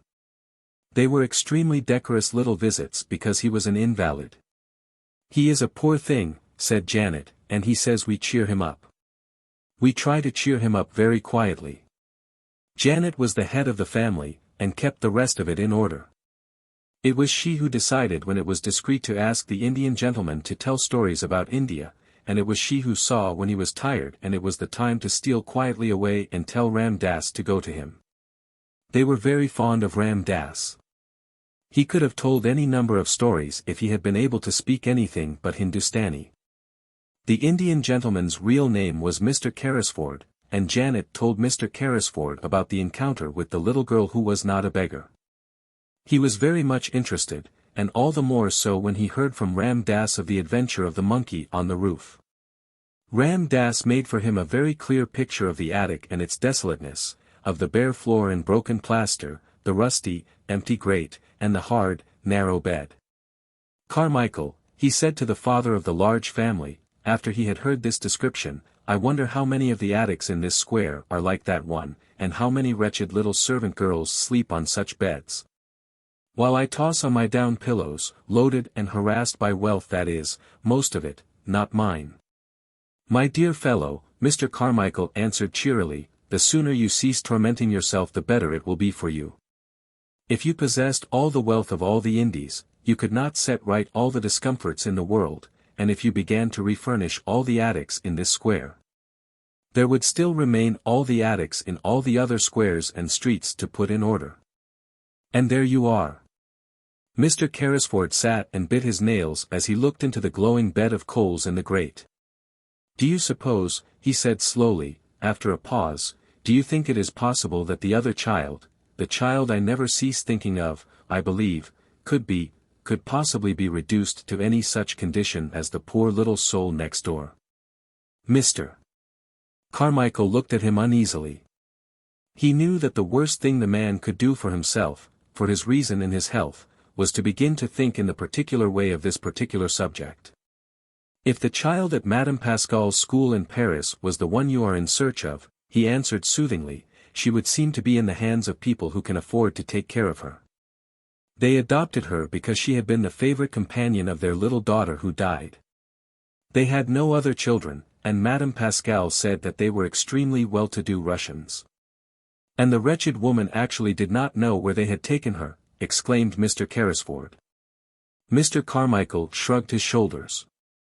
"She was a shrewd, worldly Frenchwoman, and was evidently only too glad to get the child so comfortably off her hands when the father's death left her totally unprovided for. Women of her type do not trouble themselves about the futures of children who might prove burdens. The adopted parents apparently disappeared and left no trace. But you say, if the child was the one I am in search of. You say, if. We are not sure. There was a difference in the name. Madame Pascal pronounced it as if it were Carew instead of Crewe, but that might be merely a matter of pronunciation. The circumstances were curiously similar. An English officer in India had placed his motherless little girl at the school. He had died suddenly after losing his fortune. Mr. Carmichael paused a moment, as if a new thought had occurred to him. "Are you sure the child was left at a school in Paris? Are you sure it was Paris?" "My dear fellow," broke forth Carrisford, with restless bitterness, "I am sure of nothing. I never saw either the child or her mother. Ralph Crewe and I loved each other as boys, but we had not met since our school days, until we met in India. I was absorbed in the magnificent promise of the mines. He became absorbed, too. The whole thing was so huge and glittering that we half lost our heads. When we met we scarcely spoke of anything else. I only knew that the child had been sent to school somewhere. I do not even remember, now, how I knew it. He was beginning to be excited. He always became excited when his still weakened brain was stirred by memories of the catastrophes of the past. Mr. Carmichael watched him anxiously. It was necessary to ask some questions, but they must be put quietly and with caution. But you had reason to think the school was in Paris? Yes, was the answer, because her mother was a Frenchwoman, and I had heard that she wished her child to be educated in Paris. It seemed only likely that she would be there. Yes, Mr. Carmichael said, it seems more than probable. The Indian gentleman leaned forward and struck the table with a long, wasted hand. Carmichael, he said, I must find her. If she is alive, she is somewhere. If she is friendless and penniless, it is through my fault. How is a man to get back his nerve with a thing like that on his mind? This sudden change of luck at the mines has made realities of all our most fantastic dreams, and poor Crewe's child may be begging in the street. No, no, said Carmichael. Try to be calm. Console yourself with the fact that when she is found you have a fortune to hand over to her. Why was I not man enough to stand my ground when things looked black? Carrisford groaned in petulant misery. I believe I should have stood my ground if I had not been responsible for other people's money as well as my own. Poor Crewe had put into the scheme every penny that he owned. He trusted me, he loved me. And he died thinking I had ruined him, I, Tom Carrisford, who played cricket at Eton with him. What a villain he must have thought me. Don't reproach yourself so bitterly. I don't reproach myself because the speculation threatened to fail, I reproach myself for losing my courage. I ran away like a swindler and a thief, because I could not face my best friend and tell him I had ruined him and his child. The good-hearted father of the large family put his hand on his shoulder comfortingly. You ran away because your brain had given way under the strain of mental torture, he said. You were half delirious already. If you had not been you would have stayed and fought it out. You were in a hospital, strapped down in bed, raving with brain fever, 2 days after you left the place. Remember that. Carrisford dropped his forehead in his hands. Good God! Yes, he said. I was driven mad with dread and horror. I had not slept for weeks.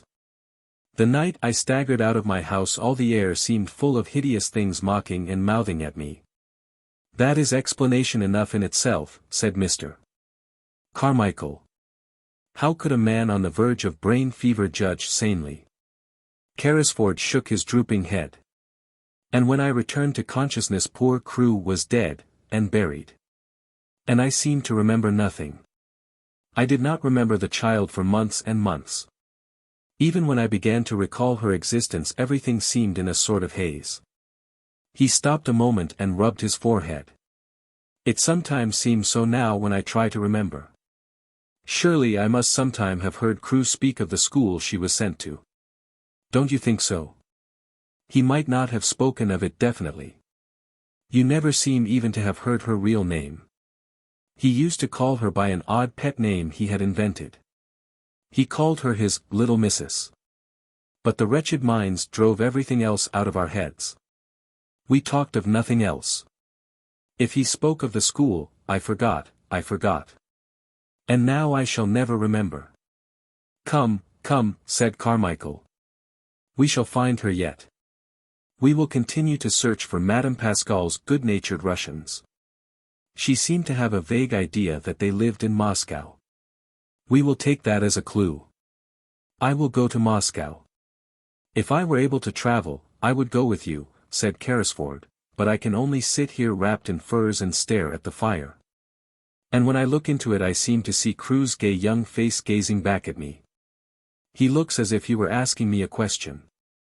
Sometimes I dream of him at night, and he always stands before me and asks the same question in words. Can you guess what he says, Carmichael? Mr. Carmichael answered him in a rather low voice. Not exactly, he said. He always says, Tom, old man, Tom, where is the little missus? He caught at Carmichael's hand and clung to it. I must be able to answer him, I must, he said. Help me to find her. Help me. On the other side of the wall Sara was sitting in her garret talking to Melchisedec, who had come out for his evening meal. It has been hard to be a princess today, Melchisedec, she said. It has been harder than usual. It gets harder as the weather grows colder and the streets get more sloppy. When Lavinia laughed at my muddy skirt as I passed her in the hall, I thought of something to say all in a flash, and I only just stopped myself in time. You can't sneer back at people like that, if you are a princess. But you have to bite your tongue to hold yourself in. I bit mine. It was a cold afternoon, Melchisedec. And it's a cold night. Quite suddenly she put her black head down in her arms, as she often did when she was alone. Oh, Papa, she whispered, what a long time it seems since I was your little missus. This was what happened that day on both sides of the wall. 13. One of the Populace. The winter was a wretched one. There were days on which Sara tramped through snow when she went on her errands, there were worse days when the snow melted and combined itself with mud to form slush. There were others when the fog was so thick that the lamps in the street were lighted all day and London looked as it had looked the afternoon, several years ago, when the cab had driven through the thoroughfares with Sara tucked up on its seat, leaning against her father's shoulder. On such days the windows of the house of the large family always looked delightfully cozy and alluring, and the study in which the Indian gentleman sat glowed with warmth and rich color. But the attic was dismal beyond words. There were no longer sunsets or sunrises to look at, and scarcely ever any stars, it seemed to Sara. The clouds hung low over the skylight and were either gray or mud color, or dropping heavy rain. At 4 o'clock in the afternoon, even when there was no special fog, the daylight was at an end. If it was necessary to go to her attic for anything, Sara was obliged to light a candle. The women in the kitchen were depressed, and that made them more ill-tempered than ever. Becky was driven like a little slave. "Twarn't for you, miss," she said hoarsely to Sara one night when she had crept into the attic, "'twarn't for you, and the Bastille, and bein' the prisoner in the next cell, I should die. That there does seem real now, doesn't it? The missus is more like the head jailer every day she lives. I can just see them big keys you say she carries. The cook she's like one of the under jailers. Tell me some more, please, miss, tell me about the subterranean passage we've dug under the walls." "I'll tell you something warmer," shivered Sara. "Get your coverlet and wrap it round you, and I'll get mine, and we will huddle close together on the bed, and I'll tell you about the tropical forest where the Indian gentleman's monkey used to live. When I see him sitting on the table near the window and looking out into the street with that mournful expression, I always feel sure he is thinking about the tropical forest where he used to swing by his tail from coconut trees. I wonder who caught him, and if he left a family behind who had depended on him for coconuts." "That is warmer, miss," said Becky, gratefully, "but, someways, even the Bastille is sort of heat-in, when you gets to tellin' about it." "That is because it makes you think of something else," said Sara, wrapping the coverlet round her until only her small dark face was to be seen looking out of it. "I've noticed this. What you have to do with your mind, when your body is miserable, is to make it think of something else." "Can you do it, miss?" faltered Becky, regarding her with admiring eyes. Sara knitted her brows a moment. "Sometimes I can and sometimes I can't," she said stoutly. "But when I can I'm all right. And what I believe is that we always could, if we practiced enough. I've been practicing a good deal lately, and it's beginning to be easier than it used to be. When things are horrible, just horrible, I think as hard as ever I can of being a princess. I say to myself, I am a princess, and I am a fairy one, and because I am a fairy nothing can hurt me or make me uncomfortable. You don't know how it makes you forget," with a laugh. She had many opportunities of making her mind think of something else, and many opportunities of proving to herself whether or not she was a princess. But one of the strongest tests she was ever put to came on a certain dreadful day which, she often thought afterward, would never quite fade out of her memory even in the years to come. For several days it had rained continuously. The streets were chilly and sloppy and full of dreary, cold mist, there was mud everywhere, sticky London mud, and over everything the pall of drizzle and fog. Of course there were several long and tiresome errands to be done, there always were on days like this, and Sara was sent out again and again, until her shabby clothes were damp through. The absurd old feathers on her forlorn hat were more draggled and absurd than ever, and her downtrodden shoes were so wet that they could not hold any more water. Added to this, she had been deprived of her dinner, because Miss Minchin had chosen to punish her. She was so cold and hungry and tired that her face began to have a pinched look, and now and then some kind-hearted person passing her in the street glanced at her with sudden sympathy. But she did not know that. She hurried on, trying to make her mind think of something else. It was really very necessary. Her way of doing it was to pretend and suppose with all the strength that was left in her. But really this time it was harder than she had ever found it, and once or twice she thought it almost made her more cold and hungry instead of less so.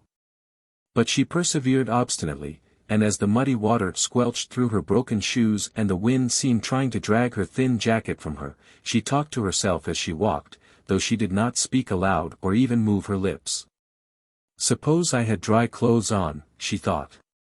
Suppose I had good shoes and a long, thick coat and merino stockings and a whole umbrella. And suppose, just when I was near a baker's where they sold hot buns, I should find sixpence, which belonged to nobody. Suppose if I did, I should go into the shop and buy 6 of the hottest buns and eat them all without stopping. Some very odd things happen in this world sometimes. It certainly was an odd thing that happened to Sara. She had to cross the street just when she was saying this to herself. The mud was dreadful, she almost had to wade. She picked her way as carefully as she could, but she could not save herself much, only, in picking her way, she had to look down at her feet and the mud, and in looking down, just as she reached the pavement, she saw something shining in the gutter. It was actually a piece of silver, a tiny piece trodden upon by many feet, but still with spirit enough left to shine a little. Not quite a sixpence, but the next thing to it, a 4-penny piece. In 1 second it was in her cold little red and blue hand. "Oh," she gasped, "it is true. It is true."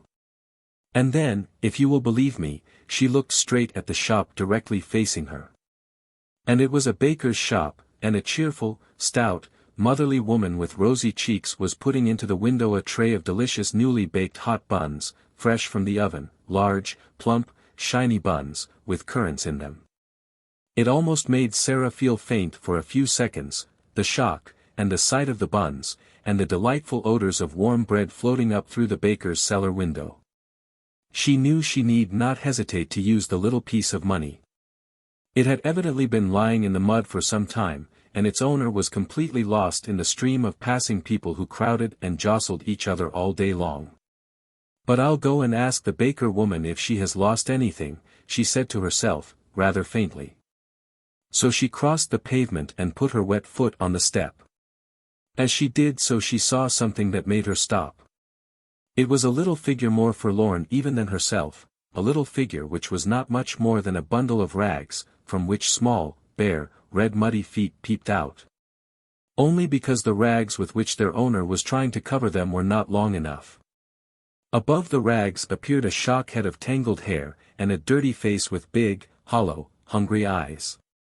Sara knew they were hungry eyes the moment she saw them, and she felt a sudden sympathy. "This," she said to herself, with a little sigh, "is one of the populace, and she is hungrier than I am." The child, this, one of the populace, stared up at Sara, and shuffled herself aside a little, so as to give her room to pass. She was used to being made to give room to everybody. She knew that if a policeman chanced to see her he would tell her to move on. Sara clutched her little 4-penny piece and hesitated for a few seconds. Then she spoke to her. "Are you hungry?" she asked. The child shuffled herself and her rags a little more. "Ain't I just," she said in a hoarse voice. "Just ain't I." "Haven't you had any dinner?" said Sara. "No dinner," more hoarsely still and with more shuffling. "Nor yet no breakfast, nor yet no supper." "No nothin'." "Since when?" asked Sara. "Dunno. Never got nothin' today, nowhere. I've axed and axed." Just to look at her made Sara more hungry and faint. But those queer little thoughts were at work in her brain, and she was talking to herself, though she was sick at heart. "If I'm a princess," she was saying, "if I'm a princess," when they were poor and driven from their thrones, they always shared, with the populace, if they met one poorer and hungrier than themselves. They always shared. "Buns are a penny each. If it had been 6 pence I could have eaten 6. It won't be enough for either of us. But it will be better than nothing." "Wait a minute," she said to the beggar child. She went into the shop. It was warm and smelled deliciously. The woman was just going to put some more hot buns into the window. "If you please," said Sara, "have you lost 4 pence, a silver 4 pence?" And she held the forlorn little piece of money out to her. The woman looked at it and then at her intense little face and draggled, once fine clothes. "Bless us, no," she answered. "Did you find it?" "Yes," said Sara. "In the gutter." "Keep it, then," said the woman. "It may have been there for a week, and goodness knows who lost it. You could never find out." "I know that," said Sara, "but I thought I would ask you." "Not many would," said the woman, looking puzzled and interested and good-natured all at once. "Do you want to buy something?" she added, as she saw Sara glance at the buns. "4 buns, if you please," said Sara. "Those at a penny each." The woman went to the window and put some in a paper bag. Sara noticed that she put in 6. "I said 4, if you please," she explained. "I have only 4 pence. "I'll throw in 2 for make weight," said the woman with her good-natured look. "I dare say you can eat them sometime. Aren't you hungry?" A mist rose before Sara's eyes. "Yes," she answered. "I am very hungry, and I am much obliged to you for your kindness. And," she was going to add, "there is a child outside who is hungrier than I am." But just at that moment 2 or 3 customers came in at once, and each one seemed in a hurry, so she could only thank the woman again and go out. The beggar girl was still huddled up in the corner of the step. She looked frightful in her wet and dirty rags. She was staring straight before her with a stupid look of suffering. And Sara saw her suddenly draw the back of her roughened black hand across her eyes to rub away the tears which seemed to have surprised her by forcing their way from under her lids. She was muttering to herself. Sara opened the paper bag and took out one of the hot buns, which had already warmed her own cold hands a little. "See," she said, putting the bun in the ragged lap, "this is nice and hot. Eat it, and you will not feel so hungry." The child started and stared up at her, as if such sudden, amazing good luck almost frightened her, then she snatched up the bun and began to cram it into her mouth with great wolfish bites. "Oh, my! Oh, my!" Sara heard her say hoarsely, in wild delight. "Oh my!" Sara took out 3 more buns and put them down. The sound in the hoarse, ravenous voice was awful. "She is hungrier than I am," she said to herself. "She's starving." But her hand trembled when she put down the 4th bun. "I'm not starving," she said, and she put down the 5th. The little ravening London savage was still snatching and devouring when she turned away. She was too ravenous to give any thanks, even if she had ever been taught politeness, which she had not. She was only a poor little wild animal. "Goodbye," said Sara. When she reached the other side of the street she looked back. The child had a bun in each hand and had stopped in the middle of a bite to watch her. Sara gave her a little nod, and the child, after another stare, a curious lingering stare, jerked her shaggy head in response, and until Sara was out of sight she did not take another bite or even finish the one she had begun. At that moment the baker woman looked out of her shop window. "Well, I never," she exclaimed. "If that young un hasn't given her buns to a beggar child. It wasn't because she didn't want them, either. Well, she looked hungry enough. I'd give something to know what she did it for." She stood behind her window for a few moments and pondered. Then her curiosity got the better of her. She went to the door and spoke to the beggar child. "Who gave you those buns?" she asked her. The child nodded her head toward Sara's vanishing figure. "What did she say?" inquired the woman. "Asked me if I was ungry," replied the hoarse voice. "What did you say?" "Said I was just." "And then she came in and got the buns, and gave them to you, did she?" The child nodded. "How many?" "5. The woman thought it over. "Left just one for herself," she said in a low voice. "And she could have eaten the whole 6, I saw it in her eyes." She looked after the little draggled faraway figure and felt more disturbed in her usually comfortable mind than she had felt for many a day. "I wish she hadn't gone so quick," she said. "I'm blessed if she shouldn't have had a dozen." Then she turned to the child. "Are you hungry yet?" she said. "I'm allus hungry," was the answer, "but tea ain't as bad as it was." "Come in here," said the woman, and she held open the shop door. The child got up and shuffled in. To be invited into a warm place full of bread seemed an incredible thing. She did not know what was going to happen. She did not care, even. "Get yourself warm," said the woman, pointing to a fire in the tiny back room. "And look here, when you are hard up for a bit of bread, you can come in here and ask for it. I'm blessed if I won't give it to you for that young one's sake."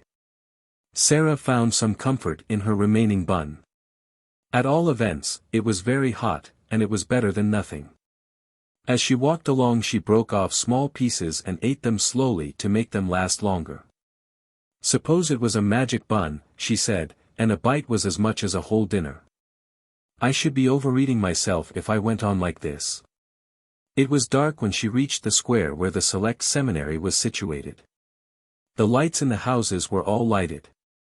The blinds were not yet drawn in the windows of the room where she nearly always caught glimpses of members of the large family. Frequently at this hour she could see the gentleman she called Mr. Montmorency sitting in a big chair, with a small swarm round him, talking, laughing, perching on the arms of his seat or on his knees or leaning against them. This evening the swarm was about him, but he was not seated. On the contrary, there was a good deal of excitement going on. It was evident that a journey was to be taken, and it was Mr. Montmorency who was to take it. A brougham stood before the door, and a big portmanteau had been strapped upon it. The children were dancing about, chattering and hanging on to their father. The pretty rosy mother was standing near him, talking as if she was asking final questions. Sara paused a moment to see the little ones lifted up and kissed and the bigger ones bent over and kissed also. "I wonder if he will stay away long," she thought. "The portmanteau is rather big. Oh, dear, how they will miss him. I shall miss him myself, even though he doesn't know I am alive." When the door opened she moved away, remembering the 6pence, but she saw the traveler come out and stand against the background of the warmly lighted hall, the older children still hovering about him. "Will Moscow be covered with snow?" said the little girl Janet. "Will there be ice everywhere?" "Shall you drive in a drosky?" cried another. "Shall you see the Tsar?" "I will write and tell you all about it," he answered, laughing. "And I will send you pictures of moujiks and things. Run into the house. It is a hideous damp night. I would rather stay with you than go to Moscow. Good night." "Good night, duckies. God bless you." And he ran down the steps and jumped into the brougham. "If you find the little girl, give her our love," shouted Guy Clarence, jumping up and down on the doormat. Then they went in and shut the door. "Did you see," said Janet to Nora, as they went back to the room, "The little girl who is not a beggar was passing. She looked all cold and wet, and I saw her turn her head over her shoulder and look at us. Mama says her clothes always look as if they had been given her by someone who was quite rich, someone who only let her have them because they were too shabby to wear. The people at the school always sent her out on errands on the horridest days and nights there are." Sara crossed the square to Miss Minchin's area steps, feeling faint and shaky. "I wonder who the little girl is," she thought, "the little girl he is going to look for." And she went down the area steps, lugging her basket and finding it very heavy indeed, as the father of the large family drove quickly on his way to the station to take the train which was to carry him to Moscow, where he was to make his best efforts to search for the lost little daughter of Captain Crewe. 14. What Melchisedec heard and saw. On this very afternoon, while Sara was out, a strange thing happened in the attic. Only Melchisedec saw and heard it. And he was so much alarmed and mystified that he scuttled back to his hole and hid there, and really quaked and trembled as he peeped out furtively and with great caution to watch what was going on. The attic had been very still all the day after Sara had left it in the early morning. The stillness had only been broken by the pattering of the rain upon the slates and the skylight. Melchisedec had, in fact, found it rather dull. And when the rain ceased to patter and perfect silence reigned, he decided to come out and reconnoiter, though experience taught him that Sara would not return for some time. He had been rambling and sniffing about, and had just found a totally unexpected and unexplained crumb left from his last meal, when his attention was attracted by a sound on the roof. He stopped to listen with a palpitating heart. The sound suggested that something was moving on the roof. It was approaching the skylight. It reached the skylight. The skylight was being mysteriously opened. A dark face peered into the attic. Then another face appeared behind it, and both looked in with signs of caution and interest. Two men were outside on the roof, and were making silent preparations to enter through the skylight itself. One was Ram Dass and the other was a young man who was the Indian gentleman's secretary, but of course Melchisedec did not know this. He only knew that the men were invading the silence and privacy of the attic. And as the one with the dark face let himself down through the aperture with such lightness and dexterity that he did not make the slightest sound, Melchisedec turned tail and fled precipitately back to his hole. He was frightened to death. He had ceased to be timid with Sara, and knew she would never throw anything but crumbs, and would never make any sound other than the soft, low, coaxing whistling, but strange men were dangerous things to remain near. He lay close and flat near the entrance of his home, just managing to peep through the crack with a bright, alarmed eye. How much he understood of the talk he heard I am not in the least able to say. But, even if he had understood it all, he would probably have remained greatly mystified. The secretary, who was light and young, slipped through the skylight as noiselessly as Ram Dass had done. And he caught a last glimpse of Melchisedec's vanishing tail. "Was that a rat?" he asked Ram Dass in a whisper. "Yes, a rat, Sahib," answered Ram Dass, also whispering. "There are many in the walls." "Ugh!" exclaimed the young man. "It is a wonder the child is not terrified of them." Ram Dass made a gesture with his hands. He also smiled respectfully. He was in this place as the intimate exponent of Sara, though she had only spoken to him once. "The child is the little friend of all things, Sahib," he answered. "She is not as other children. I see her when she does not see me. I slip across the slates and look at her many nights to see that she is safe. I watch her from my window when she does not know I am near. She stands on the table there and looks out at the sky as if it spoke to her. The sparrows come at her call. The rat she has fed and tamed in her loneliness. The poor slave of the house comes to her for comfort.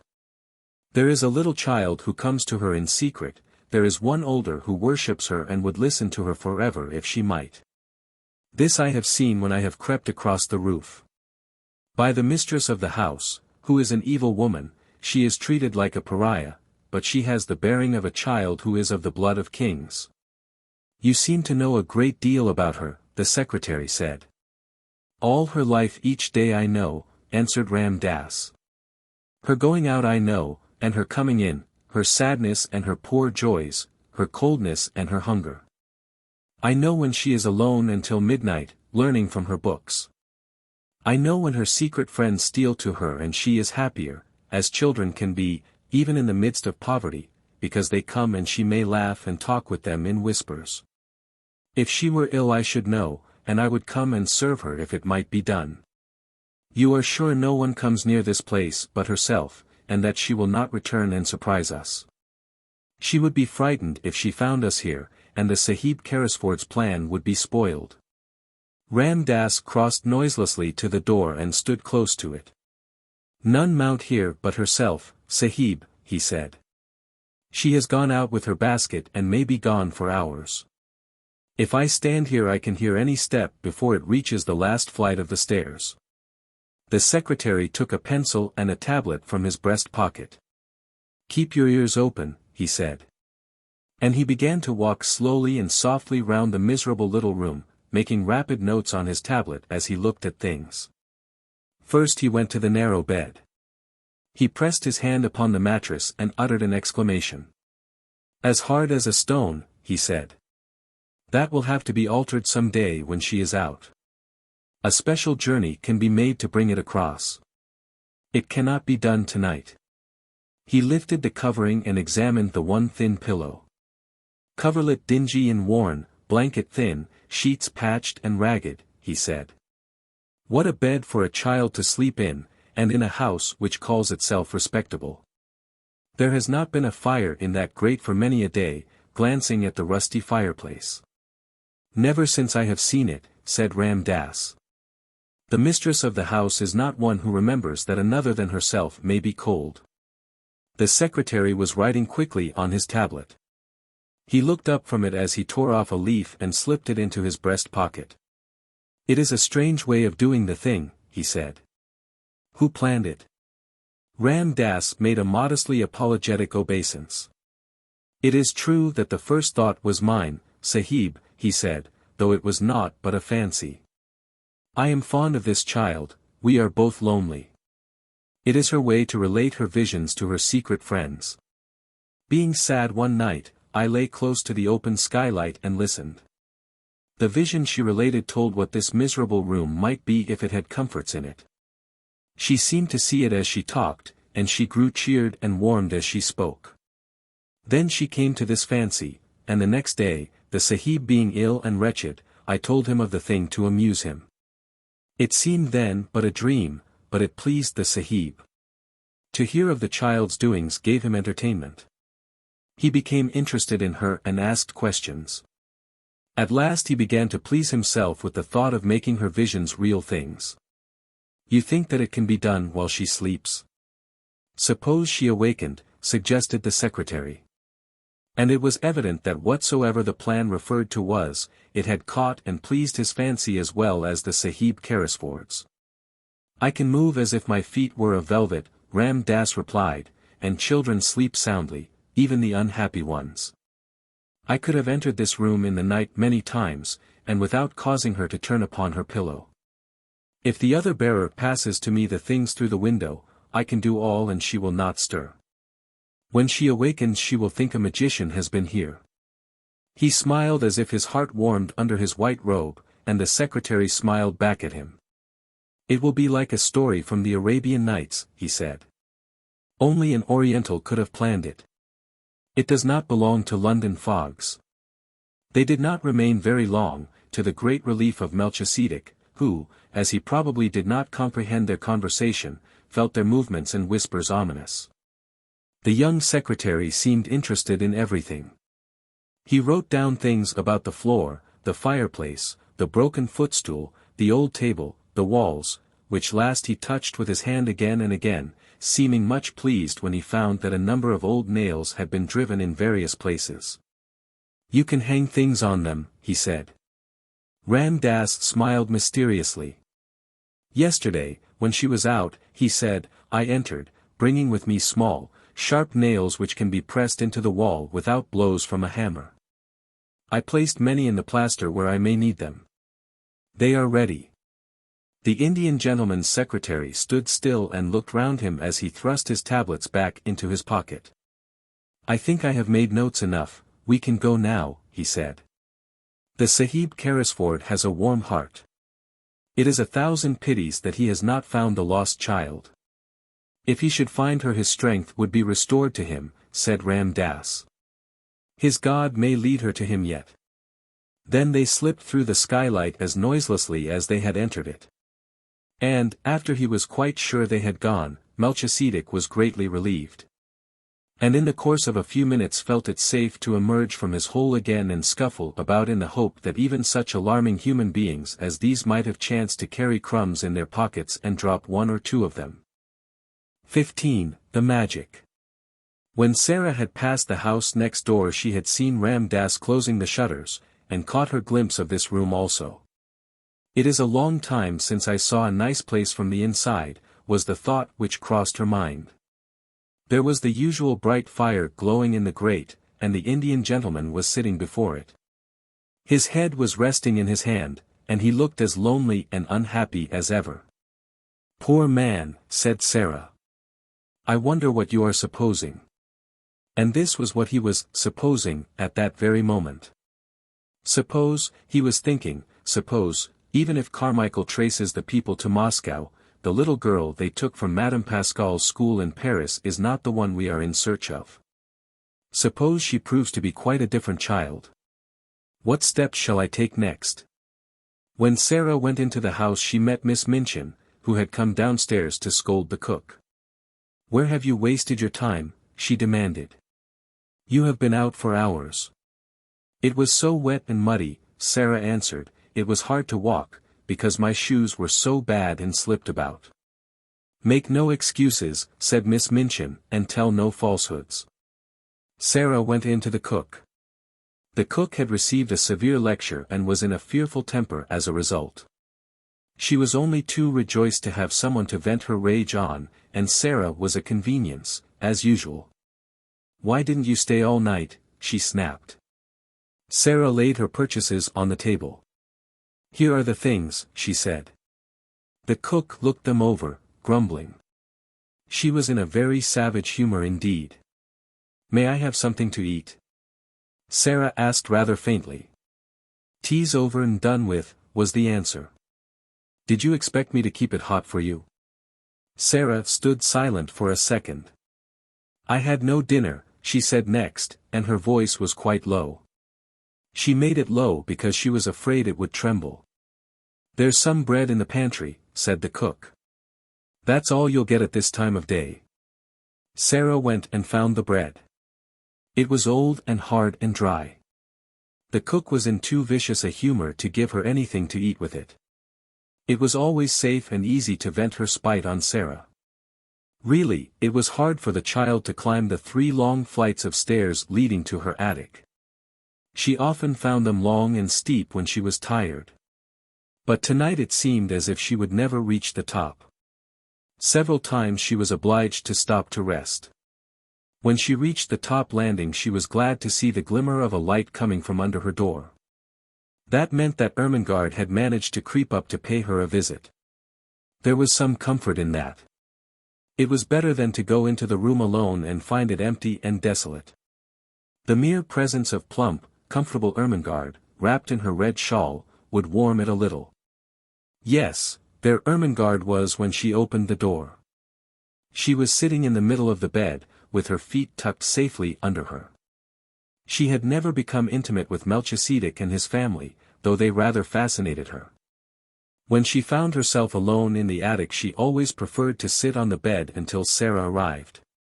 She had, in fact, on this occasion had time to become rather nervous, because Melchisedec had appeared and sniffed about a good deal, and once had made her utter a repressed squeal by sitting up on his hind legs and, while he looked at her, sniffing pointedly in her direction. "Oh, Sara," she cried out, "I am glad you have come. Melchi would sniff about so. I tried to coax him to go back, but he wouldn't for such a long time. I like him, you know, but it does frighten me when he sniffs right at me. Do you think he ever would jump?" "No," answered Sara. Ermengarde crawled forward on the bed to look at her. You do look tired, Sara, she said, you are quite pale. I am tired, said Sara, dropping onto the lopsided footstool. Oh, there's Melchisedec, poor thing. He's come to ask for his supper. Melchisedec had come out of his hole as if he had been listening for her footstep. Sara was quite sure he knew it. He came forward with an affectionate, expectant expression as Sara put her hand in her pocket and turned it inside out, shaking her head. I'm very sorry, she said. I haven't one crumb left. Go home, Melchisedec, and tell your wife there was nothing in my pocket. I'm afraid I forgot because the cook and Miss Minchin were so cross. Melchisedec seemed to understand. He shuffled resignedly, if not contentedly, back to his home. I did not expect to see you tonight, Ermi, Sara said. Ermengarde hugged herself in the red shawl. Miss Amelia has gone out to spend the night with her old aunt, she explained. No one else ever comes and looks into the bedrooms after we are in bed. I could stay here until morning if I wanted to. She pointed toward the table under the skylight. Sara had not looked toward it as she came in. A number of books were piled upon it. Ermengarde's gesture was a dejected one. Papa has sent me some more books, Sara, she said. There they are. Sara looked round and got up at once. She ran to the table, and picking up the top volume, turned over its leaves quickly. For the moment she forgot her discomforts. Ah, she cried out, how beautiful. Carlyle's French Revolution. I have so wanted to read that. I haven't, said Ermengarde. And Papa will be so cross if I don't. He'll expect me to know all about it when I go home for the holidays. What shall I do? Sara stopped turning over the leaves and looked at her with an excited flush on her cheeks. Look here, she cried, if you'll lend me these books, I'll read them, and tell you everything that's in them afterward, and I'll tell it so that you will remember it, too. Oh, goodness, exclaimed Ermengarde. Do you think you can? I know I can, Sara answered. The little ones always remember what I tell them. Sara, said Ermengarde, hope gleaming in her round face, if you'll do that, and make me remember, I'll give you anything. I don't want you to give me anything, said Sara. I want your books, I want them. And her eyes grew big, and her chest heaved. Take them, then, said Ermengarde. I wish I wanted them, but I don't. I'm not clever, and my father is, and he thinks I ought to be. Sara was opening one book after the other. What are you going to tell your father? She asked, a slight doubt dawning in her mind. Oh, he needn't know, answered Ermengarde. He'll think I've read them. Sara put down her book and shook her head slowly. That's almost like telling lies, she said. And lies, well, you see, they are not only wicked, they're vulgar. Sometimes, reflectively, I've thought perhaps I might do something wicked. I might suddenly fly into a rage and kill Miss Minchin, you know, when she was ill-treating me, but I couldn't be vulgar. Why can't you tell your father I read them? He wants me to read them, said Ermengarde, a little discouraged by this unexpected turn of affairs. He wants you to know what is in them, said Sara. And if I can tell it to you in an easy way and make you remember it, I should think he would like that. He'll like it if I learn anything in any way, said rueful Ermengarde. You would if you were my father. It's not your fault that, began Sara. She pulled herself up and stopped rather suddenly. She had been going to say, it's not your fault that you are stupid. That what? Ermengarde asked. That you can't learn things quickly, amended Sara. If you can't, you can't. If I can, why, I can, that's all.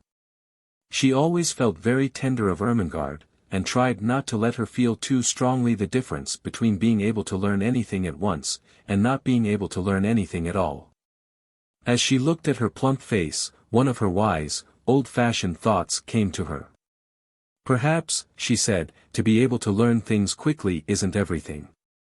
To be kind is worth a great deal to other people. If Miss Minchin knew everything on earth and was like what she is now, she'd still be a detestable thing, and everybody would hate her. Lots of clever people have done harm and have been wicked. Look at Robespierre. She stopped and examined Ermengarde's countenance, which was beginning to look bewildered. Don't you remember? She demanded. I told you about him not long ago. I believe you've forgotten. Well, I don't remember all of it, admitted Ermengarde. Well, you wait a minute, said Sara, and I'll take off my wet things and wrap myself in the coverlet and tell you over again. She took off her hat and coat and hung them on a nail against the wall, and she changed her wet shoes for an old pair of slippers. Then she jumped on the bed, and drawing the coverlet about her shoulders, sat with her arms round her knees. Now, listen, she said. She plunged into the gory records of the French Revolution, and told such stories of it that Ermengarde's eyes grew round with alarm and she held her breath. But though she was rather terrified, there was a delightful thrill in listening, and she was not likely to forget Robespierre again, or to have any doubts about the Princesse de Lamballe. You know they put her head on a pike and danced round it, Sara explained. And she had beautiful floating blonde hair. And when I think of her, I never see her head on her body, but always on a pike, with those furious people dancing and howling. It was agreed that Mr. St. John was to be told the plan they had made, and for the present the books were to be left in the attic. Now let's tell each other things, said Sara. How are you getting on with your French lessons? Ever so much better since the last time I came up here and you explained the conjugations. Miss Minchin could not understand why I did my exercises so well that first morning. Sara laughed a little and hugged her knees. She doesn't understand why Lottie is doing her sums so well, she said, but it is because she creeps up here, too, and I help her. She glanced round the room. The attic would be rather nice, if it wasn't so dreadful, she said, laughing again. It's a good place to pretend in. The truth was that Ermengarde did not know anything of the sometimes almost unbearable side of life in the attic, and she had not a sufficiently vivid imagination to depict it for herself. On the rare occasions that she could reach Sara's room she only saw the side of it which was made exciting by things which were pretended, and stories which were told. Her visits partook of the character of adventures. And though sometimes Sara looked rather pale, and it was not to be denied that she had grown very thin, her proud little spirit would not admit of complaints. She had never confessed that at times she was almost ravenous with hunger, as she was tonight. She was growing rapidly, and her constant walking and running about would have given her a keen appetite even if she had had abundant and regular meals of a much more nourishing nature than the unappetizing, inferior food snatched at such odd times as suited the kitchen convenience. She was growing used to a certain gnawing feeling in her young stomach. I suppose soldiers feel like this when they are on a long and weary march, she often said to herself. She liked the sound of the phrase, long and weary march. It made her feel rather like a soldier. She had also a quaint sense of being a hostess in the attic. If I lived in a castle, she argued, and Ermengarde was the lady of another castle, and came to see me, with knights and squires and vassals riding with her, and pennons flying. When I heard the clarions sounding outside the drawbridge I should go down to receive her, and I should spread feasts in the banquet hall and call in minstrels to sing and play and relate romances. When she comes into the attic I can't spread feasts, but I can tell stories, and not let her know disagreeable things. I dare say poor chatelaines had to do that in time of famine, when their lands had been pillaged. She was a proud, brave little chatelaine, and dispensed generously the one hospitality she could offer, the dreams she dreamed, the visions she saw, the imaginings which were her joy and comfort. So, as they sat together, Ermengarde did not know that she was faint as well as ravenous, and that while she talked she now and then wondered if her hunger would let her sleep when she was left alone. She felt as if she had never been quite so hungry before. I wish I was as thin as you, Sara, Ermengarde said suddenly. I believe you are thinner than you used to be. Your eyes look so big, and look at the sharp little bones sticking out of your elbow. Sara pulled down her sleeve, which had pushed itself up. "I always was a thin child," she said bravely, "and I always had big green eyes." "I love your queer eyes," said Ermengarde, looking into them with affectionate admiration. "They always look as if they saw such a long way." "I love them, and I love them to be green, though they look black generally." "They are cat's eyes," laughed Sara, "but I can't see in the dark with them, because I have tried, and I couldn't. I wish I could." It was just at this minute that something happened at the skylight which neither of them saw. If either of them had chanced to turn and look, she would have been startled by the sight of a dark face which peered cautiously into the room and disappeared as quickly and almost as silently as it had appeared. Not quite as silently, however. Sara, who had keen ears, suddenly turned a little and looked up at the roof. "That didn't sound like Melchisedec," she said. "It wasn't scratchy enough." "What?" said Ermengarde, a little startled. "Didn't you think you heard something?" asked Sara. No," Ermengarde faltered. "Did you?" "Another edition has no. "Perhaps I didn't," said Sara, "but I thought I did. It sounded as if something was on the slates, something that dragged softly." "What could it be?" said Ermengarde. "Could it be robbers?" "No," Sara began cheerfully. "There is nothing to steal." She broke off in the middle of her words. They both heard the sound that checked her. It was not on the slates, but on the stairs below, and it was Miss Minchin's angry voice. Sara sprang off the bed, and put out the candle. "She is scolding Becky," she whispered, as she stood in the darkness. "She is making her cry. Will she come in here?" Ermengarde whispered back, panic-stricken. "No. She will think I am in bed. Don't stir." It was very seldom that Miss Minchin mounted the last flight of stairs. Sara could only remember that she had done it once before.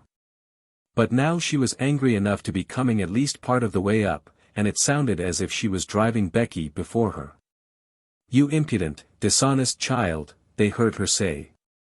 "Cook tells me she has missed things repeatedly." "T warned me, Mum," said Becky sobbing.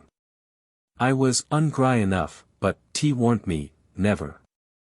"You deserve to be sent to prison," said Miss Minchin's voice. "Picking and stealing. Half a meat pie, indeed." "T warned me," wept Becky. "I could eat a whole un, but I never laid a finger on it." Miss Minchin was out of breath between temper and mounting the stairs. The meat pie had been intended for her special late supper. It became apparent that she boxed Becky's ears. "Don't tell falsehoods," she said. "Go to your room this instant." Both Sara and Ermengarde heard the slap, and then heard Becky run in her slipshod shoes up the stairs and into her attic. They heard her door shut, and knew that she threw herself upon her bed. "I could eat two of 'em," they heard her cry into her pillow. "And I never took a bite. 'Twas cook give it to her policeman." Sara stood in the middle of the room in the darkness. She was clenching her little teeth and opening and shutting fiercely her outstretched hands. She could scarcely stand still, but she dared not move until Miss Minchin had gone down the stairs and all was still. "The wicked, cruel thing," she burst forth. "The cook takes things herself and then says Becky steals them. She doesn't. She doesn't. She's so hungry sometimes that she eats crusts out of the ash barrel." She pressed her hands hard against her face and burst into passionate little sobs, and Ermengarde, hearing this unusual thing, was overawed by it. Sara was crying. The unconquerable Sara. It seemed to denote something new, some mood she had never known.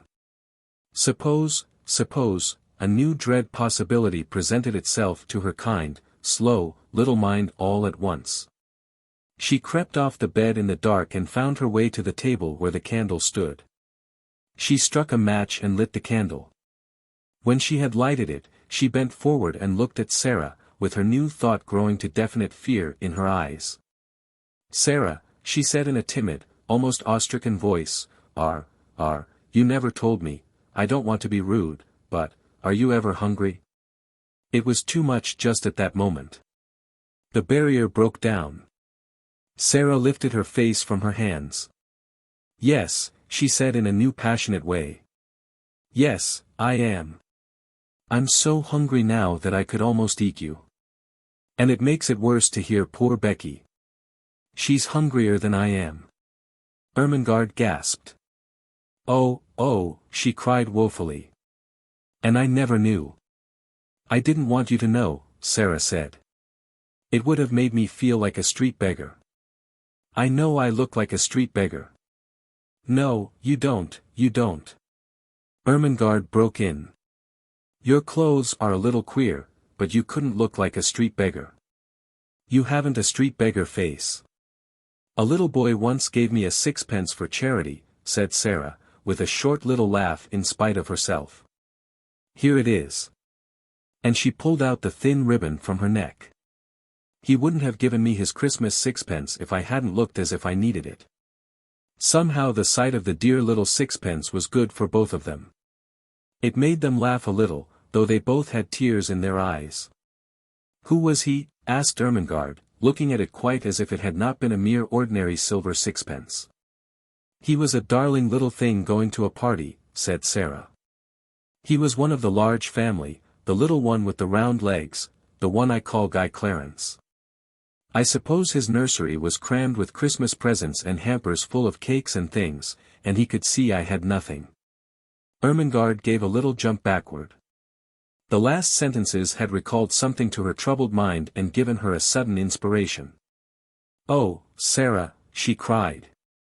"What a silly thing I am not to have thought of it." "Of what?" "Something splendid," said Ermengarde, in an excited hurry. "This very afternoon my nicest aunt sent me a box. It is full of good things.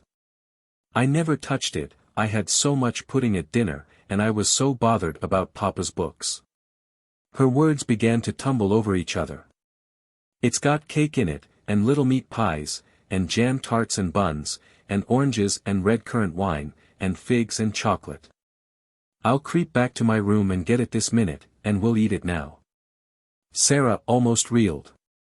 When one is faint with hunger, the mention of food has sometimes a curious effect. She clutched Ermengarde's arm. "Do you think you could?" she ejaculated. "I know I could," answered Ermengarde, and she ran to the door, opened it softly, put her head out into the darkness, and listened. Then she went back to Sara. "The lights are out. Everybody's in bed. I can creep, and no one will hear." It was so delightful that they caught each other's hands and a sudden light sprang into Sara's eyes. "Ermy," she said. "Let us pretend. Let us pretend it's a party. And oh, won't you invite the prisoner in the next cell?" "Yes. Yes. Let us knock on the wall now. The jailer won't hear." Sara went to the wall. Through it she could hear poor Becky crying more softly. She knocked 4 times. "That means, come to me through the secret passage under the wall," she explained. "I have something to communicate." 5 quick knocks answered her. "She is coming," she said. Almost immediately the door of the attic opened and Becky appeared. Her eyes were red and her cap was sliding off, and when she caught sight of Ermengarde she began to rub her face nervously with her apron. "Don't mind me a bit, Becky," cried Ermengarde. "Miss Ermengarde has asked you to come in," said Sara, "because she is going to bring a box of good things up here to us." Becky's cap almost fell off entirely, she broke in with such excitement. "To eat, miss?" she said. "Things that's good to eat?" "Yes," answered Sara, "and we are going to pretend a party." "And you shall have as much as you want to eat," put in Ermengarde. "I'll go this minute." She was in such haste that as she tiptoed out of the attic she dropped her red shawl and did not know it had fallen. No one saw it for a minute or so. Becky was too much overpowered by the good luck which had befallen her. "Oh, miss. Oh, miss."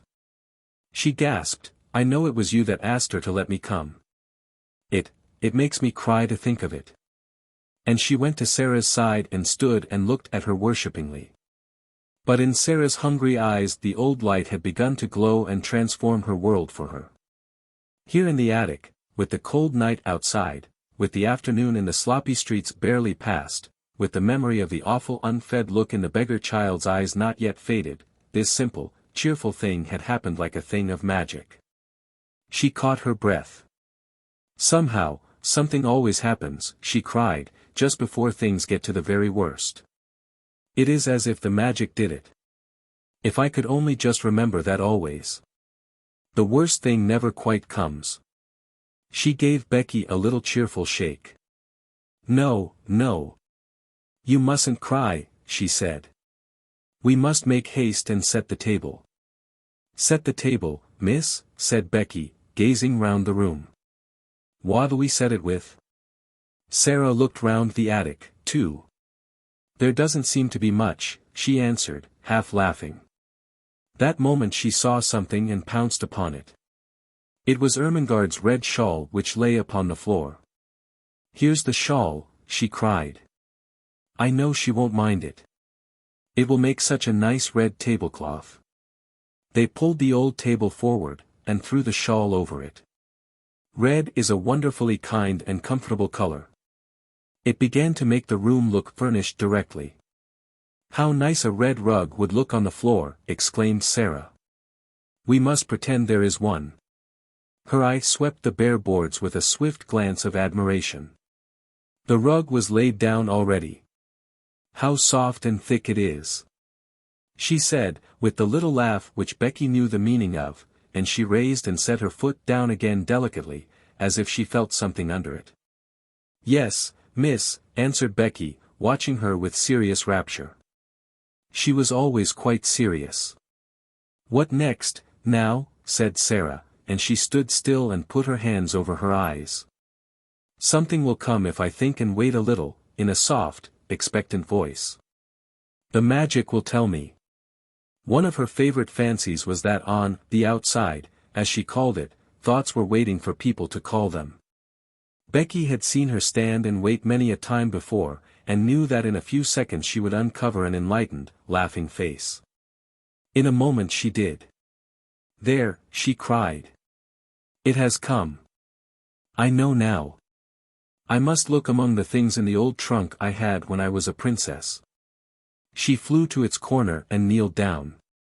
It had not been put in the attic for her benefit, but because there was no room for it elsewhere.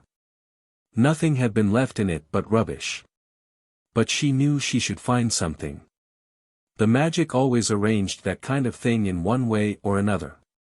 In a corner lay a package so insignificant looking that it had been overlooked, and when she herself had found it she had kept it as a relic. It contained a dozen small white handkerchiefs. She seized them joyfully and ran to the table. She began to arrange them upon the red table cover, patting and coaxing them into shape with the narrow lace edge curling outward, her magic working its spells for her as she did it. These are the plates, she said. They are golden plates. These are the richly embroidered napkins. Nuns worked them in convents in Spain. Did they, miss? Breathed Becky, her very soul uplifted by the information. You must pretend it, said Sara. If you pretend it enough, you will see them. Yes, miss, said Becky, and as Sara returned to the trunk she devoted herself to the effort of accomplishing an end so much to be desired. Sara turned suddenly to find her standing by the table, looking very queer indeed. She had shut her eyes, and was twisting her face in strange convulsive contortions, her hands hanging stiffly clenched at her sides. She looked as if she was trying to lift some enormous weight. What is the matter, Becky? Sara cried. What are you doing? Becky opened her eyes with a start. I was pretendin', miss, she answered a little sheepishly. I was tryin' to see it like you do. I almost did, with a hopeful grin. But it takes a lot, strnth. Perhaps it does if you are not used to it, said Sara, with friendly sympathy, but you don't know how easy it is when you've done it often. I wouldn't try so hard just at first. It will come to you after a while. I'll just tell you what things are. Look at these. She held an old summer hat in her hand which she had fished out of the bottom of the trunk. There was a wreath of flowers on it. She pulled the wreath off.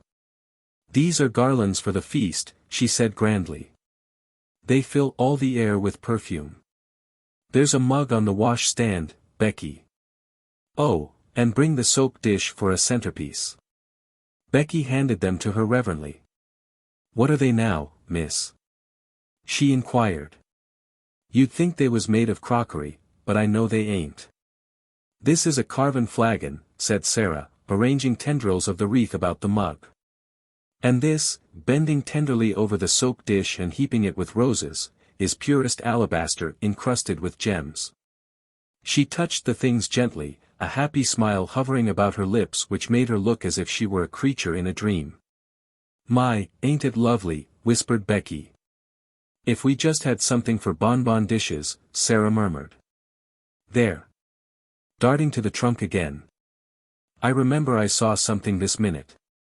It was only a bundle of wool wrapped in red and white tissue paper, but the tissue paper was soon twisted into the form of little dishes, and was combined with the remaining flowers to ornament the candlestick which was to light the feast. Only the magic could have made it more than an old table covered with a red shawl and set with rubbish from a long unopened trunk. But Sara drew back and gazed at it, seeing wonders, and Becky, after staring in delight, spoke with bated breath. "This air," she suggested, with a glance round the attic, "is it the Bastille now, or has it turned into something different?" "Oh, yes, yes," said Sara. "Quite different. It is a banquet hall." "My eye, miss," ejaculated Becky. "A blanket, all." And she turned to view the splendors about her with awed bewilderment. "A banquet hall," said Sara. "A vast chamber where feasts are given. It has a vaulted roof, and a minstrel's gallery, and a huge chimney filled with blazing oaken logs, and it is brilliant with waxen tapers twinkling on every side." "My eye, Miss Sara," gasped Becky again. Then the door opened, and Ermengarde came in, rather staggering under the weight of her hamper. She started back with an exclamation of joy. To enter from the chill darkness outside, and find oneself confronted by a totally unanticipated festal board, draped with red, adorned with white napery, and wreathed with flowers, was to feel that the preparations were brilliant indeed. "Oh, Sara," she cried out. "You are the cleverest girl I ever saw." "Isn't it nice?" said Sara. "They are things out of my old trunk. I asked my magic, and it told me to go and look." "But oh, miss," cried Becky, "wait till she's told you what they are. They ain't just, oh, miss, please tell her," appealing to Sara. So Sara told her, and because her magic helped her she made her almost see it all, the golden platters, the vaulted spaces, the blazing logs, the twinkling waxen tapers. As the things were taken out of the hamper, the frosted cakes, the fruits, the bonbons and the wine, the feast became a splendid thing. "It's like a real party," cried Ermengarde. "It's like a queen's table," sighed Becky. Then Ermengarde had a sudden brilliant thought. "I'll tell you what, Sara," she said. "Pretend you are a princess now and this is a royal feast." "But it's your feast," said Sara, "you must be the princess, and we will be your maids of honor." "Oh, I can't," said Ermengarde. "I'm too fat, and I don't know how." "You be her." "Well, if you want me to," said Sara. But suddenly she thought of something else and ran to the rusty grate. "There is a lot of paper and rubbish stuffed in here," she exclaimed. "If we light it, there will be a bright blaze for a few minutes, and we shall feel as if it was a real fire." She struck a match and lighted it up with a great specious glow which illuminated the room. "By the time it stops blazing," Sara said, "we shall forget about its not being real." She stood in the dancing glow and smiled. "Doesn't it look real?" she said. "Now we will begin the party." She led the way to the table. She waved her hand graciously to Ermengarde and Becky. She was in the midst of her dream. "Advance, fair damsels," she said in her happy dream voice, "and be seated at the banquet table. My noble father, the king, who is absent on a long journey, has commanded me to feast you. She turned her head slightly toward the corner of the room. What, ho, there, minstrels! Strike up with your viols and bassoons. Princesses, she explained rapidly to Ermengarde and Becky, always had minstrels to play at their feasts. Pretend there is a minstrel gallery up there in the corner. Now we will begin. They had barely had time to take their pieces of cake into their hands, not one of them had time to do more, when, they all three sprang to their feet and turned pale faces toward the door, listening. Someone was coming up the stairs. There was no mistake about it. Each of them recognized the angry, mounting tread and knew that the end of all things had come. It's the missus, choked Becky, and dropped her piece of cake upon the floor. Yes, said Sara, her eyes growing shocked and large in her small white face. Miss Minchin has found us out. Miss Minchin struck the door open with a blow of her hand. She was pale herself, but it was with rage. She looked from the frightened faces to the banquet table, and from the banquet table to the last flicker of the burnt paper in the grate. I have been suspecting something of this sort, she exclaimed, but I did not dream of such audacity. Lavinia was telling the truth. So they knew that it was Lavinia who had somehow guessed their secret and had betrayed them. Miss Minchin strode over to Becky and boxed her ears for a second time. You impudent creature, she said. You leave the house in the morning. Sara stood quite still, her eyes growing larger, her face paler. Ermengarde burst into tears. Oh, don't send her away, she sobbed. My aunt sent me the hamper. We're, only, having a party. So I see, said Miss Minchin, witheringly. With the Princess Sara at the head of the table. She turned fiercely on Sara. It is your doing, I know, she cried. Ermengarde would never have thought of such a thing. You decorated the table, I suppose, with this rubbish. She stamped her foot at Becky. Go to your attic, she commanded, and Becky stole away, her face hidden in her apron, her shoulders shaking. Then it was Sara's turn again. I will attend to you tomorrow. You shall have neither breakfast, dinner, nor supper. I have not had either dinner or supper today, Miss Minchin, said Sara, rather faintly. Then all the better. You will have something to remember. Don't stand there. Put those things into the hamper again. She began to sweep them off the table into the hamper herself, and caught sight of Ermengarde's new books. And you, to Ermengarde, have brought your beautiful new books into this dirty attic. Take them up and go back to bed. You will stay there all day tomorrow, and I shall write to your papa. What would he say if he knew where you are tonight? Something she saw in Sara's grave, fixed gaze at this moment made her turn on her fiercely. What are you thinking of? She demanded. Why do you look at me like that? I was wondering, answered Sara, as she had answered that notable day in the schoolroom. What were you wondering? It was very like the scene in the schoolroom. There was no pertness in Sara's manner. It was only sad and quiet. I was wondering, she said in a low voice, what and why Papa would say if he knew where I am tonight. Miss Minchin was infuriated just as she had been before, and her anger expressed itself, as before, in an intemperate fashion. She flew at her and shook her. You insolent, unmanageable child, she cried. How dare you? How dare you? She picked up the books, swept the rest of the feast back into the hamper in a jumbled heap, thrust it into Ermengarde's arms, and pushed her before her toward the door. I will leave you to wonder, she said. Go to bed this instant. And she shut the door behind herself and poor stumbling Ermengarde, and left Sara standing quite alone. The dream was quite at an end. The last spark had died out of the paper in the grate and left only black tinder. The table was left bare, the golden plates and richly embroidered napkins, and the garlands were transformed again into old handkerchiefs, scraps of red and white paper, and discarded artificial flowers all scattered on the floor. The minstrels in the minstrel gallery had stolen away, and the viols and bassoons were still. Emily was sitting with her back against the wall, staring very hard. Sara saw her, and went and picked her up with trembling hands. "There isn't any banquet left, Emily," she said. "And there isn't any princess. There is nothing left but the prisoners in the Bastille." And she sat down and hid her face. What would have happened if she had not hidden it just then, and if she had chanced to look up at the skylight at the wrong moment? I do not know, perhaps the end of this chapter might have been quite different, because if she had glanced at the skylight she would certainly have been startled by what she would have seen. She would have seen exactly the same face pressed against the glass and peering in at her as it had peered in earlier in the evening when she had been talking to Ermengarde. But she did not look up. She sat with her little black head in her arms for some time.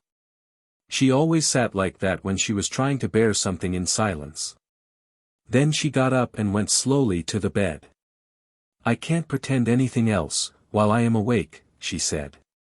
"There wouldn't be any use in trying. If I go to sleep, perhaps a dream will come and pretend for me." She suddenly felt so tired, perhaps through want of food, that she sat down on the edge of the bed quite weakly. "Suppose there was a bright fire in the grate, with lots of little dancing flames," she murmured. "Suppose there was a comfortable chair before it, and suppose there was a small table near, with a little hot supper on it. And suppose, as she drew the thin coverings over her, suppose this was a beautiful soft bed, with fleecy blankets and large downy pillows. Suppose, and her very weariness was good to her, for her eyes closed and she fell fast asleep. She did not know how long she slept. But she had been tired enough to sleep deeply and profoundly, too deeply and soundly to be disturbed by anything, even by the squeaks and scamperings of Melchisedec's entire family. If all his sons and daughters had chosen to come out of their hole to fight and tumble and play. When she awakened it was rather suddenly, and she did not know that any particular thing had called her out of her sleep. The truth was, however, that it was a sound which had called her back, a real sound, the click of the skylight as it fell in closing after a lithe white figure which slipped through it and crouched down close by upon the slates of the roof, just near enough to see what happened in the attic. But not near enough to be seen. At first she did not open her eyes. She felt too sleepy and, curiously enough, too warm and comfortable. She was so warm and comfortable, indeed, that she did not believe she was really awake. She never was as warm and cozy as this except in some lovely vision. "What a nice dream," she murmured. "I feel quite warm. I don't want to wake up." Of course it was a dream. She felt as if warm, delightful bedclothes were heaped upon her. She could actually feel blankets, and when she put out her hand it touched something exactly like a satin-covered eiderdown quilt. She must not awaken from this delight, she must be quite still and make it last. But she could not, even though she kept her eyes closed tightly, she could not. Something was forcing her to awaken, something in the room. It was a sense of light, and a sound, the sound of a crackling, roaring little fire. "Oh, I am awakening," she said mournfully. "I can't help it, I can't." Her eyes opened in spite of herself. And then she actually smiled, for what she saw she had never seen in the attic before, and knew she never should see. "Oh, I haven't awakened," she whispered, daring to rise on her elbow and look all about her. "I am dreaming yet." She knew it must be a dream, for if she were awake such things could not be. Do you wonder that she felt sure she had not come back to earth? This is what she saw. In the grate there was a glowing, blazing fire, on the hob was a little brass kettle hissing and boiling, spread upon the floor was a thick, warm crimson rug. Before the fire a folding chair, unfolded, and with cushions on it, by the chair a small folding table, unfolded, covered with a white cloth, and upon it spread small covered dishes, a cup, a saucer, a teapot. On the bed were new warm coverings and a satin-covered down quilt, at the foot a curious wadded silk robe, a pair of quilted slippers, and some books. The room of her dream seemed changed into fairyland, and it was flooded with warm light, for a bright lamp stood on the table covered with a rosy shade. She sat up, resting on her elbow, and her breathing came short and fast. "It does not melt away," she panted. "Oh, I never had such a dream before." She scarcely dared to stir, but at last she pushed the bedclothes aside, and put her feet on the floor with a rapturous smile. "I am dreaming, I am getting out of bed," she heard her own voice say, and then, as she stood up in the midst of it all, turning slowly from side to side, "I am dreaming it stays real.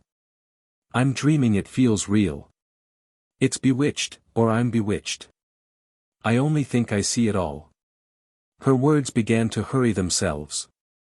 "If I can only keep on thinking it," she cried, "I don't care. I don't care."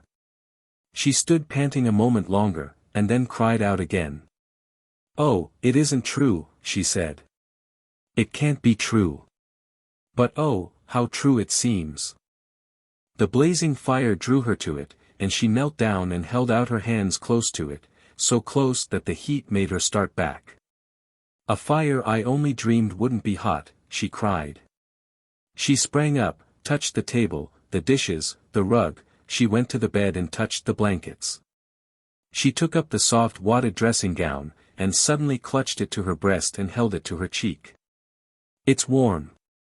It's soft." She almost sobbed. "It's real. It must be." She threw it over her shoulders, and put her feet into the slippers. "They are real, too. It's all real," she cried. I am not dreaming." She almost staggered to the books and opened the one which lay upon the top. Something was written on the flyleaf, just a few words, and they were these. "To the little girl in the attic. From a friend." When she saw that, wasn't it a strange thing for her to do, she put her face down upon the page and burst into tears. "I don't know who it is," she said, "but somebody cares for me a little. I have a friend." She took her candle and stole out of her own room and into Becky's, and stood by her bedside. "Becky, Becky," she whispered as loudly as she dared. "Wake up." When Becky wakened, and she sat upright staring aghast, her face still smudged with traces of tears, beside her stood a little figure in a luxurious wadded robe of crimson silk. The face she saw was a shining, wonderful thing. The Princess Sara, as she remembered her, stood at her very bedside, holding a candle in her hand. "Come," she said. "Oh, Becky, come." Becky was too frightened to speak. She simply got up and followed her, with her mouth and eyes open, and without a word. And when they crossed the threshold, Sara shut the door gently and drew her into the warm, glowing midst of things which made her brain reel and her hungry senses faint. "It's true. It's true," she cried. "I've touched them all. They are as real as we are. The magic has come and done it, Becky, while we were asleep, the magic that won't let those worst things ever quite happen." 16. The Visitor. Imagine, if you can, what the rest of the evening was like. How they crouched by the fire which blazed and leaped and made so much of itself in the little grate. How they removed the covers of the dishes, and found rich, hot, savory soup, which was a meal in itself, and sandwiches and toast and muffins enough for both of them. The mug from the washstand was used as Becky's teacup, and the tea was so delicious that it was not necessary to pretend that it was anything but tea. They were warm and full-fed and happy, and it was just like Sara that, having found her strange good fortune real, she should give herself up to the enjoyment of it to the utmost.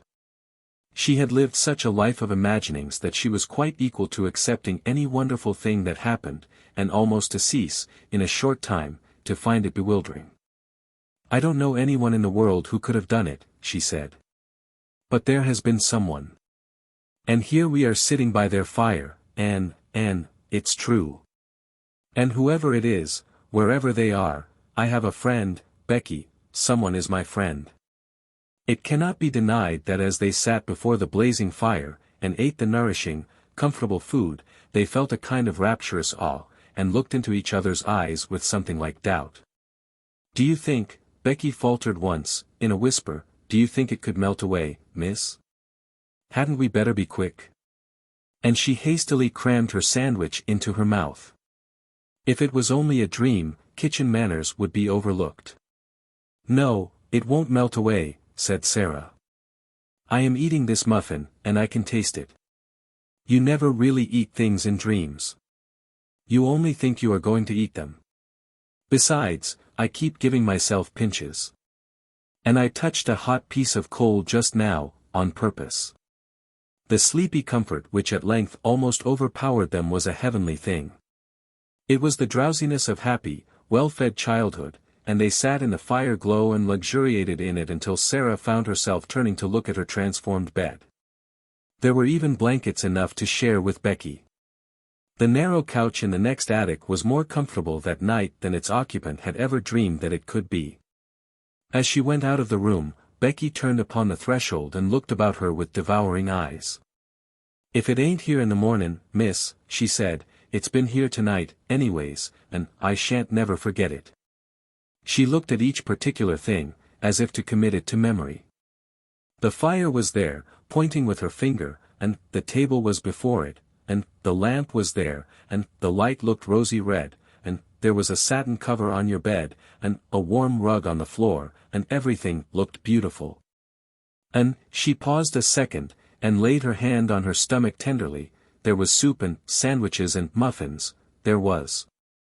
And, with this conviction a reality at least, she went away. Through the mysterious agency which works in schools and among servants, it was quite well known in the morning that Sara Crewe was in horrible disgrace, that Ermengarde was under punishment.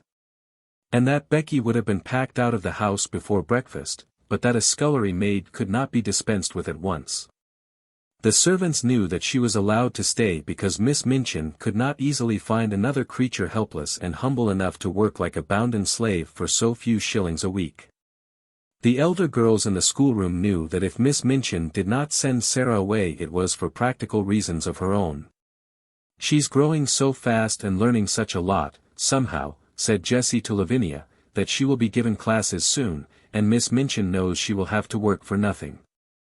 It was rather nasty of you, Lavy, to tell about her having fun in the garret. How did you find it out?"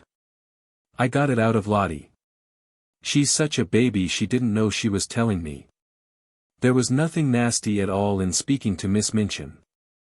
I felt it my duty, priggishly. She was being deceitful. And it's ridiculous that she should look so grand, and be made so much of, in her rags and tatters. What were they doing when Miss Minchin caught them? Pretending some silly thing. Ermengarde had taken up her hamper to share with Sara and Becky. She never invites us to share things. Not that I care, but it's rather vulgar of her to share with servant girls in attics. I wonder Miss Minchin didn't turn Sara out, even if she does want her for a teacher." "If she was turned out where would she go?" inquired Jessie, a trifle anxiously. "How do I know?" snapped Lavinia. "She'll look rather queer when she comes into the schoolroom this morning, I should think, after what's happened. She had no dinner yesterday, and she's not to have any today." Jessie was not as ill-natured as she was silly. She picked up her book with a little jerk. "Well, I think it's horrid," she said. "They've no right to starve her to death." When Sara went into the kitchen that morning the cook looked askance at her, and so did the housemaids. But she passed them hurriedly. She had, in fact, overslept herself a little, and as Becky had done the same, neither had had time to see the other, and each had come downstairs in haste. Sara went into the scullery. Becky was violently scrubbing a kettle, and was actually gurgling a little song in her throat. She looked up with a wildly elated face. "It was there when I wakened, miss, the blanket," she whispered excitedly.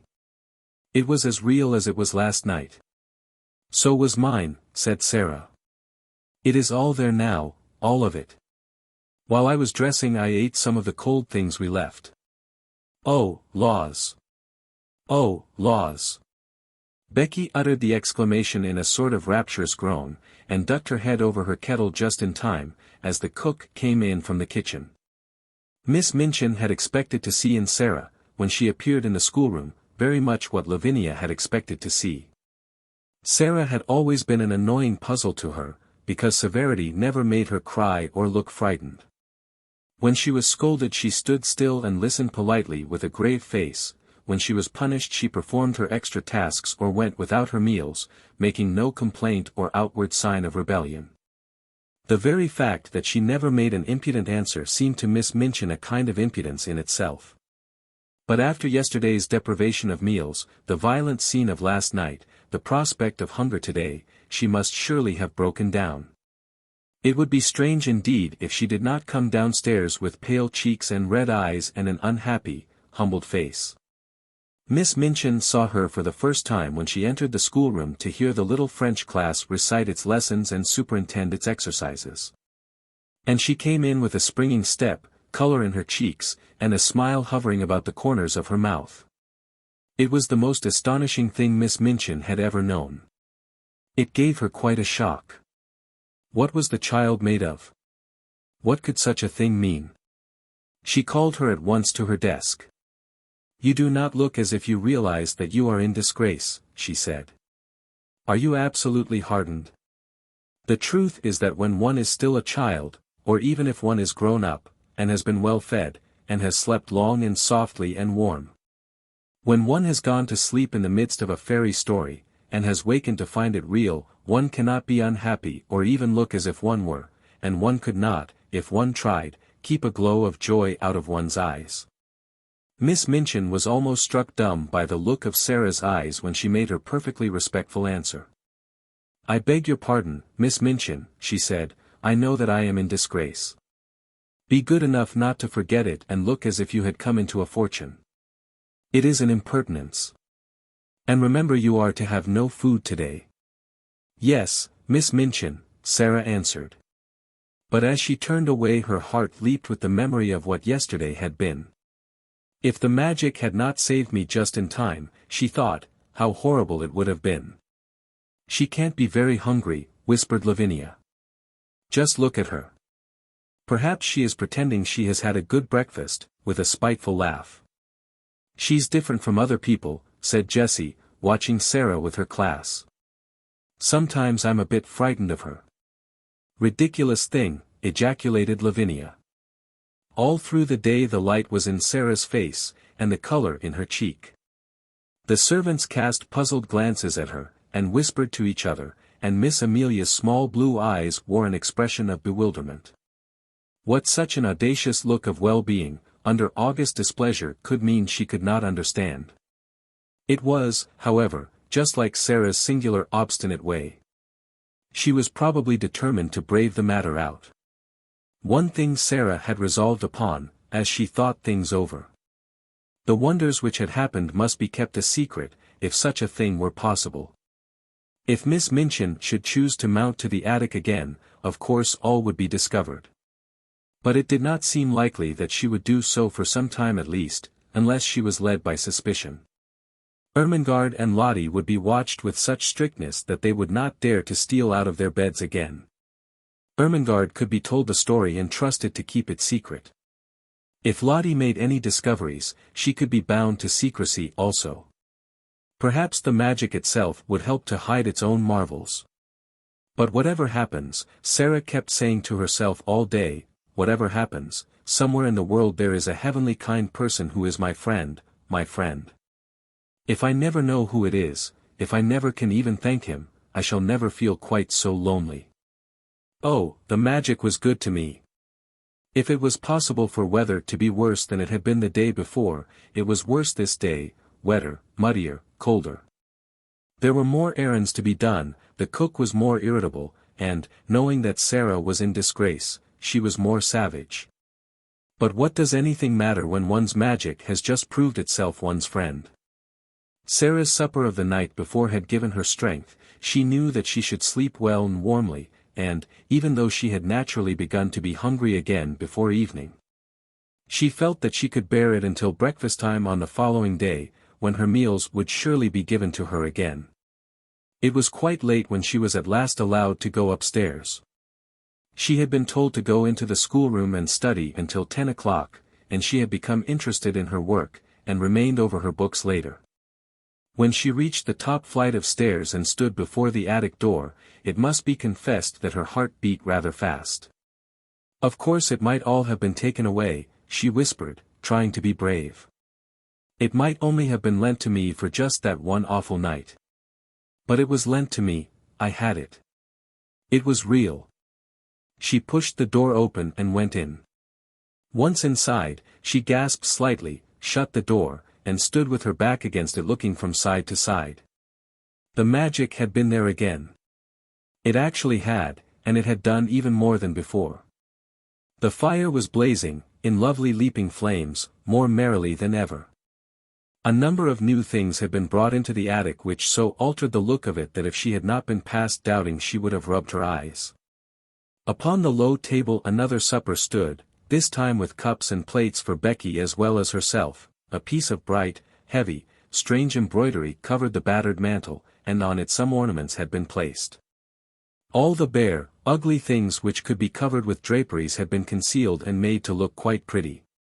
Some odd materials of rich colors had been fastened against the wall with fine, sharp tacks, so sharp that they could be pressed into the wood and plaster without hammering. Some brilliant fans were pinned up, and there were several large cushions, big and substantial enough to use as seats. A wooden box was covered with a rug, and some cushions lay on it, so that it wore quite the air of a sofa. Sara slowly moved away from the door and simply sat down and looked again. "It is exactly like something fairy come true," she said. "There isn't the least difference. I feel as if I might wish for anything, diamonds or bags of gold, and they would appear. That wouldn't be any stranger than this. Is this my garret?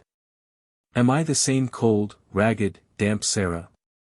And to think I used to pretend and wish there were fairies. The one thing I always wanted was to see a fairy story come true. I am living in a fairy story. I feel as if I might be a fairy myself, and able to turn things into anything else." She rose and knocked upon the wall for the prisoner in the next cell, and the prisoner came. When she entered she almost dropped in a heap upon the floor. For a few seconds she quite lost her breath. "Oh, laws," she gasped. "Oh, laws, miss." "You see," said Sara. On this night Becky sat on a cushion upon the hearth rug and had a cup and saucer of her own. When Sara went to bed she found that she had a new thick mattress and big downy pillows. Her old mattress and pillow had been removed to Becky's bedstead, and, consequently, with these additions Becky had been supplied with unheard of comfort. "Where does it all come from?" Becky broke forth once. "Laws, who does it, miss?" "Don't let us even ask," said Sara. "If it were not that I want to say, oh, thank you, I would rather not know. It makes it more beautiful." From that time life became more wonderful day by day. The fairy story continued. Almost every day something new was done. Some new comfort or ornament appeared each time Sara opened the door at night, until in a short time the attic was a beautiful little room full of all sorts of odd and luxurious things. The ugly walls were gradually entirely covered with pictures and draperies, ingenious pieces of folding furniture appeared, a bookshelf was hung up and filled with books, new comforts and conveniences appeared one by one. Until there seemed nothing left to be desired. When Sara went downstairs in the morning, the remains of the supper were on the table, and when she returned to the attic in the evening, the magician had removed them and left another nice little meal. Miss Minchin was as harsh and insulting as ever, Miss Amelia as peevish, and the servants were as vulgar and rude. Sara was sent on errands in all weathers, and scolded and driven hither and thither. She was scarcely allowed to speak to Ermengarde and Lottie. Lavinia sneered at the increasing shabbiness of her clothes, and the other girls stared curiously at her when she appeared in the schoolroom. But what did it all matter while she was living in this wonderful mysterious story? It was more romantic and delightful than anything she had ever invented to comfort her starved young soul and save herself from despair. Sometimes, when she was scolded, she could scarcely keep from smiling. "If you only knew," she was saying to herself. "If you only knew." The comfort and happiness she enjoyed were making her stronger, and she had them always to look forward to. If she came home from her errands wet and tired and hungry, she knew she would soon be warm and well fed after she had climbed the stairs. During the hardest day she could occupy herself blissfully by thinking of what she should see when she opened the attic door, and wondering what new delight had been prepared for her. In a very short time she began to look less thin. Color came into her cheeks, and her eyes did not seem so much too big for her face. "Sara Crewe looks wonderfully well," Miss Minchin remarked disapprovingly to her sister. "Yes," answered poor, silly Miss Amelia. "She is absolutely fattening." She was beginning to look like a little starved crow. "Starved," exclaimed Miss Minchin, angrily. There was no reason why she should look starved. She always had plenty to eat. Of course," agreed Miss Amelia, humbly, alarmed to find that she had, as usual, said the wrong thing. "There is something very disagreeable in seeing that sort of thing in a child of her age," said Miss Minchin, with haughty vagueness. "What sort of thing?" Miss Amelia ventured. "It might almost be called defiance," answered Miss Minchin, feeling annoyed because she knew the thing she resented was nothing like defiance, and she did not know what other unpleasant term to use. The spirit and will of any other child would have been entirely humbled and broken by the changes she has had to submit to. But, upon my word, she seems as little subdued as if she were a princess. Do you remember, put in the unwise Miss Amelia, what she said to you that day in the schoolroom about what you would do if you found out that she was?" "No, I don't," said Miss Minchin. "Don't talk nonsense." But she remembered very clearly indeed. Very naturally, even Becky was beginning to look plumper and less frightened. She could not help it. She had her share in the secret fairy story, too. She had 2 mattresses, 2 pillows, plenty of bed covering, and every night a hot supper and a seat on the cushions by the fire. The Bastille had melted away, the prisoners no longer existed. 2 comforted children sat in the midst of delights. Sometimes Sara read aloud from her books, sometimes she learned her own lessons, sometimes she sat and looked into the fire and tried to imagine who her friend could be, and wished she could say to him some of the things in her heart. Then it came about that another wonderful thing happened. A man came to the door and left several parcels. All were addressed in large letters, to the little girl in the right-hand attic. Sara herself was sent to open the door and take them in. She laid the 2 largest parcels on the hall table, and was looking at the address, when Miss Minchin came down the stairs and saw her. "Take the things to the young lady to whom they belong," she said severely. "Don't stand there staring at them." "They belong to me," answered Sara, quietly. "To you?" exclaimed Miss Minchin. "What do you mean?" "I don't know where they come from," said Sara, "but they are addressed to me. I sleep in the right-hand attic. Becky has the other one." Miss Minchin came to her side and looked at the parcels with an excited expression. "What is in them?" she demanded. "I don't know," replied Sara. "Open them," she ordered. Sara did as she was told. When the packages were unfolded, Miss Minchin's countenance wore suddenly a singular expression. What she saw was pretty and comfortable clothing of different kinds, shoes, stockings, and gloves, and a warm and beautiful coat. There were even a nice hat and an umbrella.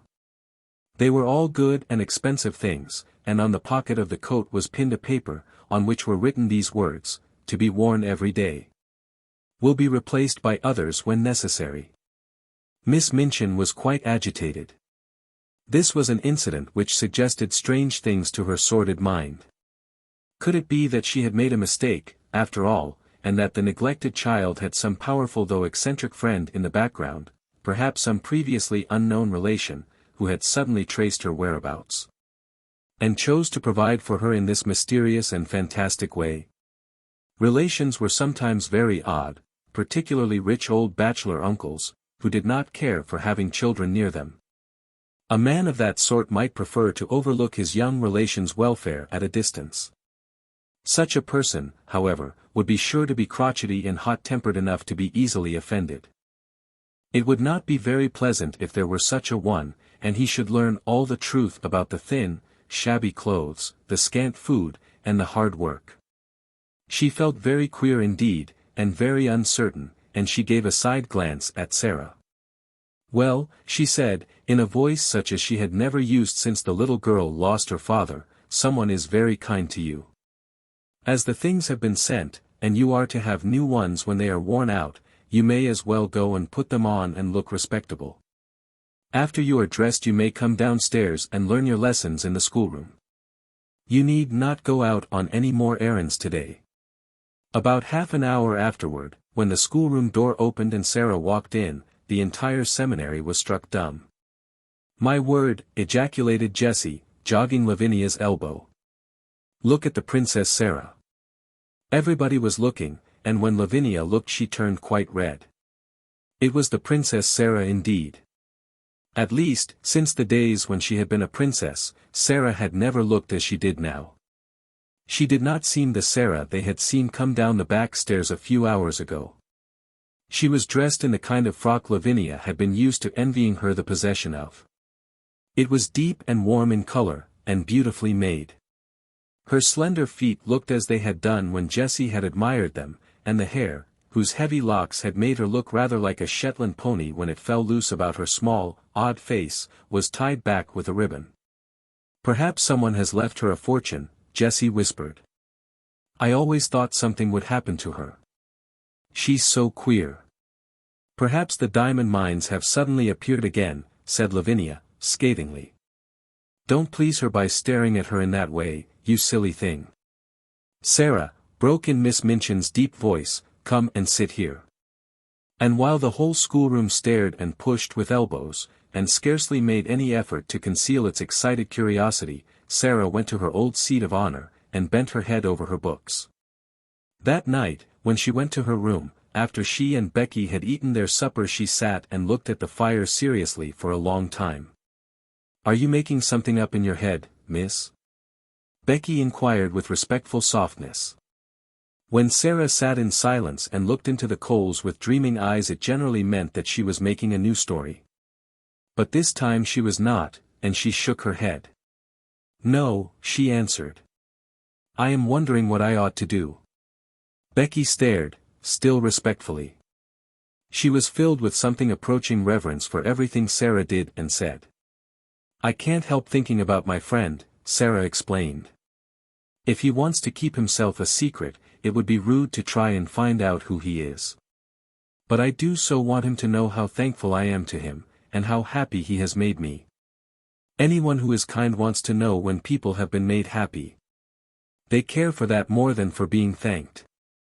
I do wish." She stopped short because her eyes at that instant fell upon something standing on a table in a corner.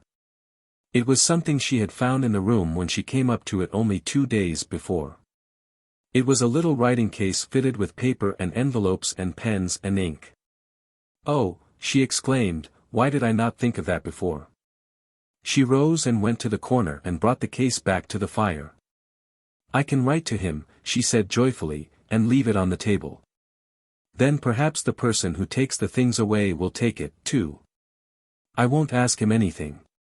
He won't mind my thanking him, I feel sure." So she wrote a note. This is what she said. "I hope you will not think it is impolite that I should write this note to you when you wish to keep yourself a secret. Please believe I do not mean to be impolite or try to find out anything at all, only I want to thank you for being so kind to me, so heavenly kind, and making everything like a fairy story. I am so grateful to you, and I am so happy, and so is Becky. Becky feels just as thankful as I do, it is all just as beautiful and wonderful to her as it is to me. We used to be so lonely and cold and hungry, and now, oh, just think what you have done for us. Please let me say just these words.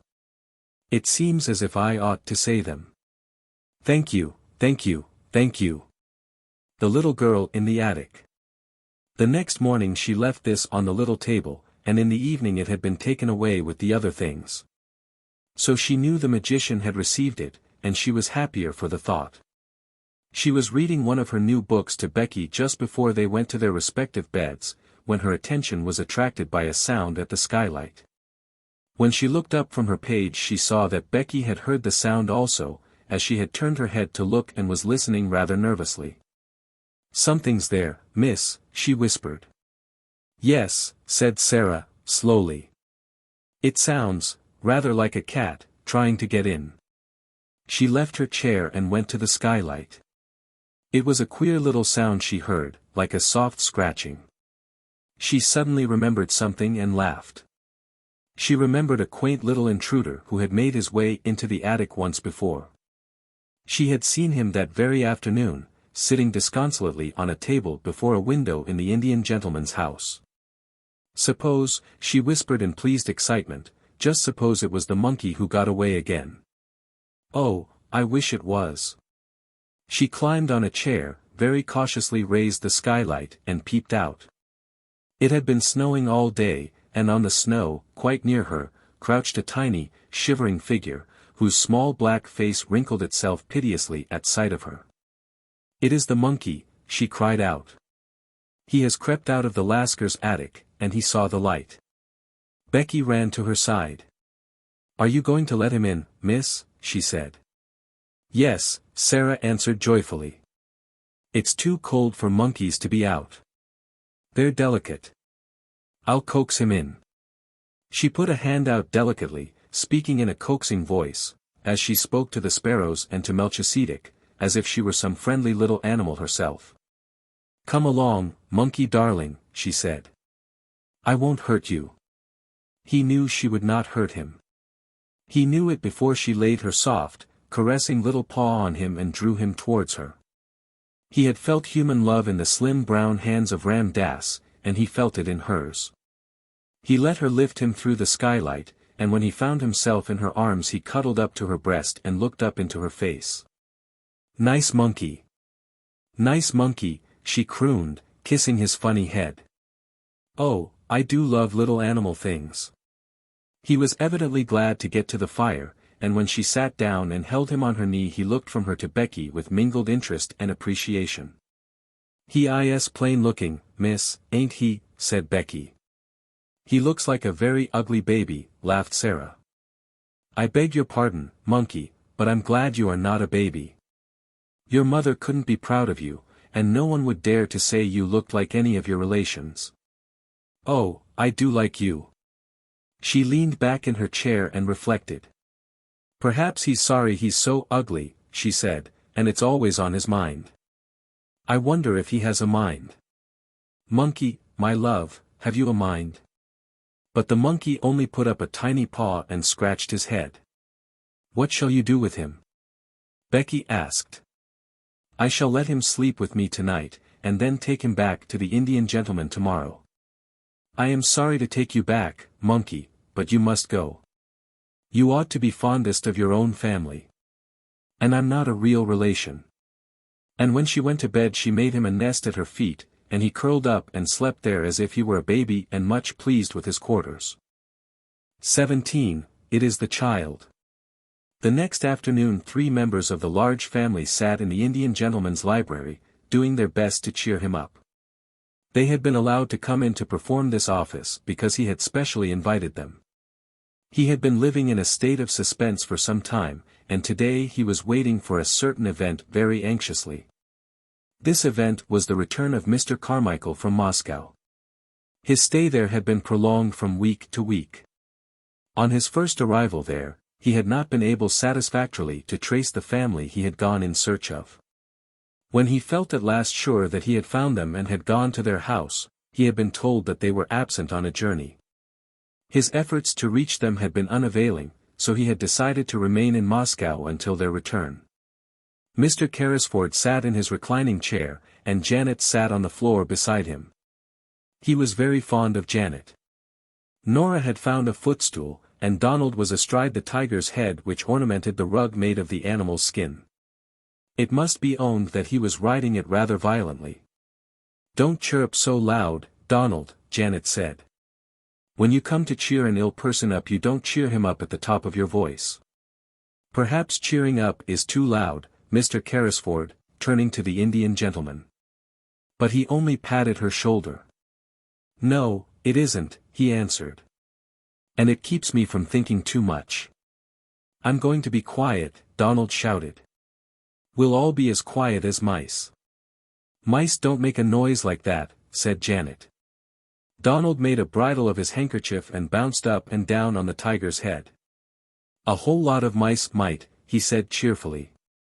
1,000 mice might. I don't believe 50,000 mice would, said Janet, severely. And we have to be as quiet as one mouse. Mr. Carrisford laughed and patted her shoulder again. Papa won't be very long now, she said. May we talk about the lost little girl? I don't think I could talk much about anything else just now, the Indian gentleman answered, knitting his forehead with a tired look. We like her so much, said Nora. We call her the little unfairy princess. Why? The Indian gentleman inquired, because the fancies of the large family always made him forget things a little. It was Janet who answered. It is because, though she is not exactly a fairy, she will be so rich when she is found that she will be like a princess in a fairy tale. We called her the fairy princess at first, but it didn't quite suit. Is it true, said Nora, that her papa gave all his money to a friend to put in a mine that had diamonds in it, and then the friend thought he had lost it all and ran away because he felt as if he was a robber? But he wasn't really, you know, put in Janet, hastily. The Indian gentleman took hold of her hand quickly. No, he wasn't really, he said. I am sorry for the friend, Janet said, I can't help it. He didn't mean to do it, and it would break his heart. I am sure it would break his heart. You are an understanding little woman, Janet, the Indian gentleman said, and he held her hand close. Did you tell Mr. Carrisford, Donald shouted again, about the little girl who isn't a beggar? Did you tell him she has new nice clothes? P.R.A.P.S. she's been found by somebody when she was lost. There's a cab, exclaimed Janet. It's stopping before the door. It is Papa. They all ran to the windows to look out. Yes, it's Papa, Donald proclaimed. But there is no little girl. All three of them incontinently fled from the room and tumbled into the hall. It was in this way they always welcomed their father. They were to be heard jumping up and down, clapping their hands, and being caught up and kissed. Mr. Carrisford made an effort to rise and sank back again. It is no use, he said. What a wreck I am. Mr. Carmichael's voice approached the door. No, children, he was saying, you may come in after I have talked to Mr. Carrisford. Go and play with Ram Dass. Then the door opened and he came in. He looked rosier than ever, and brought an atmosphere of freshness and health with him, but his eyes were disappointed and anxious as they met the invalid's look of eager question even as they grasped each other's hands. What news? Mr. Carrisford asked. The child the Russian people adopted? She is not the child we are looking for, was Mr. Carmichael's answer. She is much younger than Captain Crewe's little girl. Her name is Emily Carew. I have seen and talked to her. The Russians were able to give me every detail. How wearied and miserable the Indian gentleman looked. His hand dropped from Mr. Carmichael's. Then the search has to be begun over again, he said. That is all. Please sit down. Mr. Carmichael took a seat. Somehow, he had gradually grown fond of this unhappy man. He was himself so well and happy, and so surrounded by cheerfulness and love, that desolation and broken health seemed pitifully unbearable things. If there had been the sound of just one gay little high-pitched voice in the house, it would have been so much less forlorn. And that a man should be compelled to carry about in his breast the thought that he had seemed to wrong and desert a child was not a thing one could face. Come, come, he said in his cheery voice, we'll find her yet. We must begin at once. No time must be lost, Mr. Carrisford fretted. Have you any new suggestion to make, any whatsoever? Mr. Carmichael felt rather restless, and he rose and began to pace the room with a thoughtful, though uncertain face. Well, perhaps, he said. I don't know what it may be worth. The fact is, an idea occurred to me as I was thinking the thing over in the train on the journey from Dover. What was it? If she is alive, she is somewhere. Yes, she is somewhere. We have searched the schools in Paris. Let us give up Paris and begin in London. That was my idea, to search London. There are schools enough in London, said Mr. Carrisford.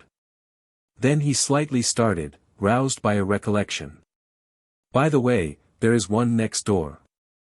Then we will begin there. We cannot begin nearer than next door. No, said Carrisford. There is a child there who interests me, but she is not a pupil. And she is a little dark, forlorn creature, as unlike poor Crewe as a child could be. Perhaps the magic was at work again at that very moment, the beautiful magic. It really seemed as if it might be so. What was it that brought Ram Dass into the room, even as his master spoke, salaaming respectfully, but with a scarcely concealed touch of excitement in his dark, flashing eyes? Sahib, he said, the child herself has come, the child the Sahib felt pity for. She brings back the monkey who had again run away to her attic under the roof. I have asked that she remain. It was my thought that it would please the Sahib to see and speak with her. Who is she? Inquired Mr. Carmichael. God knows, Mr. Carrisford answered. She is the child I spoke of. A little drudge at the school. He waved his hand to Ram Dass, and addressed him. Yes, I should like to see her. Go and bring her in. Then he turned to Mr. Carmichael. While you have been away, he explained, I have been desperate. The days were so dark and long. Ram Dass told me of this child's miseries, and together we invented a romantic plan to help her. I suppose it was a childish thing to do, but it gave me something to plan and think of. Without the help of an agile, soft-footed Oriental like Ram Dass, however, it could not have been done. Then Sara came into the room. She carried the monkey in her arms, and he evidently did not intend to part from her, if it could be helped. He was clinging to her and chattering, and the interesting excitement of finding herself in the Indian gentleman's room had brought a flush to Sara's cheeks. Your monkey ran away again, she said, in her pretty voice. He came to my garret window last night, and I took him in because it was so cold. I would have brought him back if it had not been so late. I knew you were ill and might not like to be disturbed. The Indian gentleman's hollow eyes dwelt on her with curious interest. That was very thoughtful of you, he said. Sara looked toward Ram Dass, who stood near the door.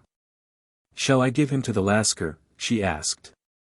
How do you know he is a Lascar? Said the Indian gentleman, smiling a little. Oh, I know Lascars, Sara said, handing over the reluctant monkey. I was born in India. The Indian gentleman sat upright so suddenly, and with such a change of expression, that she was for a moment quite startled. You were born in India, he exclaimed, were you? Come here. And he held out his hand. Sara went to him and laid her hand in his, as he seemed to want to take it. She stood still, and her green-gray eyes met his wonderingly. Something seemed to be the matter with him. You live next door, he demanded. Yes. I live at Miss Minchin's seminary. But you are not one of her pupils. A strange little smile hovered about Sara's mouth. She hesitated a moment. I don't think I know exactly what I am, she replied. Why not? At first I was a pupil, and a parlor boarder, but now. You were a pupil. What are you now? The queer little sad smile was on Sara's lips again. I sleep in the attic, next to the scullery maid, she said. I run errands for the cook, I do anything she tells me, and I teach the little ones their lessons. Question her, Carmichael, said Mr. Carrisford, sinking back as if he had lost his strength. Question her, I cannot. The big, kind father of the large family knew how to question little girls. Sara realized how much practice he had had when he spoke to her in his nice, encouraging voice. What do you mean by at first, my child? He inquired. When I was first taken there by my papa. Where is your papa? He died, said Sara, very quietly. He lost all his money and there was none left for me. There was no one to take care of me or to pay Miss Minchin. Carmichael. The Indian gentleman cried out loudly. Carmichael. We must not frighten her, Mr. Carmichael said aside to him in a quick, low voice. And he added aloud to Sara, so you were sent up into the attic, and made into a little drudge. That was about it, wasn't it?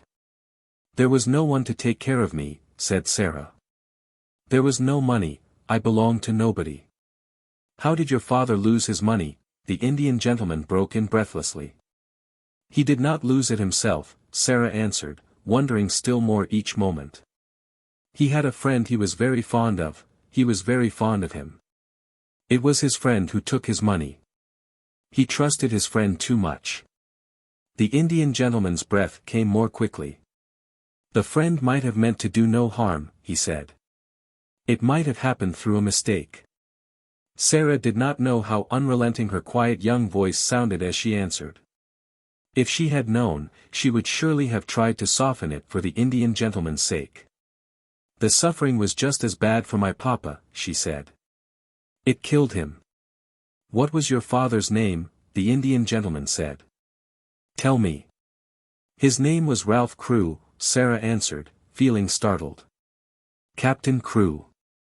He died in India. The haggard face contracted, and Ram Dass sprang to his master's side. Carmichael, the invalid gasped, it is the child, the child. For a moment Sara thought he was going to die. Ram Dass poured out drops from a bottle, and held them to his lips. Sara stood near, trembling a little. She looked in a bewildered way at Mr. Carmichael. What child am I? She faltered. He was your father's friend, Mr. Carmichael answered her. Don't be frightened. We have been looking for you for 2 years. Sara put her hand up to her forehead, and her mouth trembled. She spoke as if she were in a dream.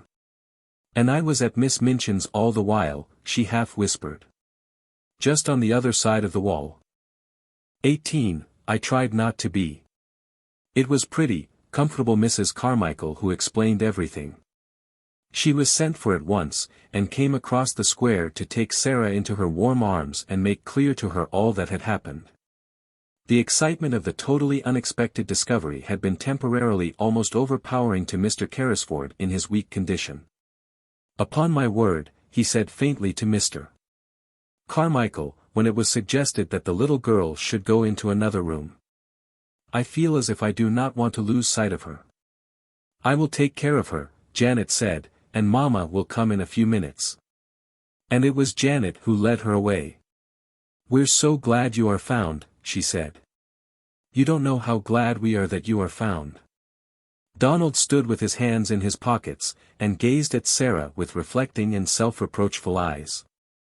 If I'd just asked what your name was when I gave you my 6pence, he said, you would have told me it was Sara Crewe, and then you would have been found in a minute. Then Mrs. Carmichael came in. She looked very much moved, and suddenly took Sara in her arms and kissed her. You look bewildered, poor child, she said. And it is not to be wondered at. Sara could only think of one thing. Was he, she said, with a glance toward the closed door of the library, was he the wicked friend? Oh, do tell me. Mrs. Carmichael was crying as she kissed her again. She felt as if she ought to be kissed very often because she had not been kissed for so long. He was not wicked, my dear, she answered. He did not really lose your papa's money. He only thought he had lost it. And because he loved him so much his grief made him so ill that for a time he was not in his right mind. He almost died of brain fever, and long before he began to recover your poor papa was dead. And he did not know where to find me, murmured Sara. And I was so near. Somehow, she could not forget that she had been so near. He believed you were in school in France, Mrs. Carmichael explained. And he was continually misled by false clues. He has looked for you everywhere. When he saw you pass by, looking so sad and neglected, he did not dream that you were his friend's poor child. But because you were a little girl, too, he was sorry for you, and wanted to make you happier. And he told Ram Dass to climb into your attic window and try to make you comfortable. Sara gave a start of joy, her whole look changed. Did Ram Dass bring the things? She cried out. Did he tell Ram Dass to do it? Did he make the dream that came true? Yes, my dear, yes. He is kind and good, and he was sorry for you, for little lost Sara Crewe's sake. The library door opened and Mr. Carmichael appeared, calling Sara to him with a gesture. Mr. Carrisford is better already, he said. He wants you to come to him. Sara did not wait. When the Indian gentleman looked at her as she entered, he saw that her face was all alight. She went and stood before his chair, with her hands clasped together against her breast. You sent the things to me, she said, in a joyful emotional little voice, the beautiful, beautiful things. You sent them. Yes, poor, dear child, I did, he answered her. He was weak and broken with long illness and trouble, but he looked at her with the look she remembered in her father's eyes, that look of loving her and wanting to take her in his arms. It made her kneel down by him, just as she used to kneel by her father when they were the dearest friends and lovers in the world. Then it is you who are my friend, she said, it is you who are my friend. And she dropped her face on his thin hand and kissed it again and again. The man will be himself again in 3 weeks, Mr. Carmichael said aside to his wife. Look at his face already. In fact, he did look changed. Here was the little missus, and he had new things to think of and plan for already. In the first place, there was Miss Minchin. She must be interviewed and told of the change which had taken place in the fortunes of her pupil. Sara was not to return to the seminary at all.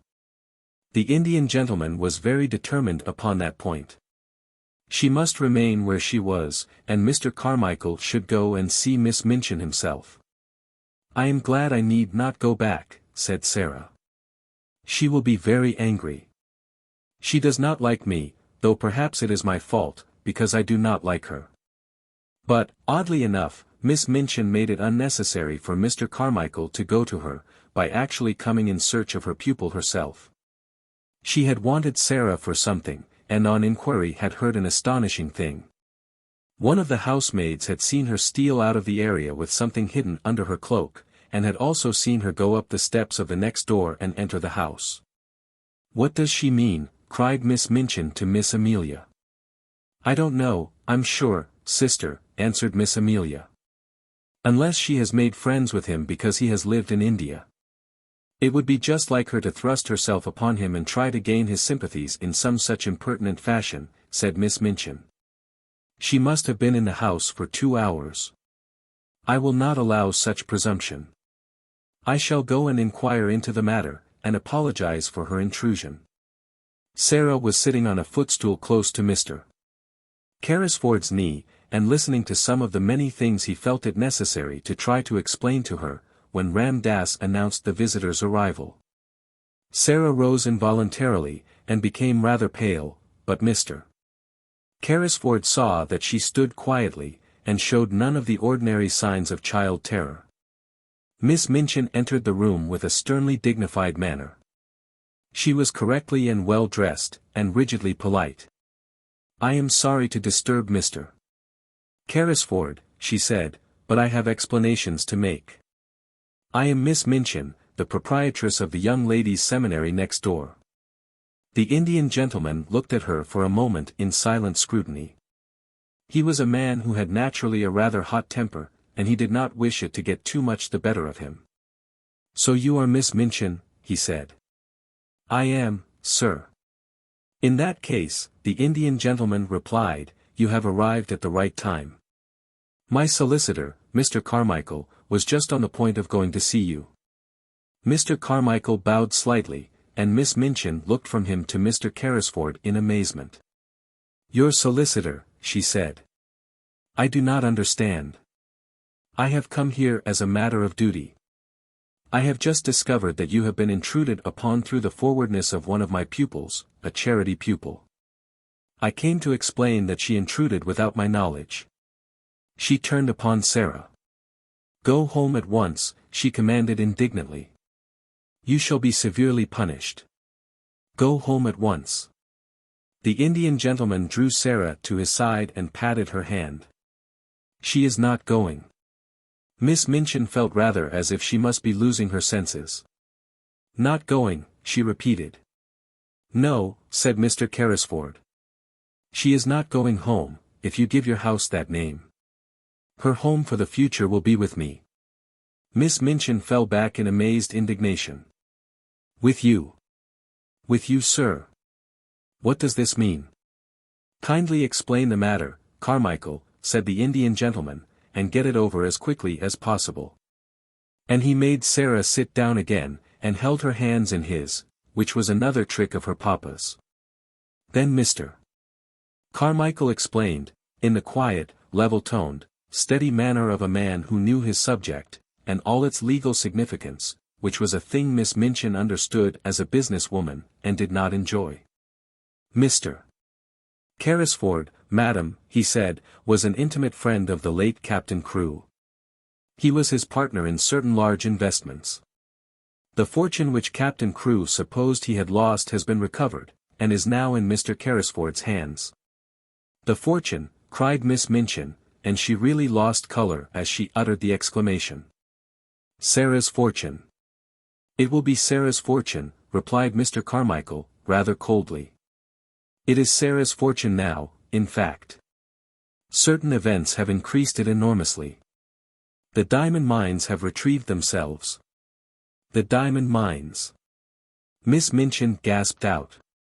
If this was true, nothing so horrible, she felt, had ever happened to her since she was born. "The diamond mines," Mr. Carmichael repeated, and he could not help adding, with a rather sly, unlawyer-like smile, "There are not many princesses, Miss Minchin, who are richer than your little charity pupil, Sara Crewe, will be. Mr. Carrisford has been searching for her for nearly 2 years, he has found her at last, and he will keep her." After which he asked Miss Minchin to sit down while he explained matters to her fully, and went into such detail as was necessary to make it quite clear to her that Sara's future was an assured one. And that what had seemed to be lost was to be restored to her tenfold. Also, that she had in Mr. Carrisford a guardian as well as a friend. Miss Minchin was not a clever woman, and in her excitement she was silly enough to make one desperate effort to regain what she could not help seeing she had lost through her worldly folly. "He found her under my care," she protested. "I have done everything for her. But for me she should have starved in the streets." Here the Indian gentleman lost his temper. "As to starving in the streets," he said, "she might have starved more comfortably there than in your attic." "Captain Crewe left her in my charge," Miss Minchin argued. "She must return to it until she is of age. She can be a parlor boarder again. She must finish her education. The law will interfere in my behalf." "Come, come, Miss Minchin," Mr. Carmichael interposed, "the law will do nothing of the sort. If Sara herself wishes to return to you, I dare say Mr. Carrisford might not refuse to allow it. But that rests with Sara." "Then," said Miss Minchin, "I appeal to Sara. I have not spoiled you, perhaps," she said awkwardly to the little girl, "but you know that your papa was pleased with your progress. And, ahem, I have always been fond of you." Sara's green-gray eyes fixed themselves on her with the quiet, clear look Miss Minchin particularly disliked. "Have you, Miss Minchin?" she said. "I did not know that." Miss Minchin reddened and drew herself up. "You ought to have known it," said she, "but children, unfortunately, never know what is best for them. Amelia and I always said you were the cleverest child in the school. Will you not do your duty to your poor papa and come home with me?" Sara took a step toward her and stood still. She was thinking of the day when she had been told that she belonged to nobody, and was in danger of being turned into the street. She was thinking of the cold, hungry hours she had spent alone with Emily and Melchisedec in the attic. She looked Miss Minchin steadily in the face. "You know why I will not go home with you, Miss Minchin," she said, "you know quite well." A hot flush showed itself on Miss Minchin's hard, angry face. "You will never see your companions again," she began. "I will see that Ermengarde and Lottie are kept away." Mr. Carmichael stopped her with polite firmness. "Excuse me," he said.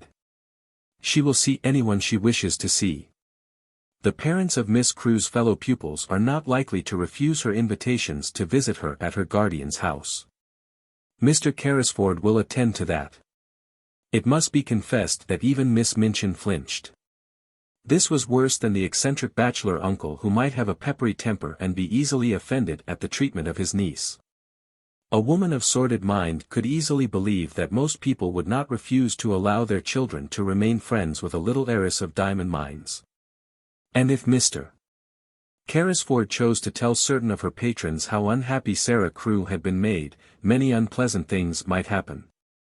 "You have not undertaken an easy charge," she said to the Indian gentleman, as she turned to leave the room. "You will discover that very soon. The child is neither truthful nor grateful. I suppose, to Sara, that you feel now that you are a princess again." Sara looked down and flushed a little, because she thought her pet fancy might not be easy for strangers, even nice ones, to understand at first. "I tried not to be anything else," she answered in a low voice. "Even when I was coldest and hungriest, I tried not to be."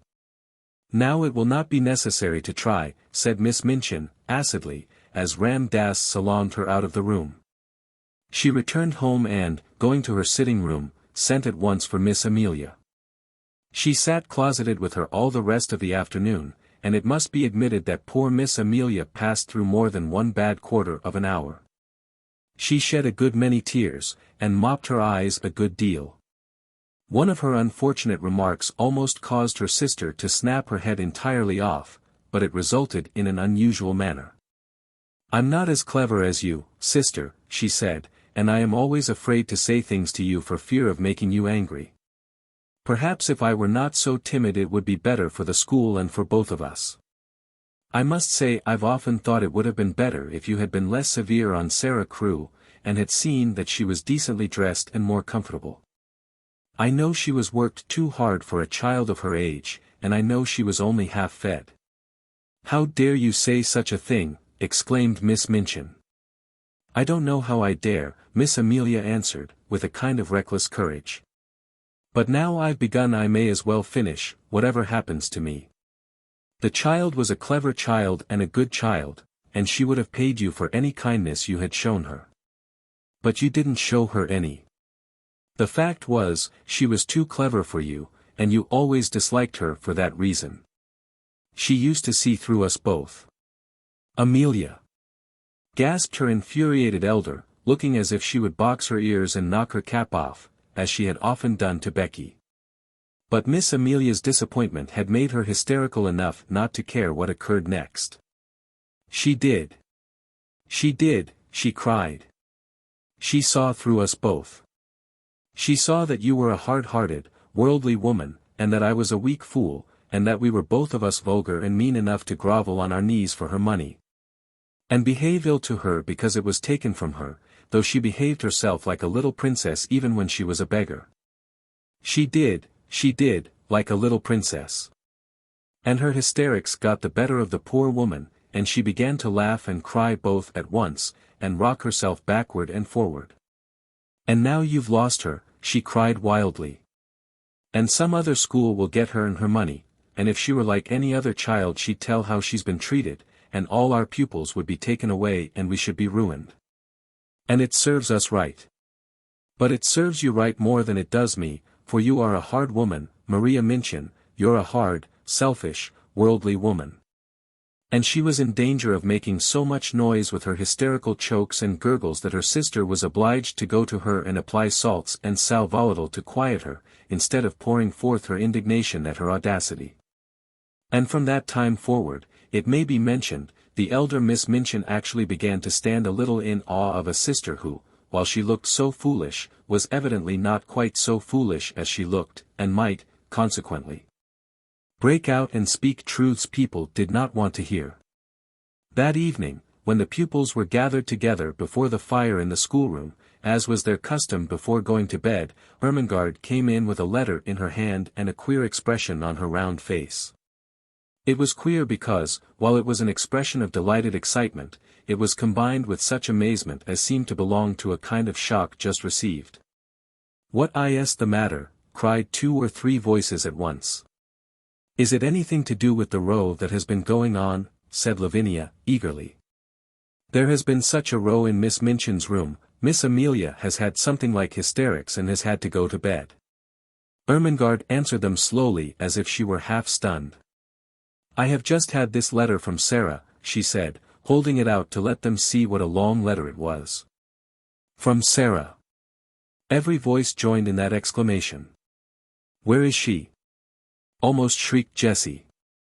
"Next door," said Ermengarde, "with the Indian gentleman." "Where? Where? Has she been sent away? Does Miss Minchin know? Was the row about that? Why did she write? Tell us. Tell us." There was a perfect babel, and Lottie began to cry plaintively. Ermengarde answered them slowly as if she were half plunged out into what, at the moment, seemed the most important and self-explaining thing. "There were diamond mines," she said stoutly, "there were." Open mouths and open eyes confronted her. "They were real," she hurried on. "It was all a mistake about them. Something happened for a time, and Mr. Carrisford thought they were ruined." "Who is Mr. Carrisford?" shouted Jessie. "The Indian gentleman. And Captain Crewe thought so, too, and he died, and Mr. Carrisford had brain fever and ran away, and he almost died. And he did not know where Sara was. And it turned out that there were millions and millions of diamonds in the mines, and half of them belonged to Sara. And they belonged to her when she was living in the attic with no one but Melchisedec for a friend, and the cook ordering her about. And Mr. Carrisford found her this afternoon, and he has got her in his home, and she will never come back, and she will be more a princess than she ever was, 150,000 times more. And I am going to see her tomorrow afternoon. There." Even Miss Minchin herself could scarcely have controlled the uproar after this, and though she heard the noise, she did not try. She was not in the mood to face anything more than she was facing in her room, while Miss Amelia was weeping in bed. She knew that the news had penetrated the walls in some mysterious manner, and that every servant and every child would go to bed talking about it. So until almost midnight the entire seminary, realizing somehow that all rules were laid aside, crowded round Ermengarde in the schoolroom and heard read and reread the letter containing a story which was quite as wonderful as any Sara herself had ever invented. And which had the amazing charm of having happened to Sara herself and the mystic Indian gentleman in the very next house. Becky, who had heard it also, managed to creep upstairs earlier than usual. She wanted to get away from people and go and look at the little magic room once more. She did not know what would happen to it. It was not likely that it would be left to Miss Minchin. It would be taken away, and the attic would be bare and empty again. Glad as she was for Sara's sake, she went up the last flight of stairs with a lump in her throat and tears blurring her sight. There would be no fire tonight, and no rosy lamp. No supper, and no princess sitting in the glow reading or telling stories, no princess. She choked down a sob as she pushed the attic door open, and then she broke into a low cry. The lamp was flushing the room, the fire was blazing, the supper was waiting, and Ram Das was standing smiling into her startled face. "Miss Sahib remembered," he said. "She told the Sahib all. She wished you to know the good fortune which has befallen her. Behold a letter on the tray. She has written. She did not wish that you should go to sleep unhappy. The Sahib commands you to come to him tomorrow. You are to be the attendant of Miss Sahib. Tonight I take these things back over the roof." And having said this with a beaming face, he made a little salaam and slipped through the skylight with an agile silentness of movement which showed Becky how easily he had done it before. 19. Anne. Never had such joy reigned in the nursery of the large family. Never had they dreamed of such delights as resulted from an intimate acquaintance with the little girl who was not a beggar. The mere fact of her sufferings and adventures made her a priceless possession. Everybody wanted to be told over and over again the things which had happened to her. When one was sitting by a warm fire in a big, glowing room, it was quite delightful to hear how cold it could be in an attic. It must be admitted that the attic was rather delighted in, and that its coldness and bareness quite sank into insignificance when Melchisedec was remembered. And one heard about the sparrows and things one could see if one climbed on the table and stuck one's head and shoulders out of the skylight. Of course the thing loved best was the story of the banquet and the dream which was true. Sara told it for the first time the day after she had been found. Several members of the large family came to take tea with her, and as they sat or curled up on the hearthrug she told the story in her own way, and the Indian gentleman listened and watched her. When she had finished she looked up at him and put her hand on his knee. "That is my part," she said. "Now won't you tell your part of it, Uncle Tom?" He had asked her to call him always Uncle Tom. "I don't know your part yet, and it must be beautiful." So he told them how, when he sat alone, ill and dull and irritable, Ram Dass had tried to distract him by describing the passers-by, and there was one child who passed oftener than anyone else. He had begun to be interested in her, partly perhaps because he was thinking a great deal of a little girl, and partly because Ram Dass had been able to relate the incident of his visit to the attic in chase of the monkey. He had described its cheerless look, and the bearing of the child, who seemed as if she was not of the class of those who were treated as drudges and servants. Bit by bit, Ram Dass had made discoveries concerning the wretchedness of her life. He had found out how easy a matter it was to climb across the few yards of roof to the skylight, and this fact had been the beginning of all that followed. "Sahib," he had said one day, "I could cross the slates and make the child a fire when she is out on some errand. When she returned, wet and cold, to find it blazing, she would think a magician had done it." The idea had been so fanciful that Mr. Carrisford's sad face had lighted with a smile, and Ram Dass had been so filled with rapture that he had enlarged upon it and explained to his master how simple it would be to accomplish numbers of other things. He had shown a childlike pleasure and invention, and the preparations for the carrying out of the plan had filled many a day with interest which would otherwise have dragged wearily. On the night of the frustrated banquet Ram Dass had kept watch, all his packages being in readiness in the attic which was his own, and the person who was to help him had waited with him, as interested as himself in the odd adventure. Ram Dass had been lying flat upon the slates, looking in at the skylight, when the banquet had come to its disastrous conclusion. He had been sure of the profoundness of Sara's wearied sleep. And then, with a dark lantern, he had crept into the room, while his companion remained outside and handed the things to him. When Sara had stirred ever so faintly, Ram Dass had closed the lantern slide and lain flat upon the floor. These and many other exciting things the children found out by asking 1,000 questions. "I am so glad," Sara said. "I am so glad it was you who were my friend. There never were such friends as these two became. Somehow, they seemed to suit each other in a wonderful way." The Indian gentleman had never had a companion he liked quite as much as he liked Sara. In a month's time he was, as Mr. Carmichael had prophesied he would be, a new man. He was always amused and interested, and he began to find an actual pleasure in the possession of the wealth he had imagined that he loathed the burden of. There were so many charming things to plan for Sara.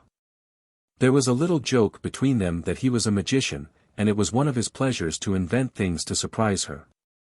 She found beautiful new flowers growing in her room, whimsical little gifts tucked under pillows, and once, as they sat together in the evening, they heard the scratch of a heavy paw on the door, and when Sara went to find out what it was, there stood a great dog, a splendid Russian boarhound, with a grand silver and gold collar bearing an inscription. "I am Boris," it read, "I serve the Princess Sara." There was nothing the Indian gentleman loved more than the recollection of the little princess in rags and tatters. The afternoons in which the large family, or Ermengarde and Lottie, gathered to rejoice together were very delightful. But the hours when Sara and the Indian gentleman sat alone and read or talked had a special charm of their own. During their passing many interesting things occurred. One evening, Mr. Carrisford, looking up from his book, noticed that his companion had not stirred for some time, but sat gazing into the fire. "What are you supposing, Sara?" he asked. Sara looked up, with a bright color on her cheek. "I was supposing," she said, "I was remembering that hungry day, and a child I saw." "But there were a great many hungry days," said the Indian gentleman, with rather a sad tone in his voice. "Which hungry day was it?" "I forgot you didn't know," said Sara. "It was the day the dream came true." Then she told him the story of the bun shop, and the fourpence she picked up out of the sloppy mud, and the child who was hungrier than herself. She told it quite simply, and in as few words as possible. But somehow the Indian gentleman found it necessary to shade his eyes with his hand and look down at the carpet. "And I was supposing a kind of plan," she said, when she had finished. "I was thinking I should like to do something." "What was it?" said Mr. Carrisford, in a low tone. "You may do anything you like to do, Princess." "I was wondering," rather hesitated Sara, "you know, you say I have so much money, I was wondering if I could go to see the bun woman, and tell her that if, when hungry children, particularly on those dreadful days, come and sit on the steps, or look in at the window, she would just call them in and give them something to eat, she might send the bills to me. Could I do that?" "You shall do it tomorrow morning," said the Indian gentleman. "Thank you," said Sara. "You see, I know what it is to be hungry, and it is very hard when one cannot even pretend it away." "Yes, yes, my dear," said the Indian gentleman. "Yes, yes, it must be. Try to forget it. Come and sit on this footstool near my knee, and only remember you are a princess." "Yes," said Sara, smiling. "And I can give buns and bread to the populace." And she went and sat on the stool, and the Indian gentleman, he used to like her to call him that, too, sometimes, drew her small dark head down on his knee and stroked her hair. The next morning, Miss Minchin, in looking out of her window, saw the things she perhaps least enjoyed seeing. The Indian gentleman's carriage, with its tall horses, drew up before the door of the next house, and its owner and a little figure, warm with soft, rich furs, descended the steps to get into it.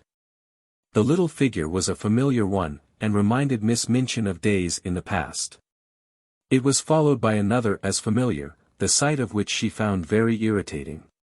It was Becky, who, in the character of delighted attendant, always accompanied her young mistress to her carriage, carrying wraps and belongings.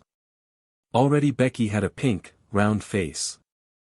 A little later the carriage drew up before the door of the baker's shop, and its occupants got out, oddly enough, just as the bun woman was putting a tray of smoking hot buns into the window. When Sara entered the shop the woman turned and looked at her, and, leaving the buns, came and stood behind the counter. For a moment she looked at Sara very hard indeed, and then her good-natured face lighted up. "I'm sure that I remember you, miss," she said. "And yet—" "Yes," said Sara, "once you gave me 6 buns for 4 pence, and you gave 5 of them to a beggar child," the woman broke in on her. "I've always remembered it. I couldn't make it out at first." She turned round to the Indian gentleman and spoke her next words to him. "I beg your pardon, sir, but there's not many young people that notices a hungry face in that way, and I've thought of it many a time. Excuse the liberty, miss," to Sara, "but you look rosier and, well, better than you did that. "I am better, thank you," said Sara. "And, I am much happier, and I have come to ask you to do something for me." "Me, miss?" exclaimed the bun woman, smiling cheerfully. "Why, bless you. Yes, miss. What can I do?" And then Sara, leaning on the counter, made her little proposal concerning the dreadful days and the hungry waifs and the buns. The woman watched her, and listened with an astonished face. "Why, bless me," she said again when she had heard it all, "it'll be a pleasure to me to do it.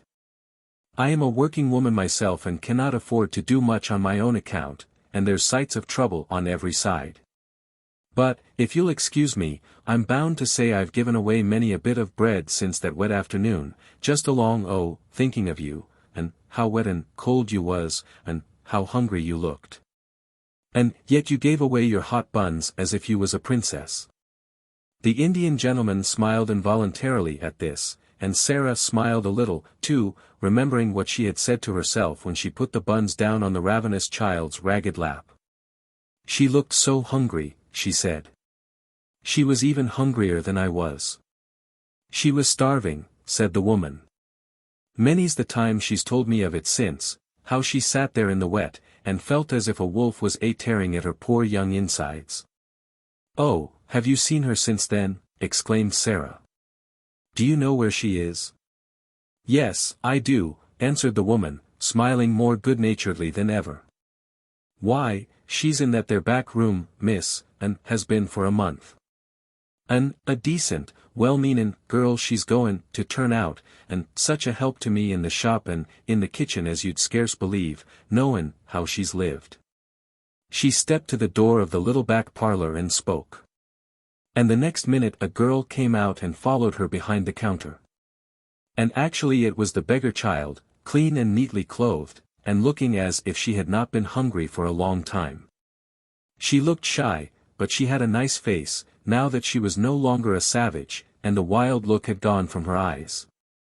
She knew Sara in an instant, and stood and looked at her as if she could never look enough. You see, said the woman, I told her to come when she was hungry, and when she'd come I'd give her odd jobs to do, and I found she was willing, and somehow I got to like her. And the end of it was, I've given her a place and a home, and she helps me, and behaves well, and is as thankful as a girl can be.